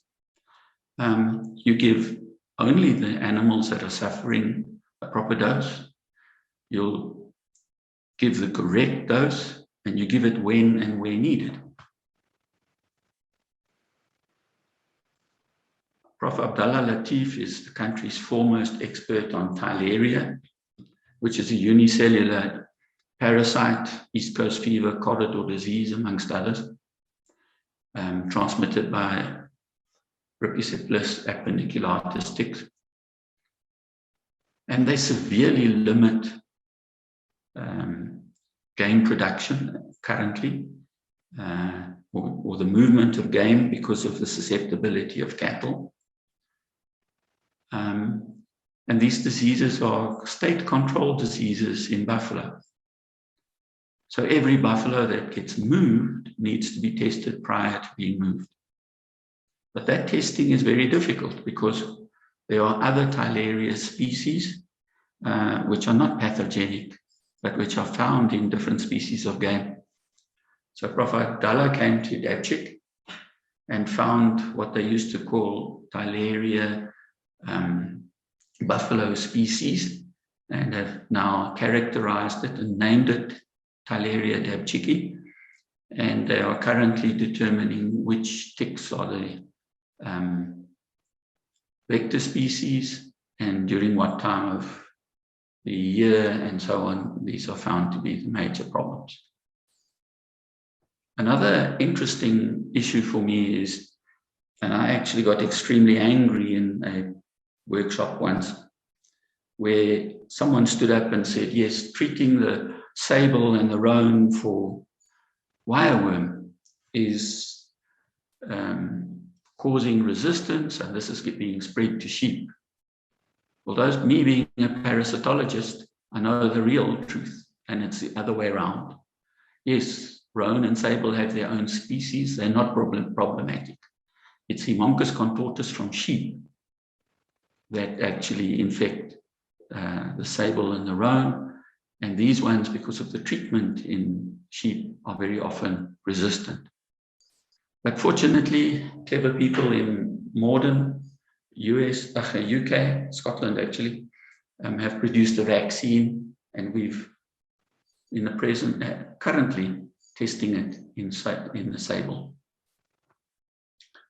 Some successes, and I need to move quickly now. Our herd of buffalo is now 80, from 4 heifers actually, it's now 80. We took part in the comparison of genetic diversity study done by Prof. Pim van Hooft. And in that, it was shown in that study that private ranchers' buffalo are at least, if not better, off from a genetic diversity point of view than those in the parks. Most definitely better off than Slichui and Omphalose, and most definitely better off than those at Addo. Some of the game parks, like Tabatolo, are even better than Kruger National Park. We had 2 tragic poachings. The last one was done recently, actually, with a dart. We now have 21 rhino from the 2 that we introduced. And for me, the really interesting and exciting thing is we've seen and photographed the rhino botfly. We've actually seen it in the rhino that were killed as well, the images. And what one doesn't often realize that if there are no rhino, if the rhino are extinct, so is Africa's biggest fly. Oxpeckers were introduced in 2008. They've spread over the whole Alma Valley, the full 65,000 hectares, and are breeding well. We worked together with Valpro, chose a site for a vulture restaurant, and we put a hide up there for people. And as far as dung beetles are concerned, I think there's a fantastic story to tell about the different groups for the different types of dung. And we've done so in pamphlets or booklets, which are shown on the bottom left-hand corner. So the successes, again, we produced a book called The New Game Rancher. It was a very proud moment to be able to present one to our president in 2018, amongst all the other books that were mentioned earlier. As far as the transformation is concerned, after the initial struggle, it's exceptionally successful now. And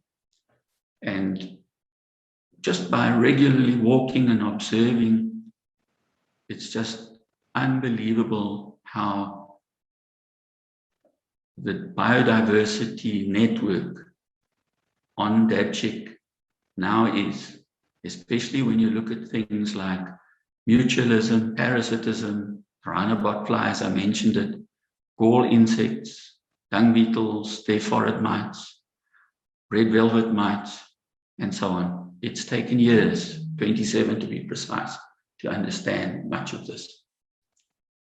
Rhino poaching, I think I'm just going to say that it takes 40,000 rands a month, which includes some feed, plus an amount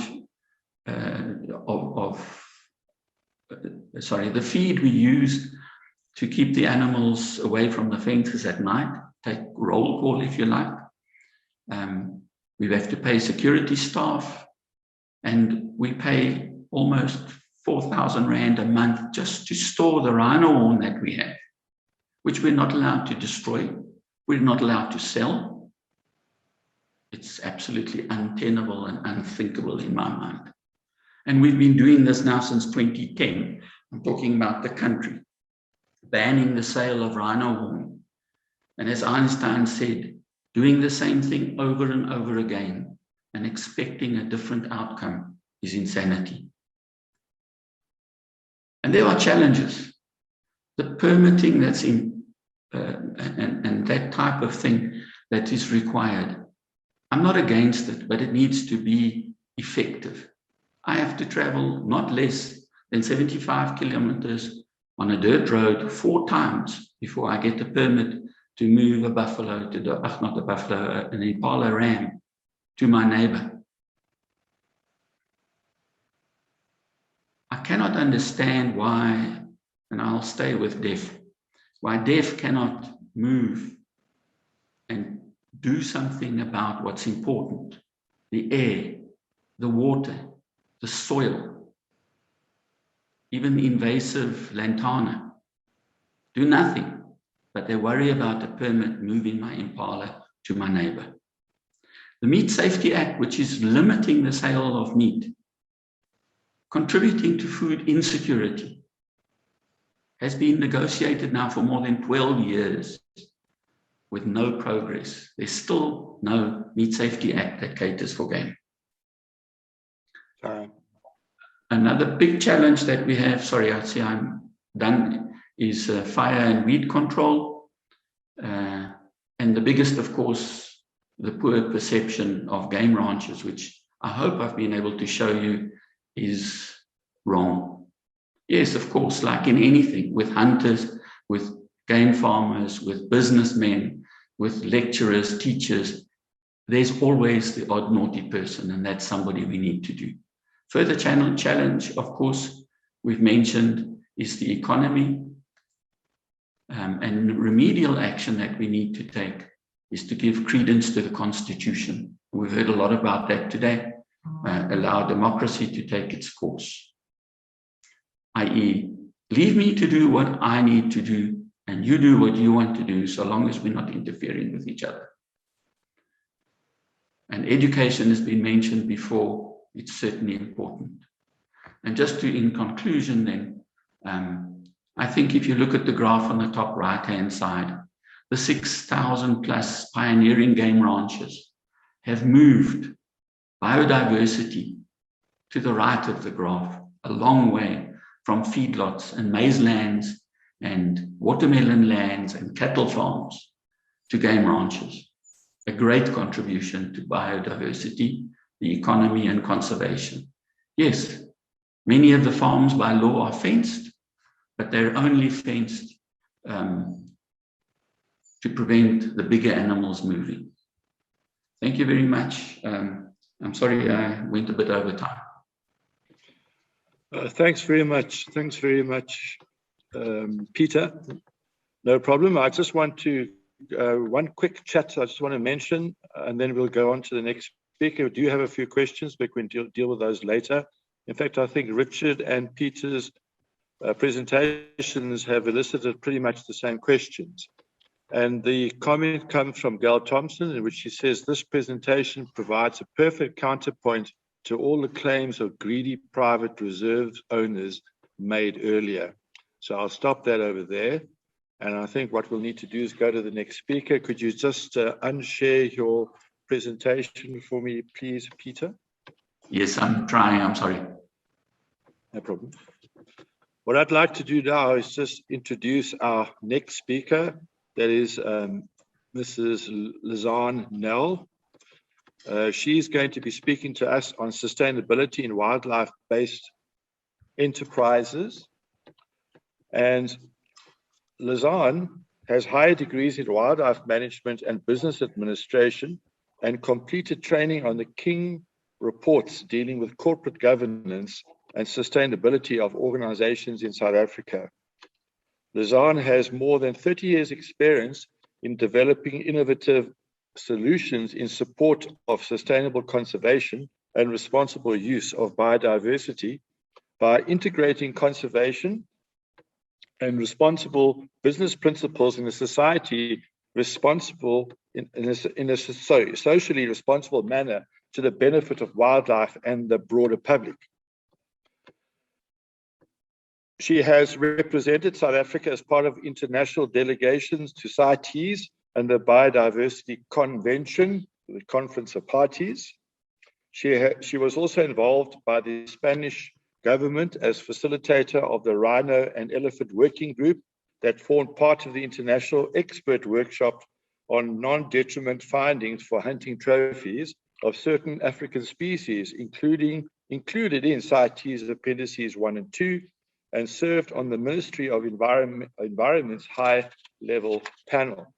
At the moment, she is the conservation manager for the South African Hunters and Game Conservation Association, which is the biggest and oldest hunting and conservation organization in South Africa that is also a member of the IUCN. She is a member of various national specialist wildlife management forums, has presented and contributed to several local and international symposiums and conferences, and co-authored scientific publications in support of sustainable conservation. Thank you. You may take over, Lizanne.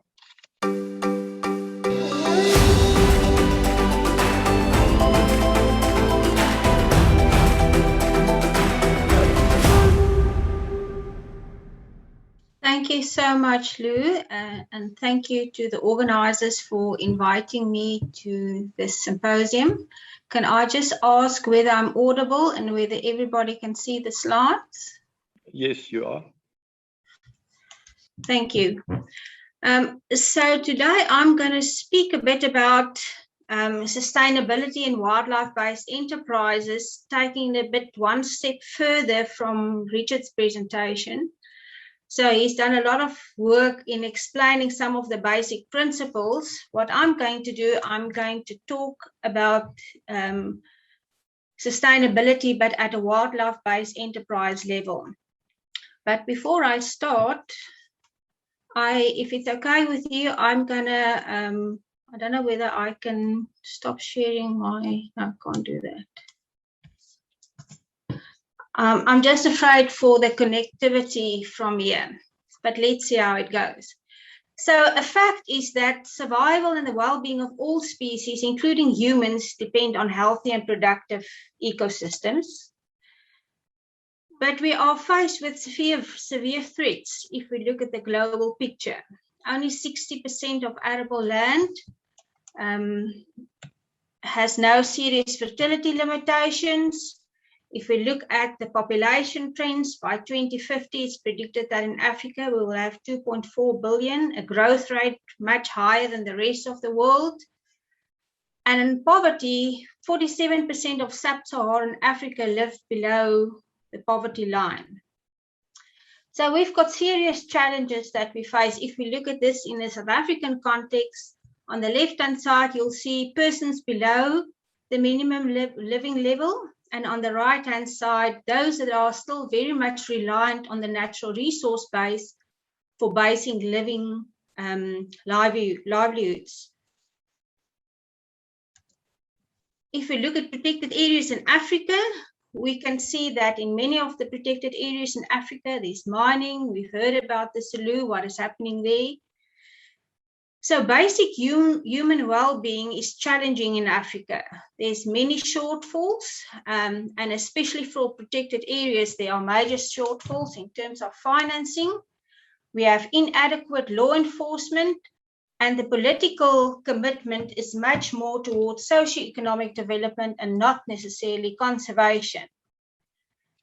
So the fact then is that securing functioning ecosystems in Africa is a wicked problem. Government alone can't do this. We need the private sector and communities, but we need sustainable financing models if we want to secure these ecosystems. And for ecosystems to survive in the long term, we need viable models for those areas or parcels of land. And that depends on the value proposition. For some, it's economic profits, and for other, it's other value propositions, such as spiritual values or cultural values. So without incentives from wildlife-based economic activities, including hunting, which provide incentives for landowners to manage wildlife areas, these areas are likely to be transformed to land uses that are incompatible to conservation. So the issue is about land use and securing wildlife-based land uses.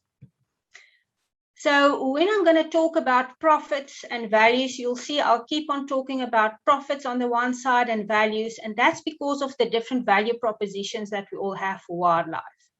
For some, it's a business where they want to generate income, and for another, there might be other value propositions in terms of heritage values, spiritual value, ecosystems values, and so on. So I'm not going to go into the IUCN's definition of sustainability. I think we've heard that a lot. But if we want to see profits or long-term value in a sustainable way, we have to ensure that the profits or the value that we generate in the long term, we do that after we've calculated or made provision for the costs of our impacts or for the social and environmental costs. And we do that through a process called economic efficiency. And the King reports are very clear on how one can do this in terms of a business enterprise. And this is not only for publicly listed companies, it's also, for instance, for any wildlife-based enterprise. So we have to make sure that on an ongoing basis, we generate value or profit after we've considered the social costs or the environmental costs of our activities or enterprises. So what is the lessons that I've learned over the years in ensuring sustainable wildlife-based enterprises? The first is that we have to break free from paradigm paralysis. It really constrains our thinking.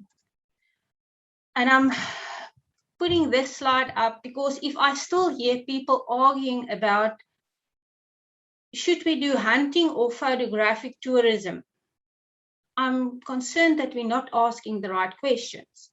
Because if you have one privately owned destination, and this is a real fact or real case study, and you have 24,000 photographic tourists, and the same destination has 54 hunters, should you ask, is the one consumptive and the other one not? Is the one ethical and the other one not? I don't think so, because all of these activities use wildlife resources or environmental resources.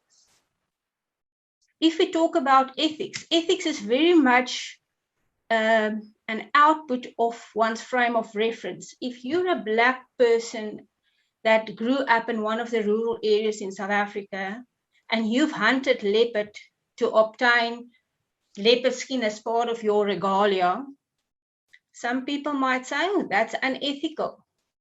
Another might say, but that's part of my culture. How can you challenge my ethics? If we ask the question of whether it's responsible and sustainable in the long term, it becomes much easier for us to provide answers. So another example is if we looked at, I think Richard pointed out the issue of water use. So there is a multi-year study that was done using about 30 exclusive luxury wildlife lodges across Namibia, Botswana, and South Africa. And the outcomes of that study indicated that the liters water used per guest per night is about 2,000, while adjacent communities used between 88 or 371 liters per person. And we haven't even asked the question about the need for water in terms of ecosystem functioning. So the question is, if we have to deal with the practicalities on the ground, what is the questions that we should be asking? Is the question whether we should hunt or do tourism, or is it whether we are applying sustainability principles and whether we are putting responsible standards in place so that people can actually make informed decisions? Another example. So on the left, you'll see Kruger National Park, and that little blue face on the left-hand corner is a community. If that community is about 4 kilometers from Kruger National Park, they don't have the big five. My question to you is, would any photographic tourist make the effort to go to that community's property for them to generate an income from a wildlife-based land use? My answer is very questionable. If we then make a recommendation and say, okay, put up a photographic lodge on your property, because that's the most preferred land use option, are we responsible in making that sort of a recommendation if we know that in terms of business viability, it's going to be a challenge for them? Lesson number 2 is we have to convert the value of wildlife resources into positive land use outcomes. We have to contribute to both biodiversity conservation and socioeconomic development challenges, and we have to do that in a sustainable way.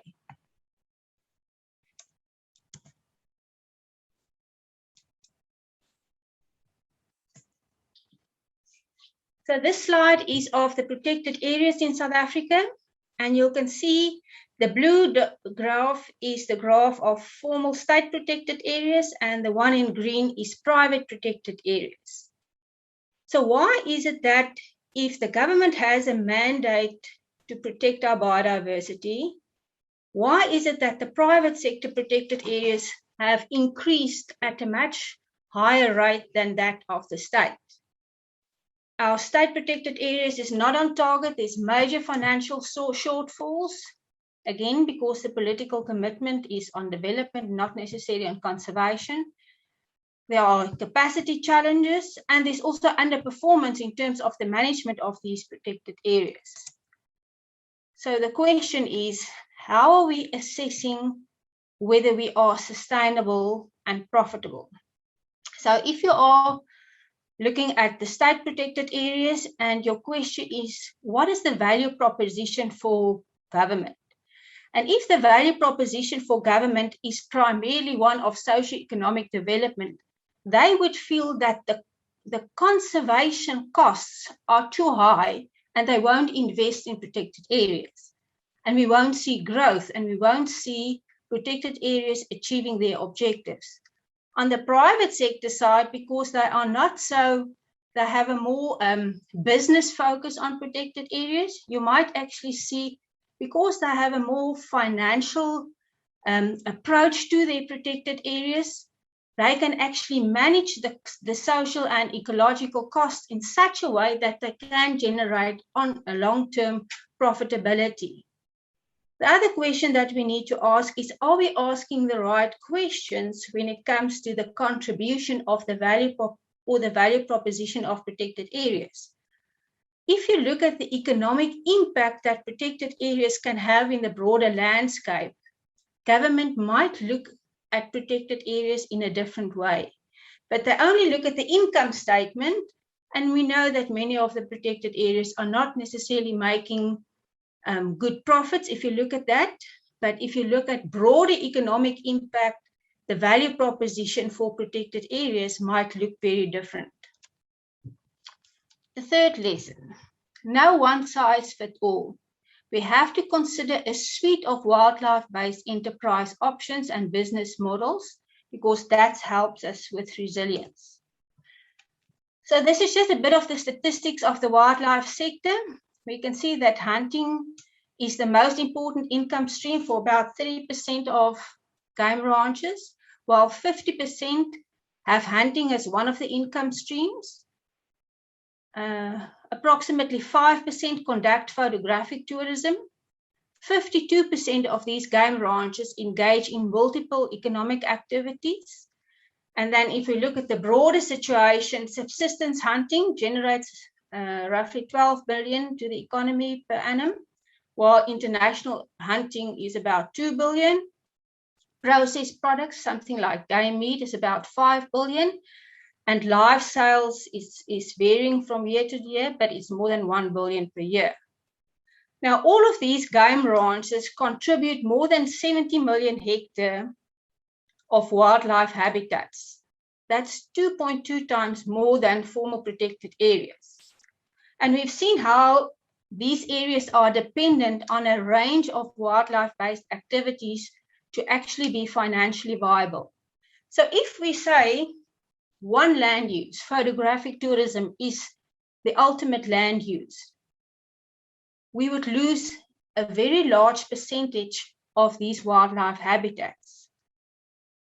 What we've seen during the COVID situation is that those wildlife destinations that relied very much on the high-end international tourists were the ones that really suffered. Those that have had a variety of income streams and that actually depended also on the local hunter or the local wildlife enthusiasts were the ones that actually survived much better.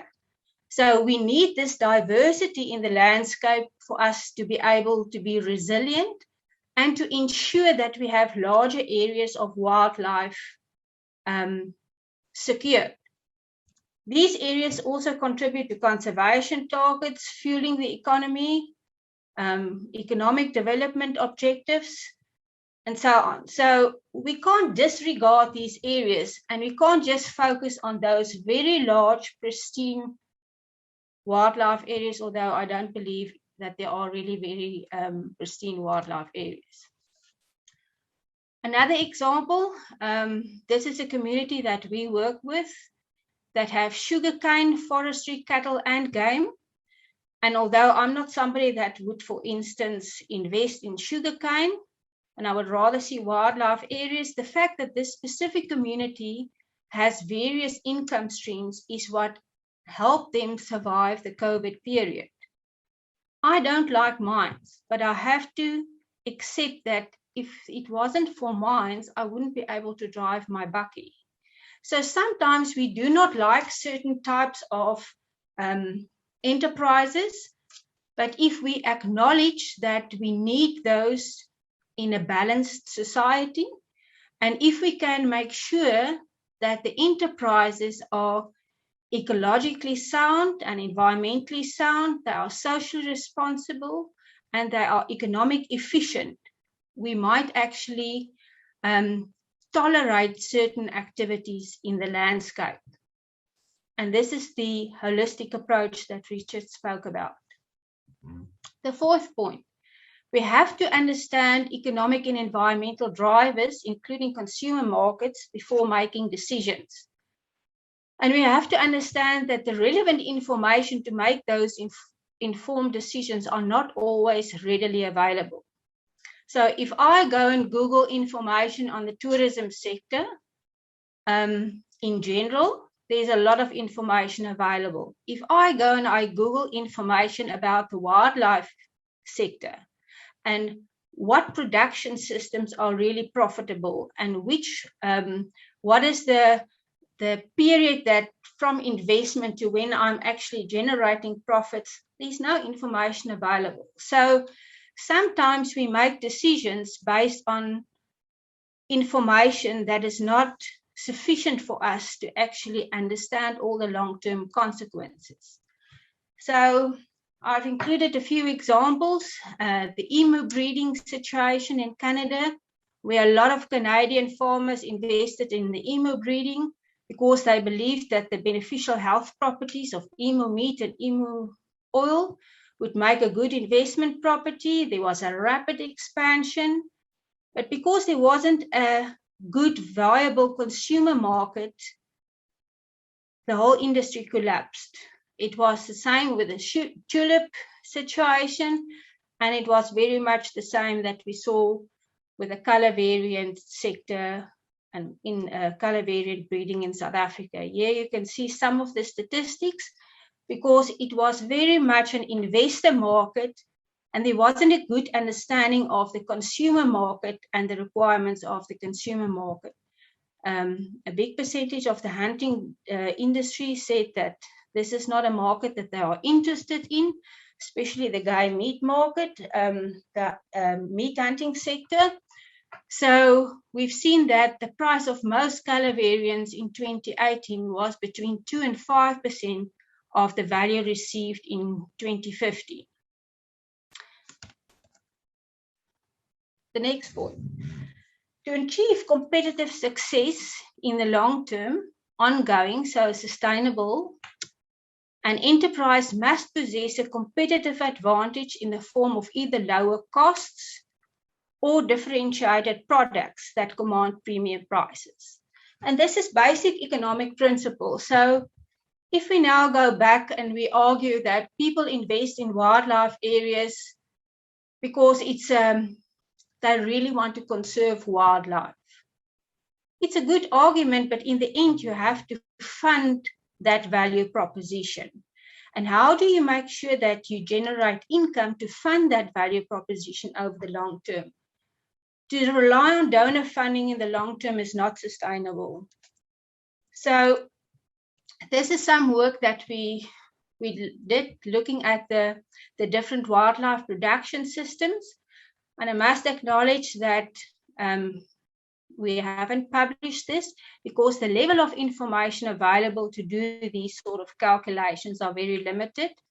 But you can see that the intensive production systems had a good return on investment. This was a few years ago. 11%, semi-extensive about 3%, and extensive large areas about 8%. But the only reason why the return on investment was so high for much of these extensive areas is because we incorporated the value of ecosystem services. Now, at the moment, the landowner that must make the decision of investing in wildlife-based land uses do not get any incentive for the contribution that they make to things like ecosystem services, carbon sequestration, contribution to rhino conservation. So we have huge challenges in making sure that the contribution that landowners make or communities make to wildlife-based ecosystems and functioning ecosystems, we have to make sure that there are incentives that will influence their decision making and how they actually and what type of enterprises they decide on in these specific areas. You can see the type of jobs being generated for the various areas, and you can see in the bottom where it says risks to biodiversity and the wildlife economy. The smaller the area, the higher the risks. The larger the area, you have less risks in terms of the biodiversity as well as environmental factors and the economy. So if we look at once again at a wildlife custodian, and we understand the challenges that Michelle highlighted with the elephant populations, there are currently about 80 smaller fence ranches that have reached their densities in terms of elephants. The norms and standards for elephants place a big restriction on those land managers in terms of how they manage the populations. Many of these areas now have excessive elephants that they want to get rid of. Like there's nobody that wants these elephants. So in terms of the equation of ongoing value proposition is the social cost. Is this person wanted to have elephants on the property? They want to contribute to conservation of elephants, but the ecological cost of maintaining that population is becoming increasingly higher. The impact of it's impacting on other species, it's impacting on habitat. So how does that landowner make a decision? In the long term, people won't want to have elephants on their property if the cost of having those elephants are becoming too high.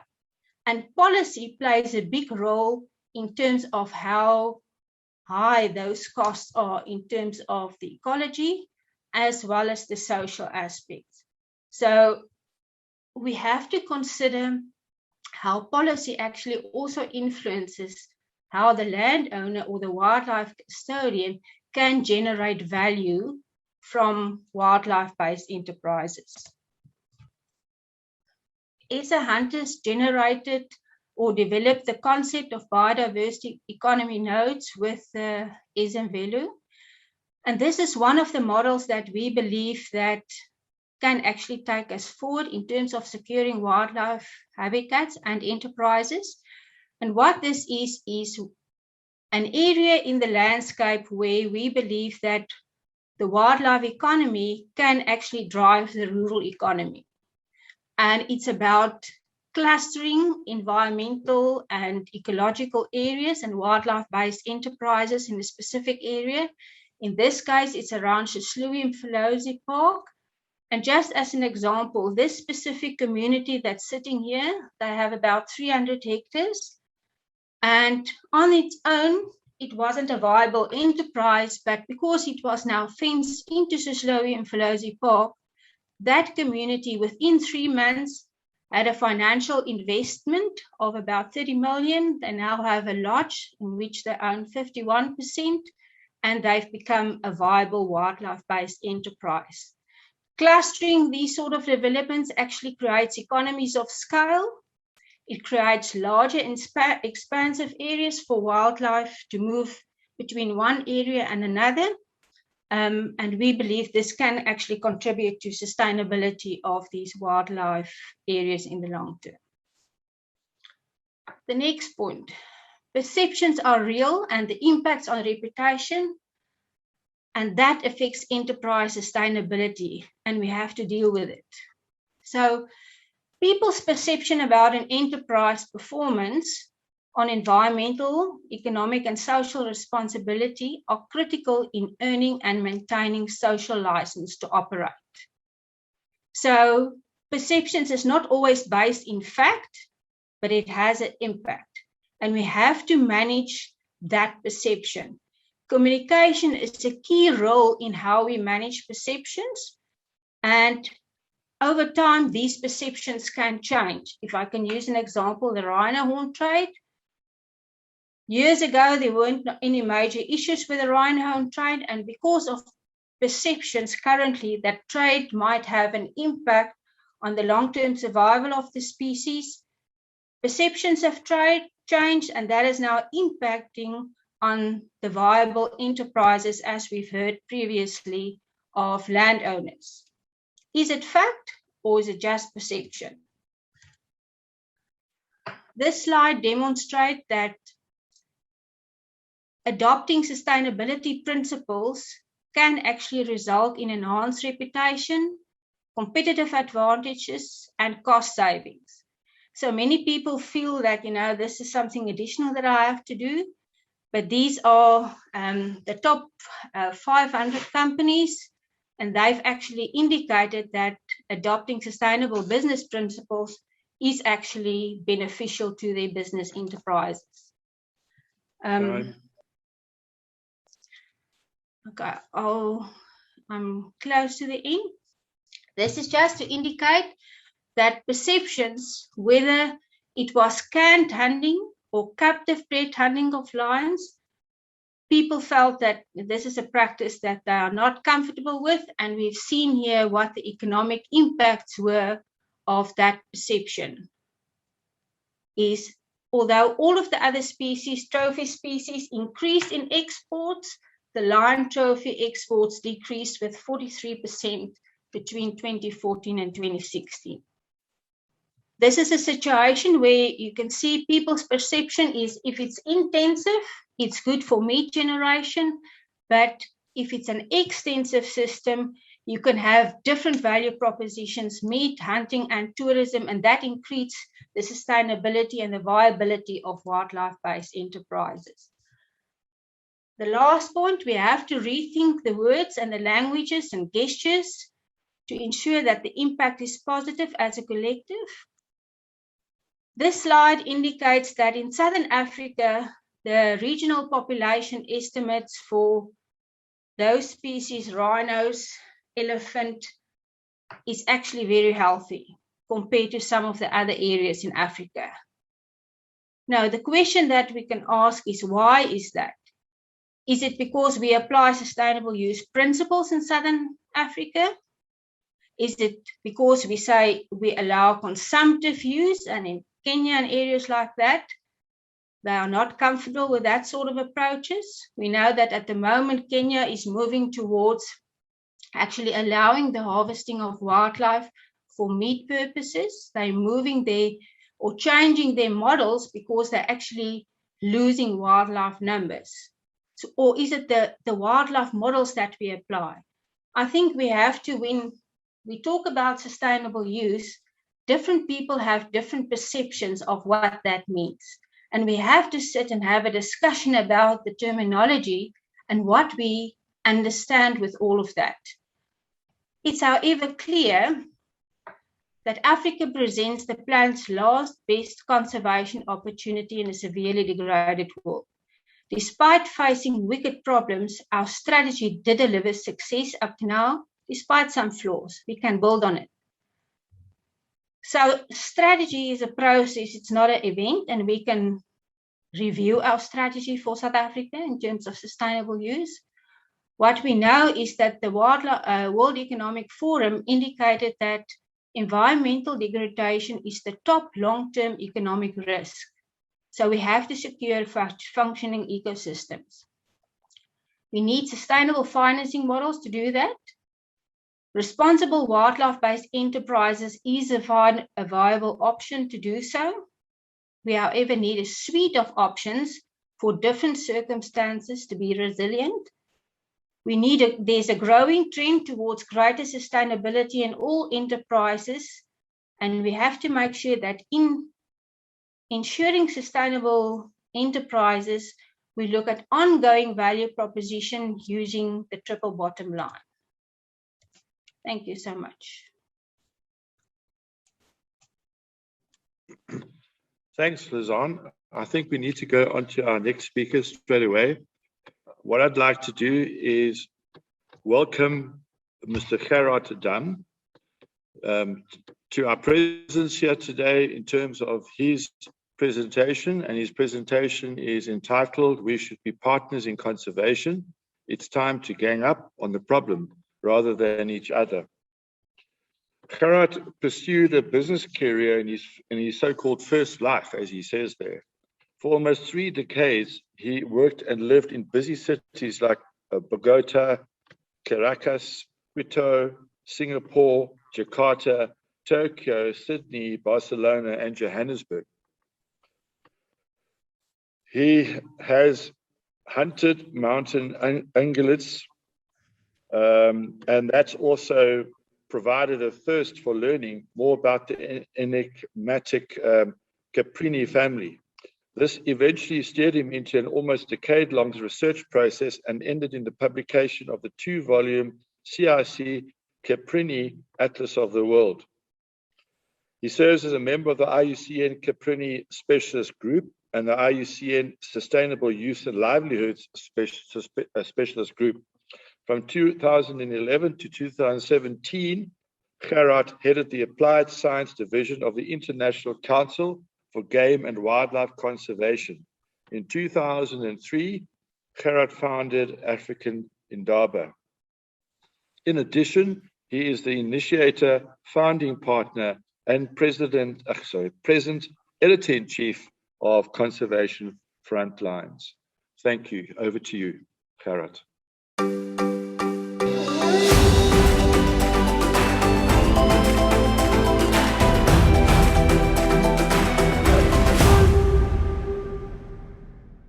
Thank you very much again, and adding to the introduction which Lou gave, I'm a passionate conservationist, and at the same time, I'm a passionate hunter.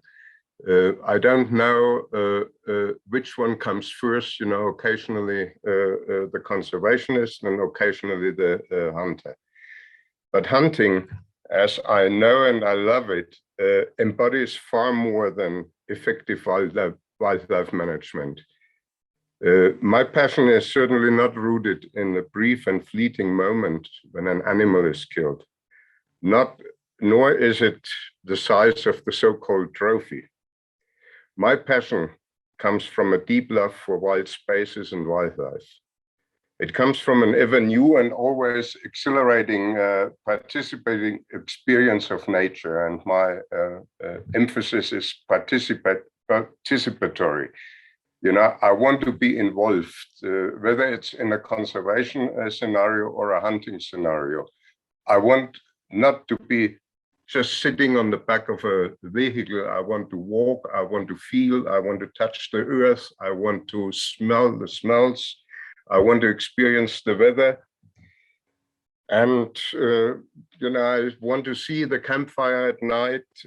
I want to gaze at the stars. I have a yearning for adventure and for exploration.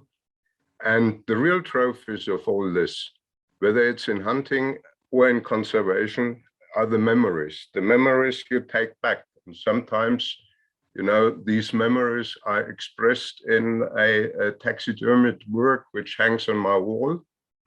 And when I look back at some of these animals, all the stories come back, all the experiences come back, the smells, the sights, the sounds. And that was what gave me the reason to be involved in habitat and wildlife conservation. And let me now make a statement. You know, I believe that all participants in today's event, whether they are on the one side or on the other side of the debate, we all agree on two issues. We need to protect wild lands, and we need to restore degraded lands. And we need to conserve native wildlife. There I underline native. I don't have very much space for these so-called exotics. But the strategies we are applying to achieve these objectives are very different. In the Southern African conservation stakeholder community, there are two major groupings. Those who advocate extractive sustainable use and incentive-driven conservation, and those who reject these principles, especially extractive use. And please note here that I'm using particularly, and I underline this again, extractive and non-extractive over using consumptive and non-consumptive. And we heard from earlier speakers already, all use is basically consumptive. The extractive use in hunting is consumptive, and the non-extractive use in phototourism is just as consumptive. Water usage, for example, mentioned earlier. These two groups don't see eye to eye on many conservation issues. Yet, neither group wishes to see wildlands and wildlife, native wildlife, compromised. But it's also a sad fact that minorities on the fringes of the two stakeholder groups devote considerable time and effort to promote dogmatic beliefs and entrenched decisions. These activists display a distinct confirmation bias. They select information that supports their own views. Okay, can I just interrupt you? Sorry for a second. I just have to do that. Are you switching between slides at the moment, because No. the first slide hasn't moved yet? No, the second slide is coming right now. Okay, thank you. These two groups define. Sorry, got a little bit out. They select information that supports their views. They ignore contrary information, and they interpret ambiguous evidence as confirming their own attitudes and their own values. I repeat, these two minorities in both camps often succeed to drown out the voices of reason and compromise. They're competitive, they're uncompromising, and they are very vociferous and very visible in the social medias. On the one hand, are the ban all hunting fanatics. They usually propose that species extinction is a consequence of hunting.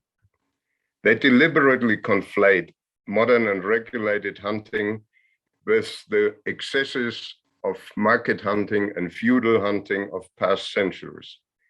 They conflate hunting with organized crime-driven poaching. They conflate legal and sustainable wildlife trade with illegal trade. They propagate the perception that banning sustainable use will solve all conservation problems. And in a lot of cases, especially from the Northern Hemisphere, they want to save African wildlife for and often from Africans.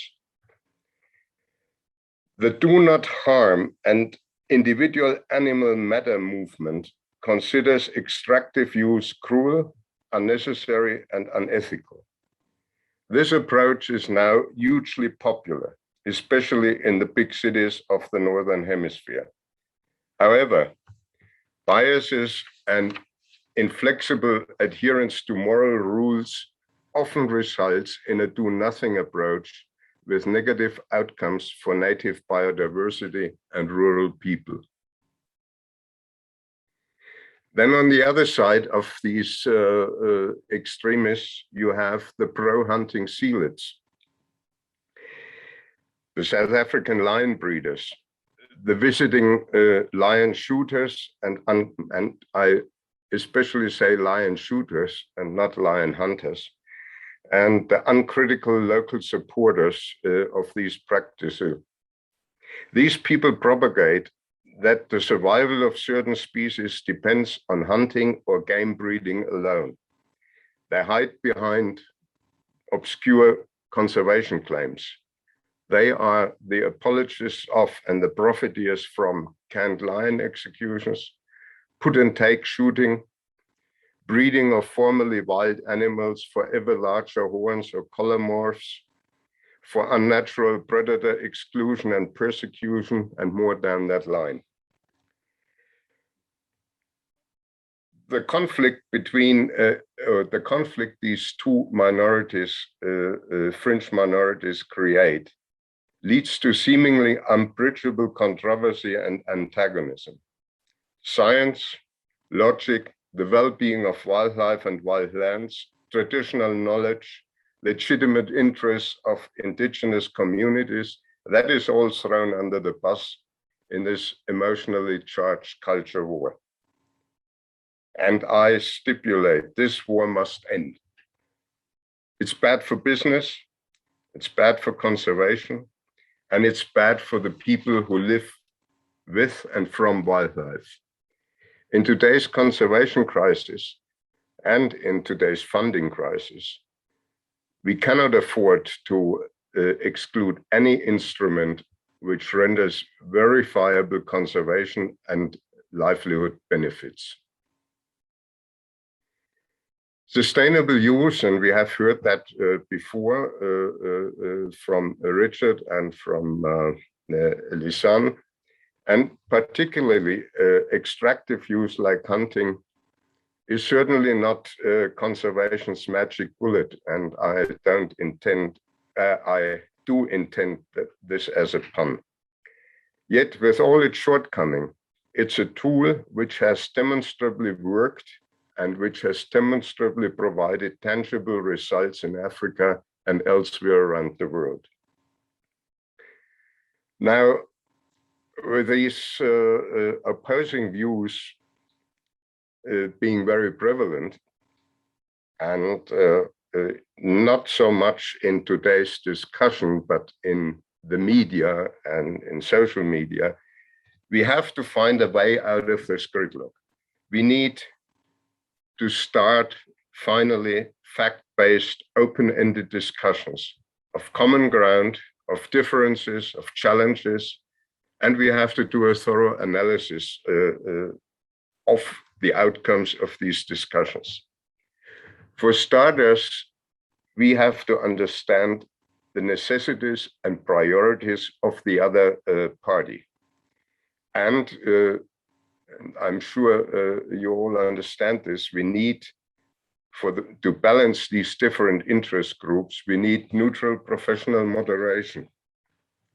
Many years ago, I think it was in 1988 or so, we made a first attempt. We met a group of people from WWF South Africa. I think Tony Frost was amongst them. Some people from SA Hunters, people from FASA, people from other conservation organizations in South Africa. I think EWD was also amongst them. We met at the Southern African Wildlife College and had a discussion. We never continued that, but this is what is necessary. This is what we have to do in future. We will need some time to make that transition. And we will need some time to find out ground for compromise. And it certainly will be painful for both parties. And I also believe that along the way, traditional lines in Southern African's conservation and environmental community may crack. The Southern African hunting universe shows already some fractures, as you all know, when custodians split off FASA. But new alliances are already existing and more will emerge. When you look globally at these alliances, you see that more than 50 countries are pushing now for global 30 by 30 goals to be adopted at the next Convention on Biological Diversity in China. Even the US is in that action now. The Biden administration has a vision to conserve 30% of America's lands and waters by 2030. And this vision has been welcomed by the American hunting groups. For example, the Wild Sheep Foundation, the Congressional Sportsmen's Association. The American hunters and anglers are part of this broad dialogue. In Europe, we have similar efforts and similar alliances between former adversaries. And right now, we all know that the World Conservation Congress is taking place in France. A wide range of IUCN experts contemplate how sustainable use can achieve wildlife conservation and livelihood improvement objectives. Let's take a moment to look at practical approaches to bridge that divide. In 2007, the European countries adopted a European Charter on Hunting and Biodiversity as a broad basis to look at hunting and conservation legislation in the individual countries. During 2015 and 2016, I worked with some colleagues, hunters and non-hunters, from places like Namibia, Tanzania, Zimbabwe, South Africa, to develop a similar document called, we called it at that time tentatively the Charter for Wildlife Conservation, Habitat Protection and Hunting in Africa. Our intention was to produce an aspirational document to guide incentive-driven conservation and livelihood improvement initiatives for African people. We based the project on the Maputo Convention and on the SADC Protocol on Wildlife Conservation. We use the Addis Ababa principles and guidelines for the sustainable use of biodiversity, relevant IUCN policies, and other international agreements. Unfortunately, we didn't finish the job for a variety of reasons, and it would go too far to go into detail here. But we could press the restart button momentarily. As I said before, viable compromise requires solid foundation and trust. Transparency and accountability are very important. In order to achieve this, and especially from the hunting side, and this is in a lot of times the criticism we hear from non-hunters, in order to achieve this, we require a standardized system of principles, criteria, and indicators of best practices, and we need to monitor and analyze the conservation and livelihood impacts of hunting.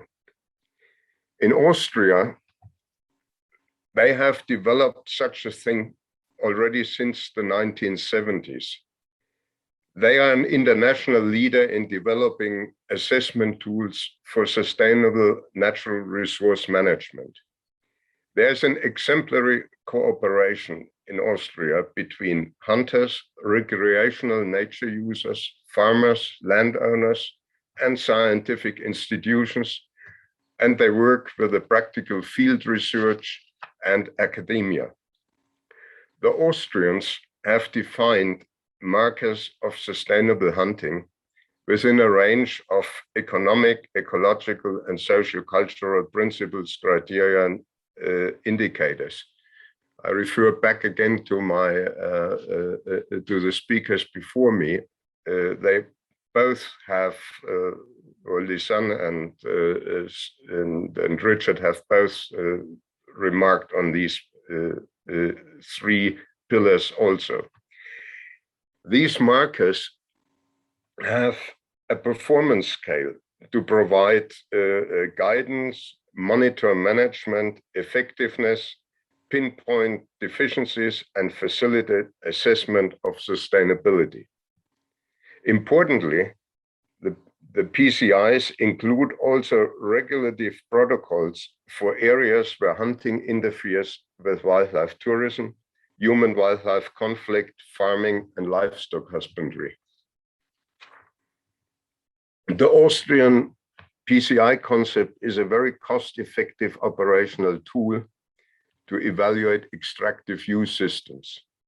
It is adaptable to specific regional conditions and hunting systems, and importantly, it could be used nationally and regionally for African safari hunting.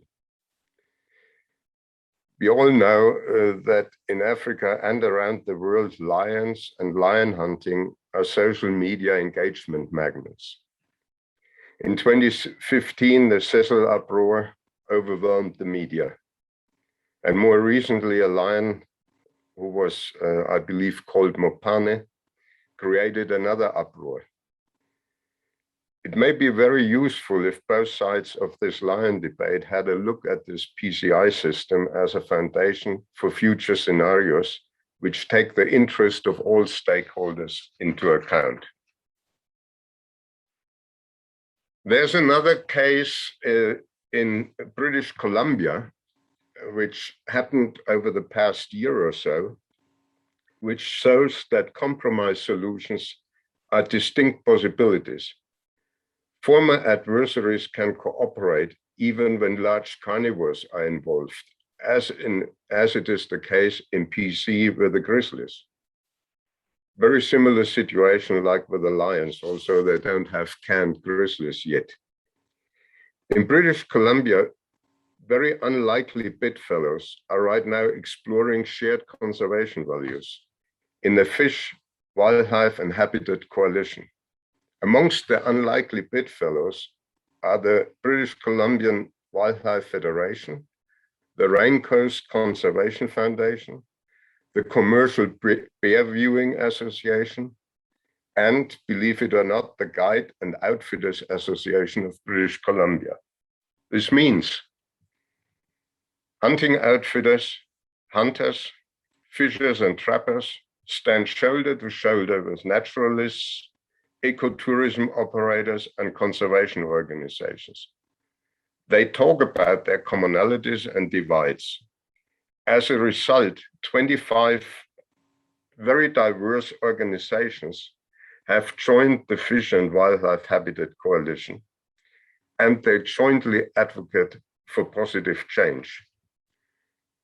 And here it's very interesting to see, for example, what the executive director of the Guide and Outfitters Association of British Columbia said. And, I have hunted quite a few times in British Columbia and know that the guide outfitters in that area are usually considered rednecks, backwoodsmen, etc. But the executive director, Scott Ellis, said, I didn't, in these conversations, I didn't see a bunch of pottery making, marijuana growing, tie-dye wearing, dreadlocked freaks. And hopefully they didn't see a bunch of trophy hunting, beer drinking knuckle draggers. We align on almost every concern about our water, our forest, our harvest rates, our climate change concerns, our fish populations, and our wildlife populations. This is astonishing to hear, and I think this could serve as a good example for Southern Africa to bring people together who have opposing views, but similar objectives. As I said in the beginning of this conversation, of this presentation, our objectives are preservation of land, conservation of wildlife. Here we all agree. And based on these principles, we should sit together and discuss the way forward. Closer to home, here in South Africa or in Southern Africa, we have quite a few examples of this cooperation already. In Namibia, there are many different examples. You just have to go to Conservation Namibia website and you see them. In Zimbabwe, we have the Pubie and the Save conservancies. In Mozambique, we have the Chuma Chato Conservancy. We have the 24 Lion Initiative. South Africa hasn't done badly neither. When I look at the associated private nature reserves around the Kruger Park. When we look around the world, we find other examples where individual hunters, individual hunting organizations, global or national, engage with conservation NGOs and non-hunting conservationists, with indigenous people and rural communities, and with the scientific community.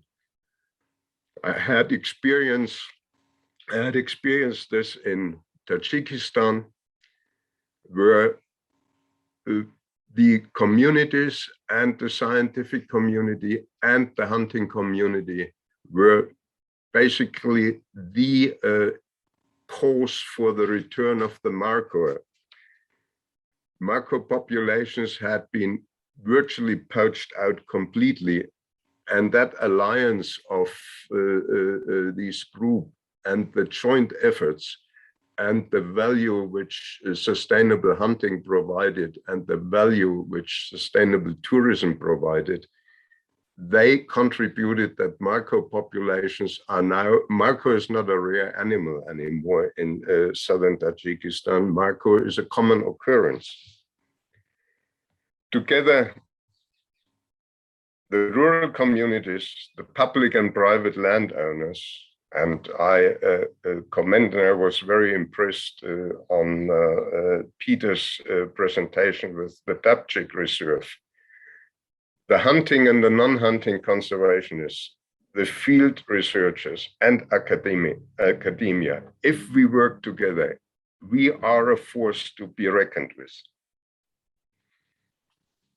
At the end, especially since, and I read a very interesting article recently, which was published by Texas A&M AgriLife researchers, that animal activists and hunters share similar psychological mechanisms driving individual moral motivations for nature conservancy. I have the link for you if you want that. It's very interesting. Our driving forces are the same. The tools we are using are mostly the same. The strategies are different. I think we can find a compromise if we put our mind to it and if we work on it. At the end of the day, both hunting and non-hunting conservationists care about biodiversity. If we manage to leverage this common interest, we will be able to form genuine relationships. Together, we can persuasively engage elected legislators. We can develop accountability processes, governance models, extractive and non-extractive use protocols, sustainability on all sides.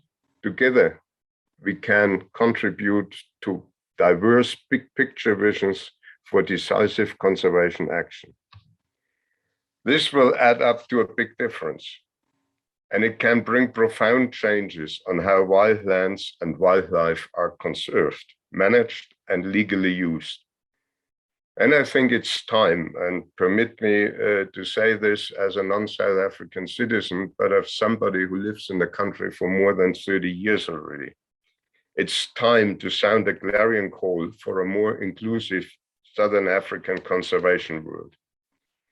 A natural conservation alliance could indeed move mountains, overcome political obstacles, and provide better conservation outcomes for all of us. It's a smart way to fight for better conservation outcomes every day, wherever we are. And to end that presentation, I want to acquaint you with one sentence which coincides with my feelings, which I expressed at the start of this presentation. In 1979, an American author, John Madsen, wrote in a book called Out Home, "Through almost all of human existence, huntable land and huntable wildlife have preceded the hunter. They caused the hunter. But in the future, this must be reversed. It is the hunter who must cause huntable land and wildlife and a world worth being young in." That is why I am a hunter conservationist, and that is why I want to reach out across the aisle. Thank you. Thank you, Gerard. Thank you very much. Could you just close your share screen for us, please? Yeah. Okay, thanks very much for that, Gerard. Once again, we are at the end of the process in terms of our presentations, and we haven't really spent too much time in the Q&A box for the last hour or so. So I think I need to ask Dr. Jeremy Anderson whether he could, with Mr. Rael Loon, whether you could just go through some of the questions in the Q&A box that are relevant to our session this afternoon. And then also we can also open the floor to a few questions or comments from the floor itself, but restricting it particularly to the speakers that we've had this afternoon. Thank you, Dr. Anderson. Can't introduce you. So, okay, Dr. Lou, thank you very much. I just think before we deal with the questions, I'd like to revisit the context of this whole seminar. And South Africa's wildlife economy has been growing faster than the general economy for several years. And this will continue to go really well. The National Biodiversity Strategy allows us to take the use of biodiversity resources. I think we need to get closer to the just bring the laptop. you don't want me to start again? Okay. Okay. South Africa's wildlife economy has been growing faster than the general economy for several years. And the National Biodiversity Strategy aligns to the sustainable use of biodiversity resources and estimates that it could be even bigger by 2030. It's a combination of multifaceted enterprises, which involve from national parks, protected areas, provincial game reserves, wildlife ranches, ecotourism enterprises, such as wildlife breeding, live sales, meat production, and hunting. It is estimated today that between 9,000 and 10,000 wildlife ranches in the country, covering 17 million hectares, which is 14% of the country. The state-owned areas come to a little bit over half that. It's 8.5 million hectares, which is about 7% of the country. It is estimated a further 10% of the area can be included, of the South Africa can be included. If it is transferred to a wildlife economy, it will be conserving biodiversity. So a wildlife-based land use has the potential in the end to encompass nearly 40% of the country. This afternoon we dealt with a number of projects talks which went over the supporting wildlife sustainable use. And I think let's address the questions one at a time. Ralph, I think, can I just intervene for a moment, please? I think if you go to the Q&A box and you go to the question, I think it is the one by Jana Jansen van Vieren, which says, Richard, what are your thoughts on the ideas brought up earlier that the social structures of animals aren't taken into account and that they are allowed to be hunted or at too young an age? I think, Jeremy, from that question onwards, take the questions. Right, Richard's there, but in many cases, elephant are hunted at too young an age. We had this issue, you might recall, in 2016 was the issue of whether a very large old bull in the Timbavati should have been hunted, and there was a great outcry to that, and which resulted in the idea being scrapped. But by 4 months later, the animal had died, not of old age, not a very pleasant death. But the price that was offered for that animal was just over 30 million rand, which was foregone. But it would have paid for the anti-poaching for the APNR for several years.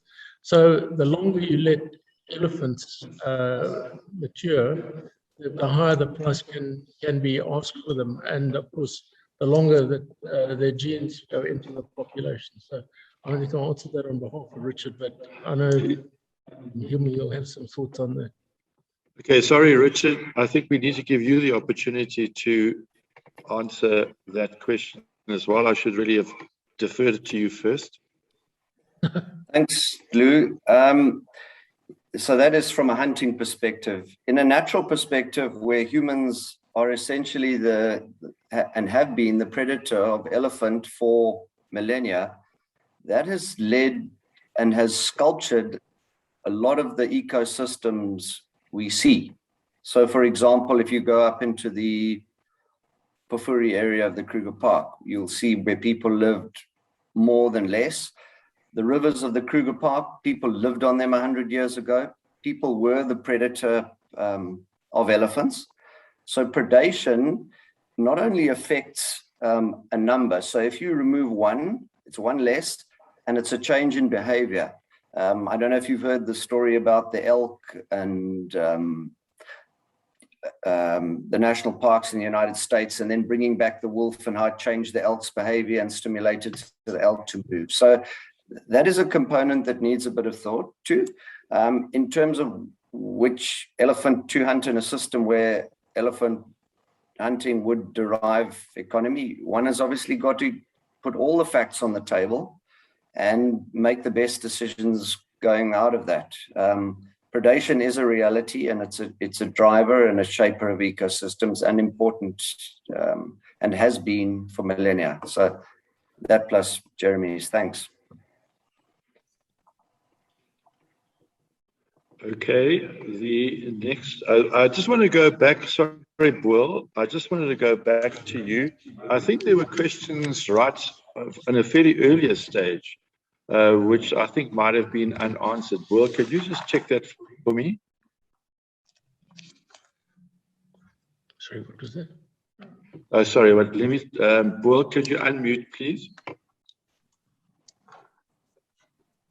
Okay, well, I'll leave that. Sorry, I'm just trying to get through questions that have been asked earlier that we haven't actually dealt with. I want to go to Deleen van der Merwe, and she hasn't specified who this goes to. So can you just answer that one for us, please, Dr. Anderson?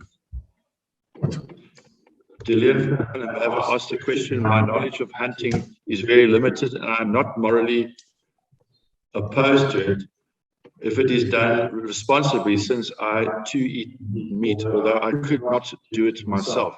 Just that question, comment, please. Oh, I think you know, we are talking about responsible utilization, and I think Michelle made the point earlier that all of this should be science-based. You know? There is enough known about the animal populations and their ecology and behavior to know which sexes and ages to take off for sustainable utilization and in numbers. She does talk about whether young children should be taught to hunt and essentially use rifles. I do think I think to teach children properly is better than not to teach them at all. And I think the responsible use of a firearm is part of a child's. For me, it's always been a part of a South African child's upbringing. What message is being conveyed to them, that is dependent on whoever's doing the teaching. And I know one of our panel sitting here has said, what about Indian miners? Well, what about Indian miners? Are they taught the value of animals they kill? I think that again is part of whatever message is being given on conservation, that it should be on sustainable use of wildlife and respect for wildlife. There's a great big gulf between the way a domestic animal is slaughtered and the way an impala is hunted in the field. One needing a natural life and the other one in a factory farm, basically.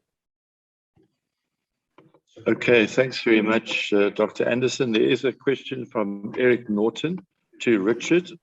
Richard, the question is, how can the marketing around trophy hunting be improved to tell the story that you did in your presentation?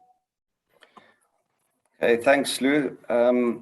I think we need to tell the story from how decisions are made as to what animals are advocated for offtakes in hunting, how the hunts are conducted, and then the accounting of where the revenue, how much is generated and where it is spent. And this system of a full cost accounting from an operating protocol right down to auditing, and that should be inclusive of all forms of wildlife utilization, from the photographic lodge industry to the hunting industry. It should be equal across the board. These principles are applied in many wildlife areas in and around the Kruger Park today, where they've got operating protocols for guiding and lodges within concessions. And there is a very good protocol relating to the hunting in the associated private nature reserves, of which the auditing process at the end of the season is done, and where the revenue was spent is also shown. So the whole story. Okay, thanks very much. There is also a question from Eleanor Mary Cadell to Colin. Colin, could you unmute, please? Yeah, boy. Okay, yeah, Colin, there's a question from Eleanor Mary.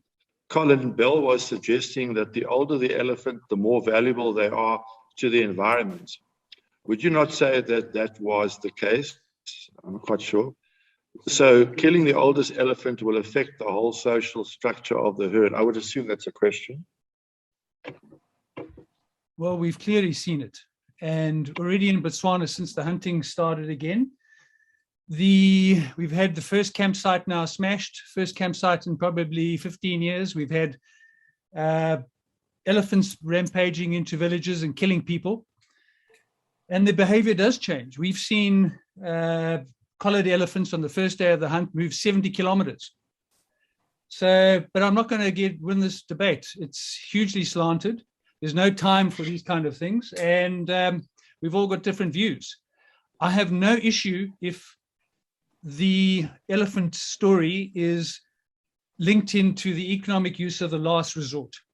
And I cannot, for the life of me, understand how Jeremy could celebrate that maybe that hunt should have gone ahead for that big elephant in the APNR when the wealthiest guys in South Africa own that thing. And all they're trying to do is cover their costs of security and cover their costs of rates and taxes. Well, there's lots of ways to do that. Wealthy guys don't need to shoot. That's a Kruger Park elephant. And it happened to die and it just did this natural thing. That's fine. But there's too much stuff in this for me to try and have a sensible debate in a few moments. If it's the economic use of the last resort and it's highly, highly quota driven, then I can kind of get it. But my problem is that we're still getting back to the situation. We're trying to wash all the SU into this thing instead of carving out the SU, which is really good, and lancing the boil to get rid of the SU, which is terrible. And the one thing we've got to understand, and it's going to happen in Botswana, is that once we've eliminated the gene pool, it's gone. Because once we've done the biggest ones, then they're going to be the second biggest ones, and eventually they're going to be gone. Tourism, yes, it's not perfect, but at least tourism we can clean up. But the gene pool, once it's gone, it's gone. So I'm kind of sitting here as an anti-hunting guy, but supportive of folks who do it really, really low volume, do it within sensible quotas, who don't disrupt the gene pool and the economic resort of the last. But, you know, how can I get through? This is a hugely slanted panel. It's highly unrepresentative. Huge assumptions have been made. And I can see Jeremy's always rolling his eyes. There is not going to be a clear debate on this one until you guys clear up your act and get rid of the poison guys who cause the damage. That's the key. Once you've got a bunch of folks who are in this industry who are doing it ethically correctly, and it's not just pure money, money, money, money, then there's a chance. But start cleaning up the pirates. And I'd love to have the discussion with Richard about Sky. I think I know exactly where Sky was shot. And why have we not seen the photograph of that skin? What about all the photographic guys who are in there, who are desperately distraught that that animal was killed? Where did the money go, Richard? Who got the money? They said communities, not 1 cent went to communities. So all these questions are all out there. So we're in a big divide here. And I do understand where Gerard's trying to come from. Gerard, sorry.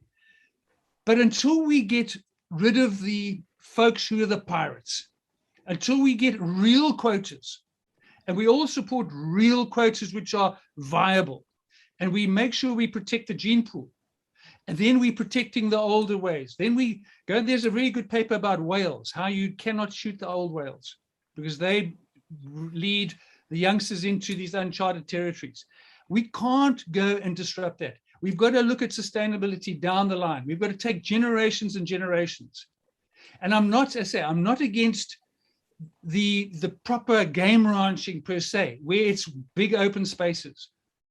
But I can't do the canned story. I can't do all these minute stuff. We got to talk about conservation. We've got to talk about biodiversity for the long run. And there is some common ground. But let's get the common ground without some of the pirates. So Eleanor, Mary, I haven't really answered your question, but I think it's too short to really get into a sensible debate on that. Okay, thank you, Colin. Can I just reiterate the fact that we just need to be as clearly unemotive, I suppose I could say it, as possible, etc. And anyway, I just want to go to Eugene Moll's comment in the chat. And then maybe what we'll do is we'll go to the overall discussion. Do you want to continue with the discussion, or should we just wrap up after this?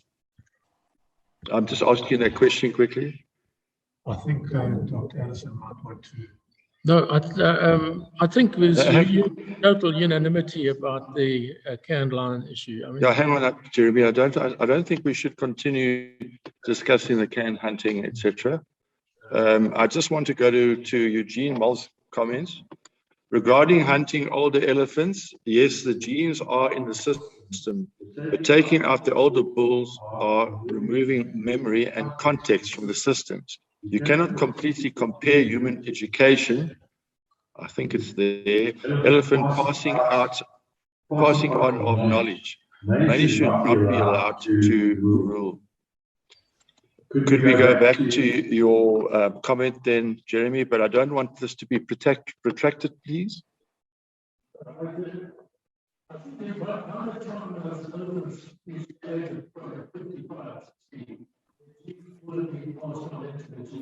I don't think we can hear you. Can't hear Jeremy. Richard, look,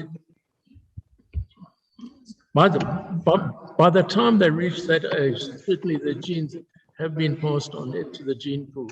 And as older bulls get taken off, there's always a new cohort coming in there. If the people who've studied the hunting of trophy elephants and plotted age distribution and growth rates and tusks have shown that if you want lots of old elephants, only shoot old elephants. Don't shoot young elephants, because they're the ones that become old elephants down the line. So you just take the very tip of the population pyramid. And that was the case in East Africa up until hunting stopped, and there's a very good study done on the trophy hunting of elephants, and I'm happy to pass on that to anyone. Okay, thanks very much. Thanks very much, Jeremy. I just want to pass over to Jeremy and Rael now, and we're looking at the discussion, which is just the last part, basically at the end of the session. Do you want to continue with more discussion? And I'd like to make the panelists can certainly also contribute. Just put your hand up, raise your hand, and then we'll take the question, or at least a comment. Would you like to say anything else at this point in time? No. No, okay. I just think one thing is, I think the way forward came out of Gerard's talk. And I think, he made this suggestion towards the end of his talk, and I think that should be followed up. And I'm sure that we could do that with, again, maybe using the Wildlife College or something like that. But that, I think, is a most constructive suggestion, and I think we shouldn't forget that. Okay, all right. Okay, thanks very much. I think we need to go into the final part of our program for today, and that's the summary and wrap up.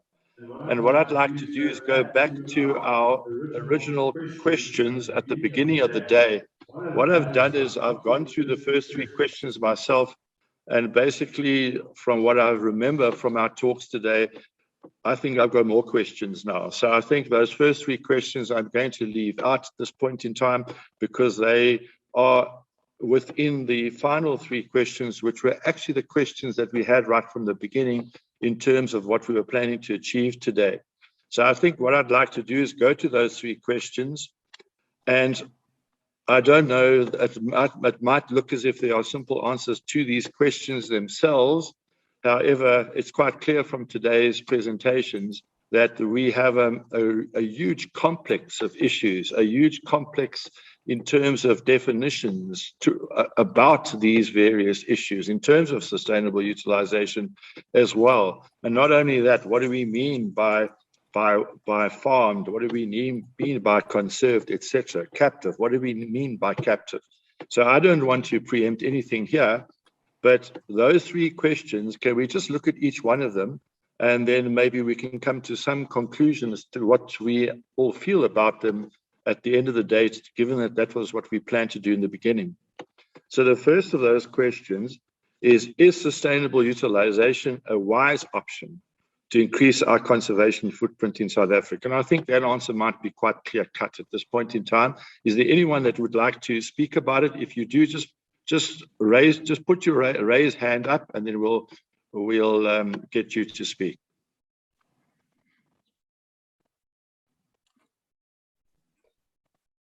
Sorry, I missed that there, Lou. What was your question? No, the question is, it's the first question from today's proceedings, right from the beginning when we outlined things in the introduction.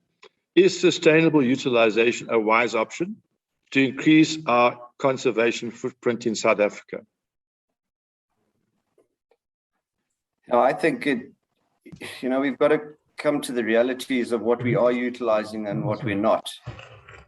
And then go down to say, well, what are the outcomes from the utilization to achieve a desired wildlife estate that we all buy into? So that would be to grow land under wildlife, but also healthy, sustainable land under wildlife. So it's not just a fenced area with a certain number of game species. It's got total sort of conservation attributes and biodiversity attributes and benefits to the water table and regenerative process. What was being alluded to in a lot of the talks, and design that. But I'm not very in favor of sticks. Carrots work much better. And I would really like to see the incentivization. So the minister has made her announcements, which a lot of us are very delighted about, in terms of heading in the direction of a wilder wildlife estate and giving value to wild wildlife and conservation and incentivizing that. Because ultimately, whether it's a photographic guiding industry or a hunting industry, people will lose interest and their passion to come to Africa if we are dewilding the place. And that is really what conservation is about. So that's my 5 cents. Okay, great. Thank you very much for that. Are there anyone else? If you want to, there's a raise hand facility at the bottom of the page. Just click on that, please. Okay, well, Rael, I can't see you. Okay, Rael, I think you can go ahead. I think Dr. Anderson. Okay. I just want to say that with all these things, oversight and management are going to be so important. And Michelle raised the point that it has to be science-based. But one of our biggest concerns for all of us is the steady decline in capacity of the provincial conservation agencies. And I think the need for NGOs to become more actively involved in land use and land husbandry and custodianship at all levels, whether it's sustainable use or not, is going to become progressively more important if we want to see this all work.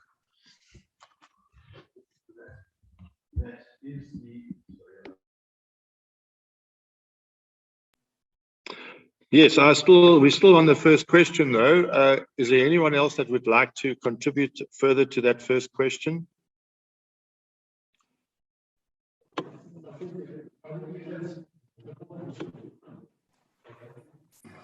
Are you making a okay, Rael, go ahead. Yeah, my comment is that, as Lebogo said, it's not a question of if sustainable utilization is a wise thing. It's a given. It's a must.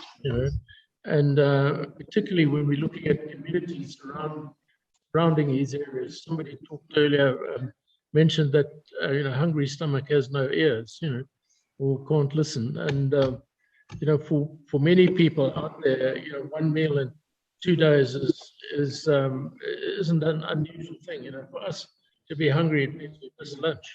But for a lot of these people, it isn't true. Yeah, my comment would be that if you look at sustainable utilization as a term, it is so complex, and I think very often we tend to find that people on various sides of the coin, I don't like to use the word debate, walk past each other. But there's a vast complex of things that need to be defined, need to be looked at clearly before we can all be on the same page. And that is what I feel about it at this point in time. Could we go to the second question of the three? Oh, sorry, where's the hand? Gerard, can you unmute yourself? Oh, sorry, I'll go to Gerard first. Where's Gerard? Did you have your hand up, Gerard? No. Okay, sorry. Richard? Thank you. Boel has also got his hand up, but yeah, you can go. Richard, I'm going to go to Boel next. You know, in all our discussions, we're talking about off-take use, we're talking about animals. We're not talking enough about regenerative processes, regenerative management, and soil and plants, because the animals only come after that. And really, the planet is desertifying while we're worrying about, you know, the top end of the trophic structure. Thanks. Okay, Boel, you can unmute yourself and give us your comment. I just wanted to caution against a comment that was just made earlier that it is a given, a sustainable utilization. You know, actually, I think we're making it a lot more complicated than it needs to be. It's not about sustainable utilization, it's about money. And that is the issue. And I think what then the next question is what is acceptable as a means to generate that money? And I think those are two very, very different questions, because as I always say, as an absurd example, if it is about money, well, then maybe we should just legalize prostitution and tax it, because I think you'll bring in a lot more money that way. And it always, when you illustrate it like that, it becomes into focus as to what is acceptable for society to generate money. There are many other ways that we could generate money. Number one, government and government partners should just steal less. There'll be a lot of money, more money available for these purposes. So I just wanted to caution against a comment that it's a given. It's not a given. Okay, thank you very much. Are there any further comments under the first question? Boel, just take that hand down for me, please, if you don't mind. Okay, I'll go to the second question.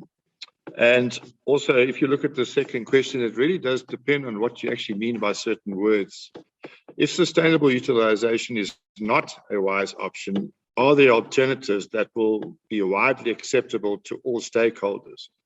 Well, there was a very interesting point made early on that the word stakeholder actually implies people who benefit from, or at least institutions, people, etc., who benefit from the utilization, let's call it, within the conservation sector. But what do we mean by not?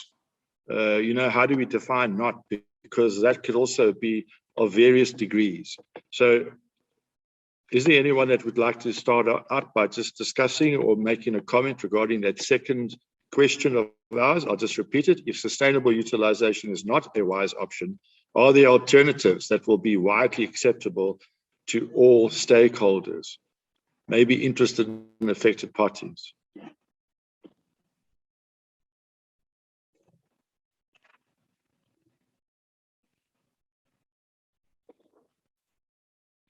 Okay, I think that question, is that the second one? No, sorry, I went to the third question. Can I just repeat myself again? The second question, if sustainable utilization is the best option, how can one work towards getting opponents of sustainable utilization to embrace it? Sorry, I'm confusing the issue here. The second question, if sustainable utilization is the best option, how can one work towards getting opponents of sustainable utilization to embrace it? Anyone would like to make a contribution to that question?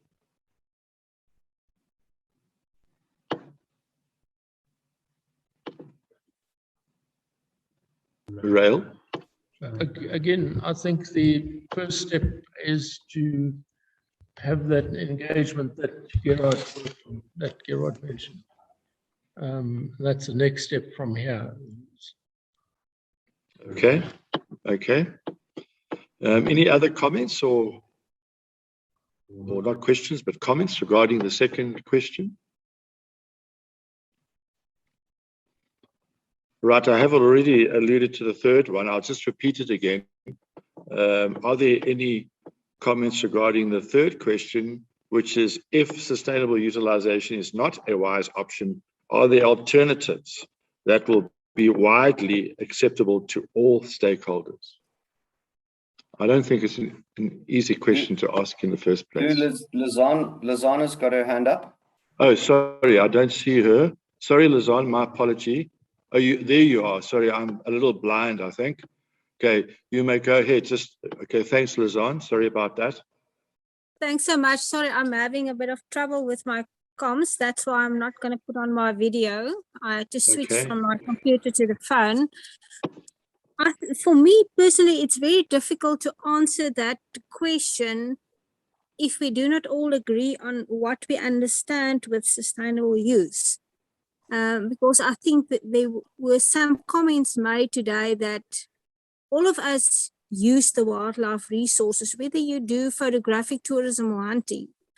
And all of us in using the resource have to be responsible and sustainable. So I would have difficulty understanding, what is the alternative? I think there is this understanding that when we talk about sustainable use, we talk about extractive use. But until such time as we agree what we mean with sustainable use, it's very difficult to answer that question for me. Yes, I agree with you fully on that. And I think, as I was saying earlier on, we often speak past each other because we don't really, we don't have everything as clearly cut as we would like to have them. Are there any other comments? Okay, thanks very much, everyone. I think that's about it then. That's all we have for today. Thank you very, very much to all our panelists, our speakers, for the efforts that you've made. We fully understand the amount of time and the resources that it takes to do this.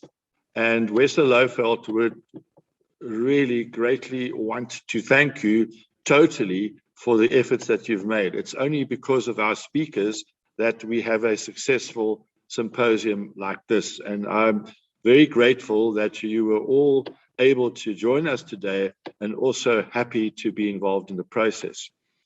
I think that will be all. I just want to also thank the committee for all that they've done, the Lowveld WESSA Regional Committee for all that they've done. And there are various other parties as well that have been involved in this symposium. We do have an acknowledgement section that will toggle up now, and that will basically be the end of our symposium. So please just read those acknowledgements as it goes through. It will take a minute or so of your time. And also, just finally, too, we will be in conversation with you regarding questions and regarding the production, or at least the we have actually got the symposium recorded as well. Okay, thank you very much, everyone, and have a good afternoon and a great weekend. And thank you once again so much for everything that you've done for us. Thank you. Bye.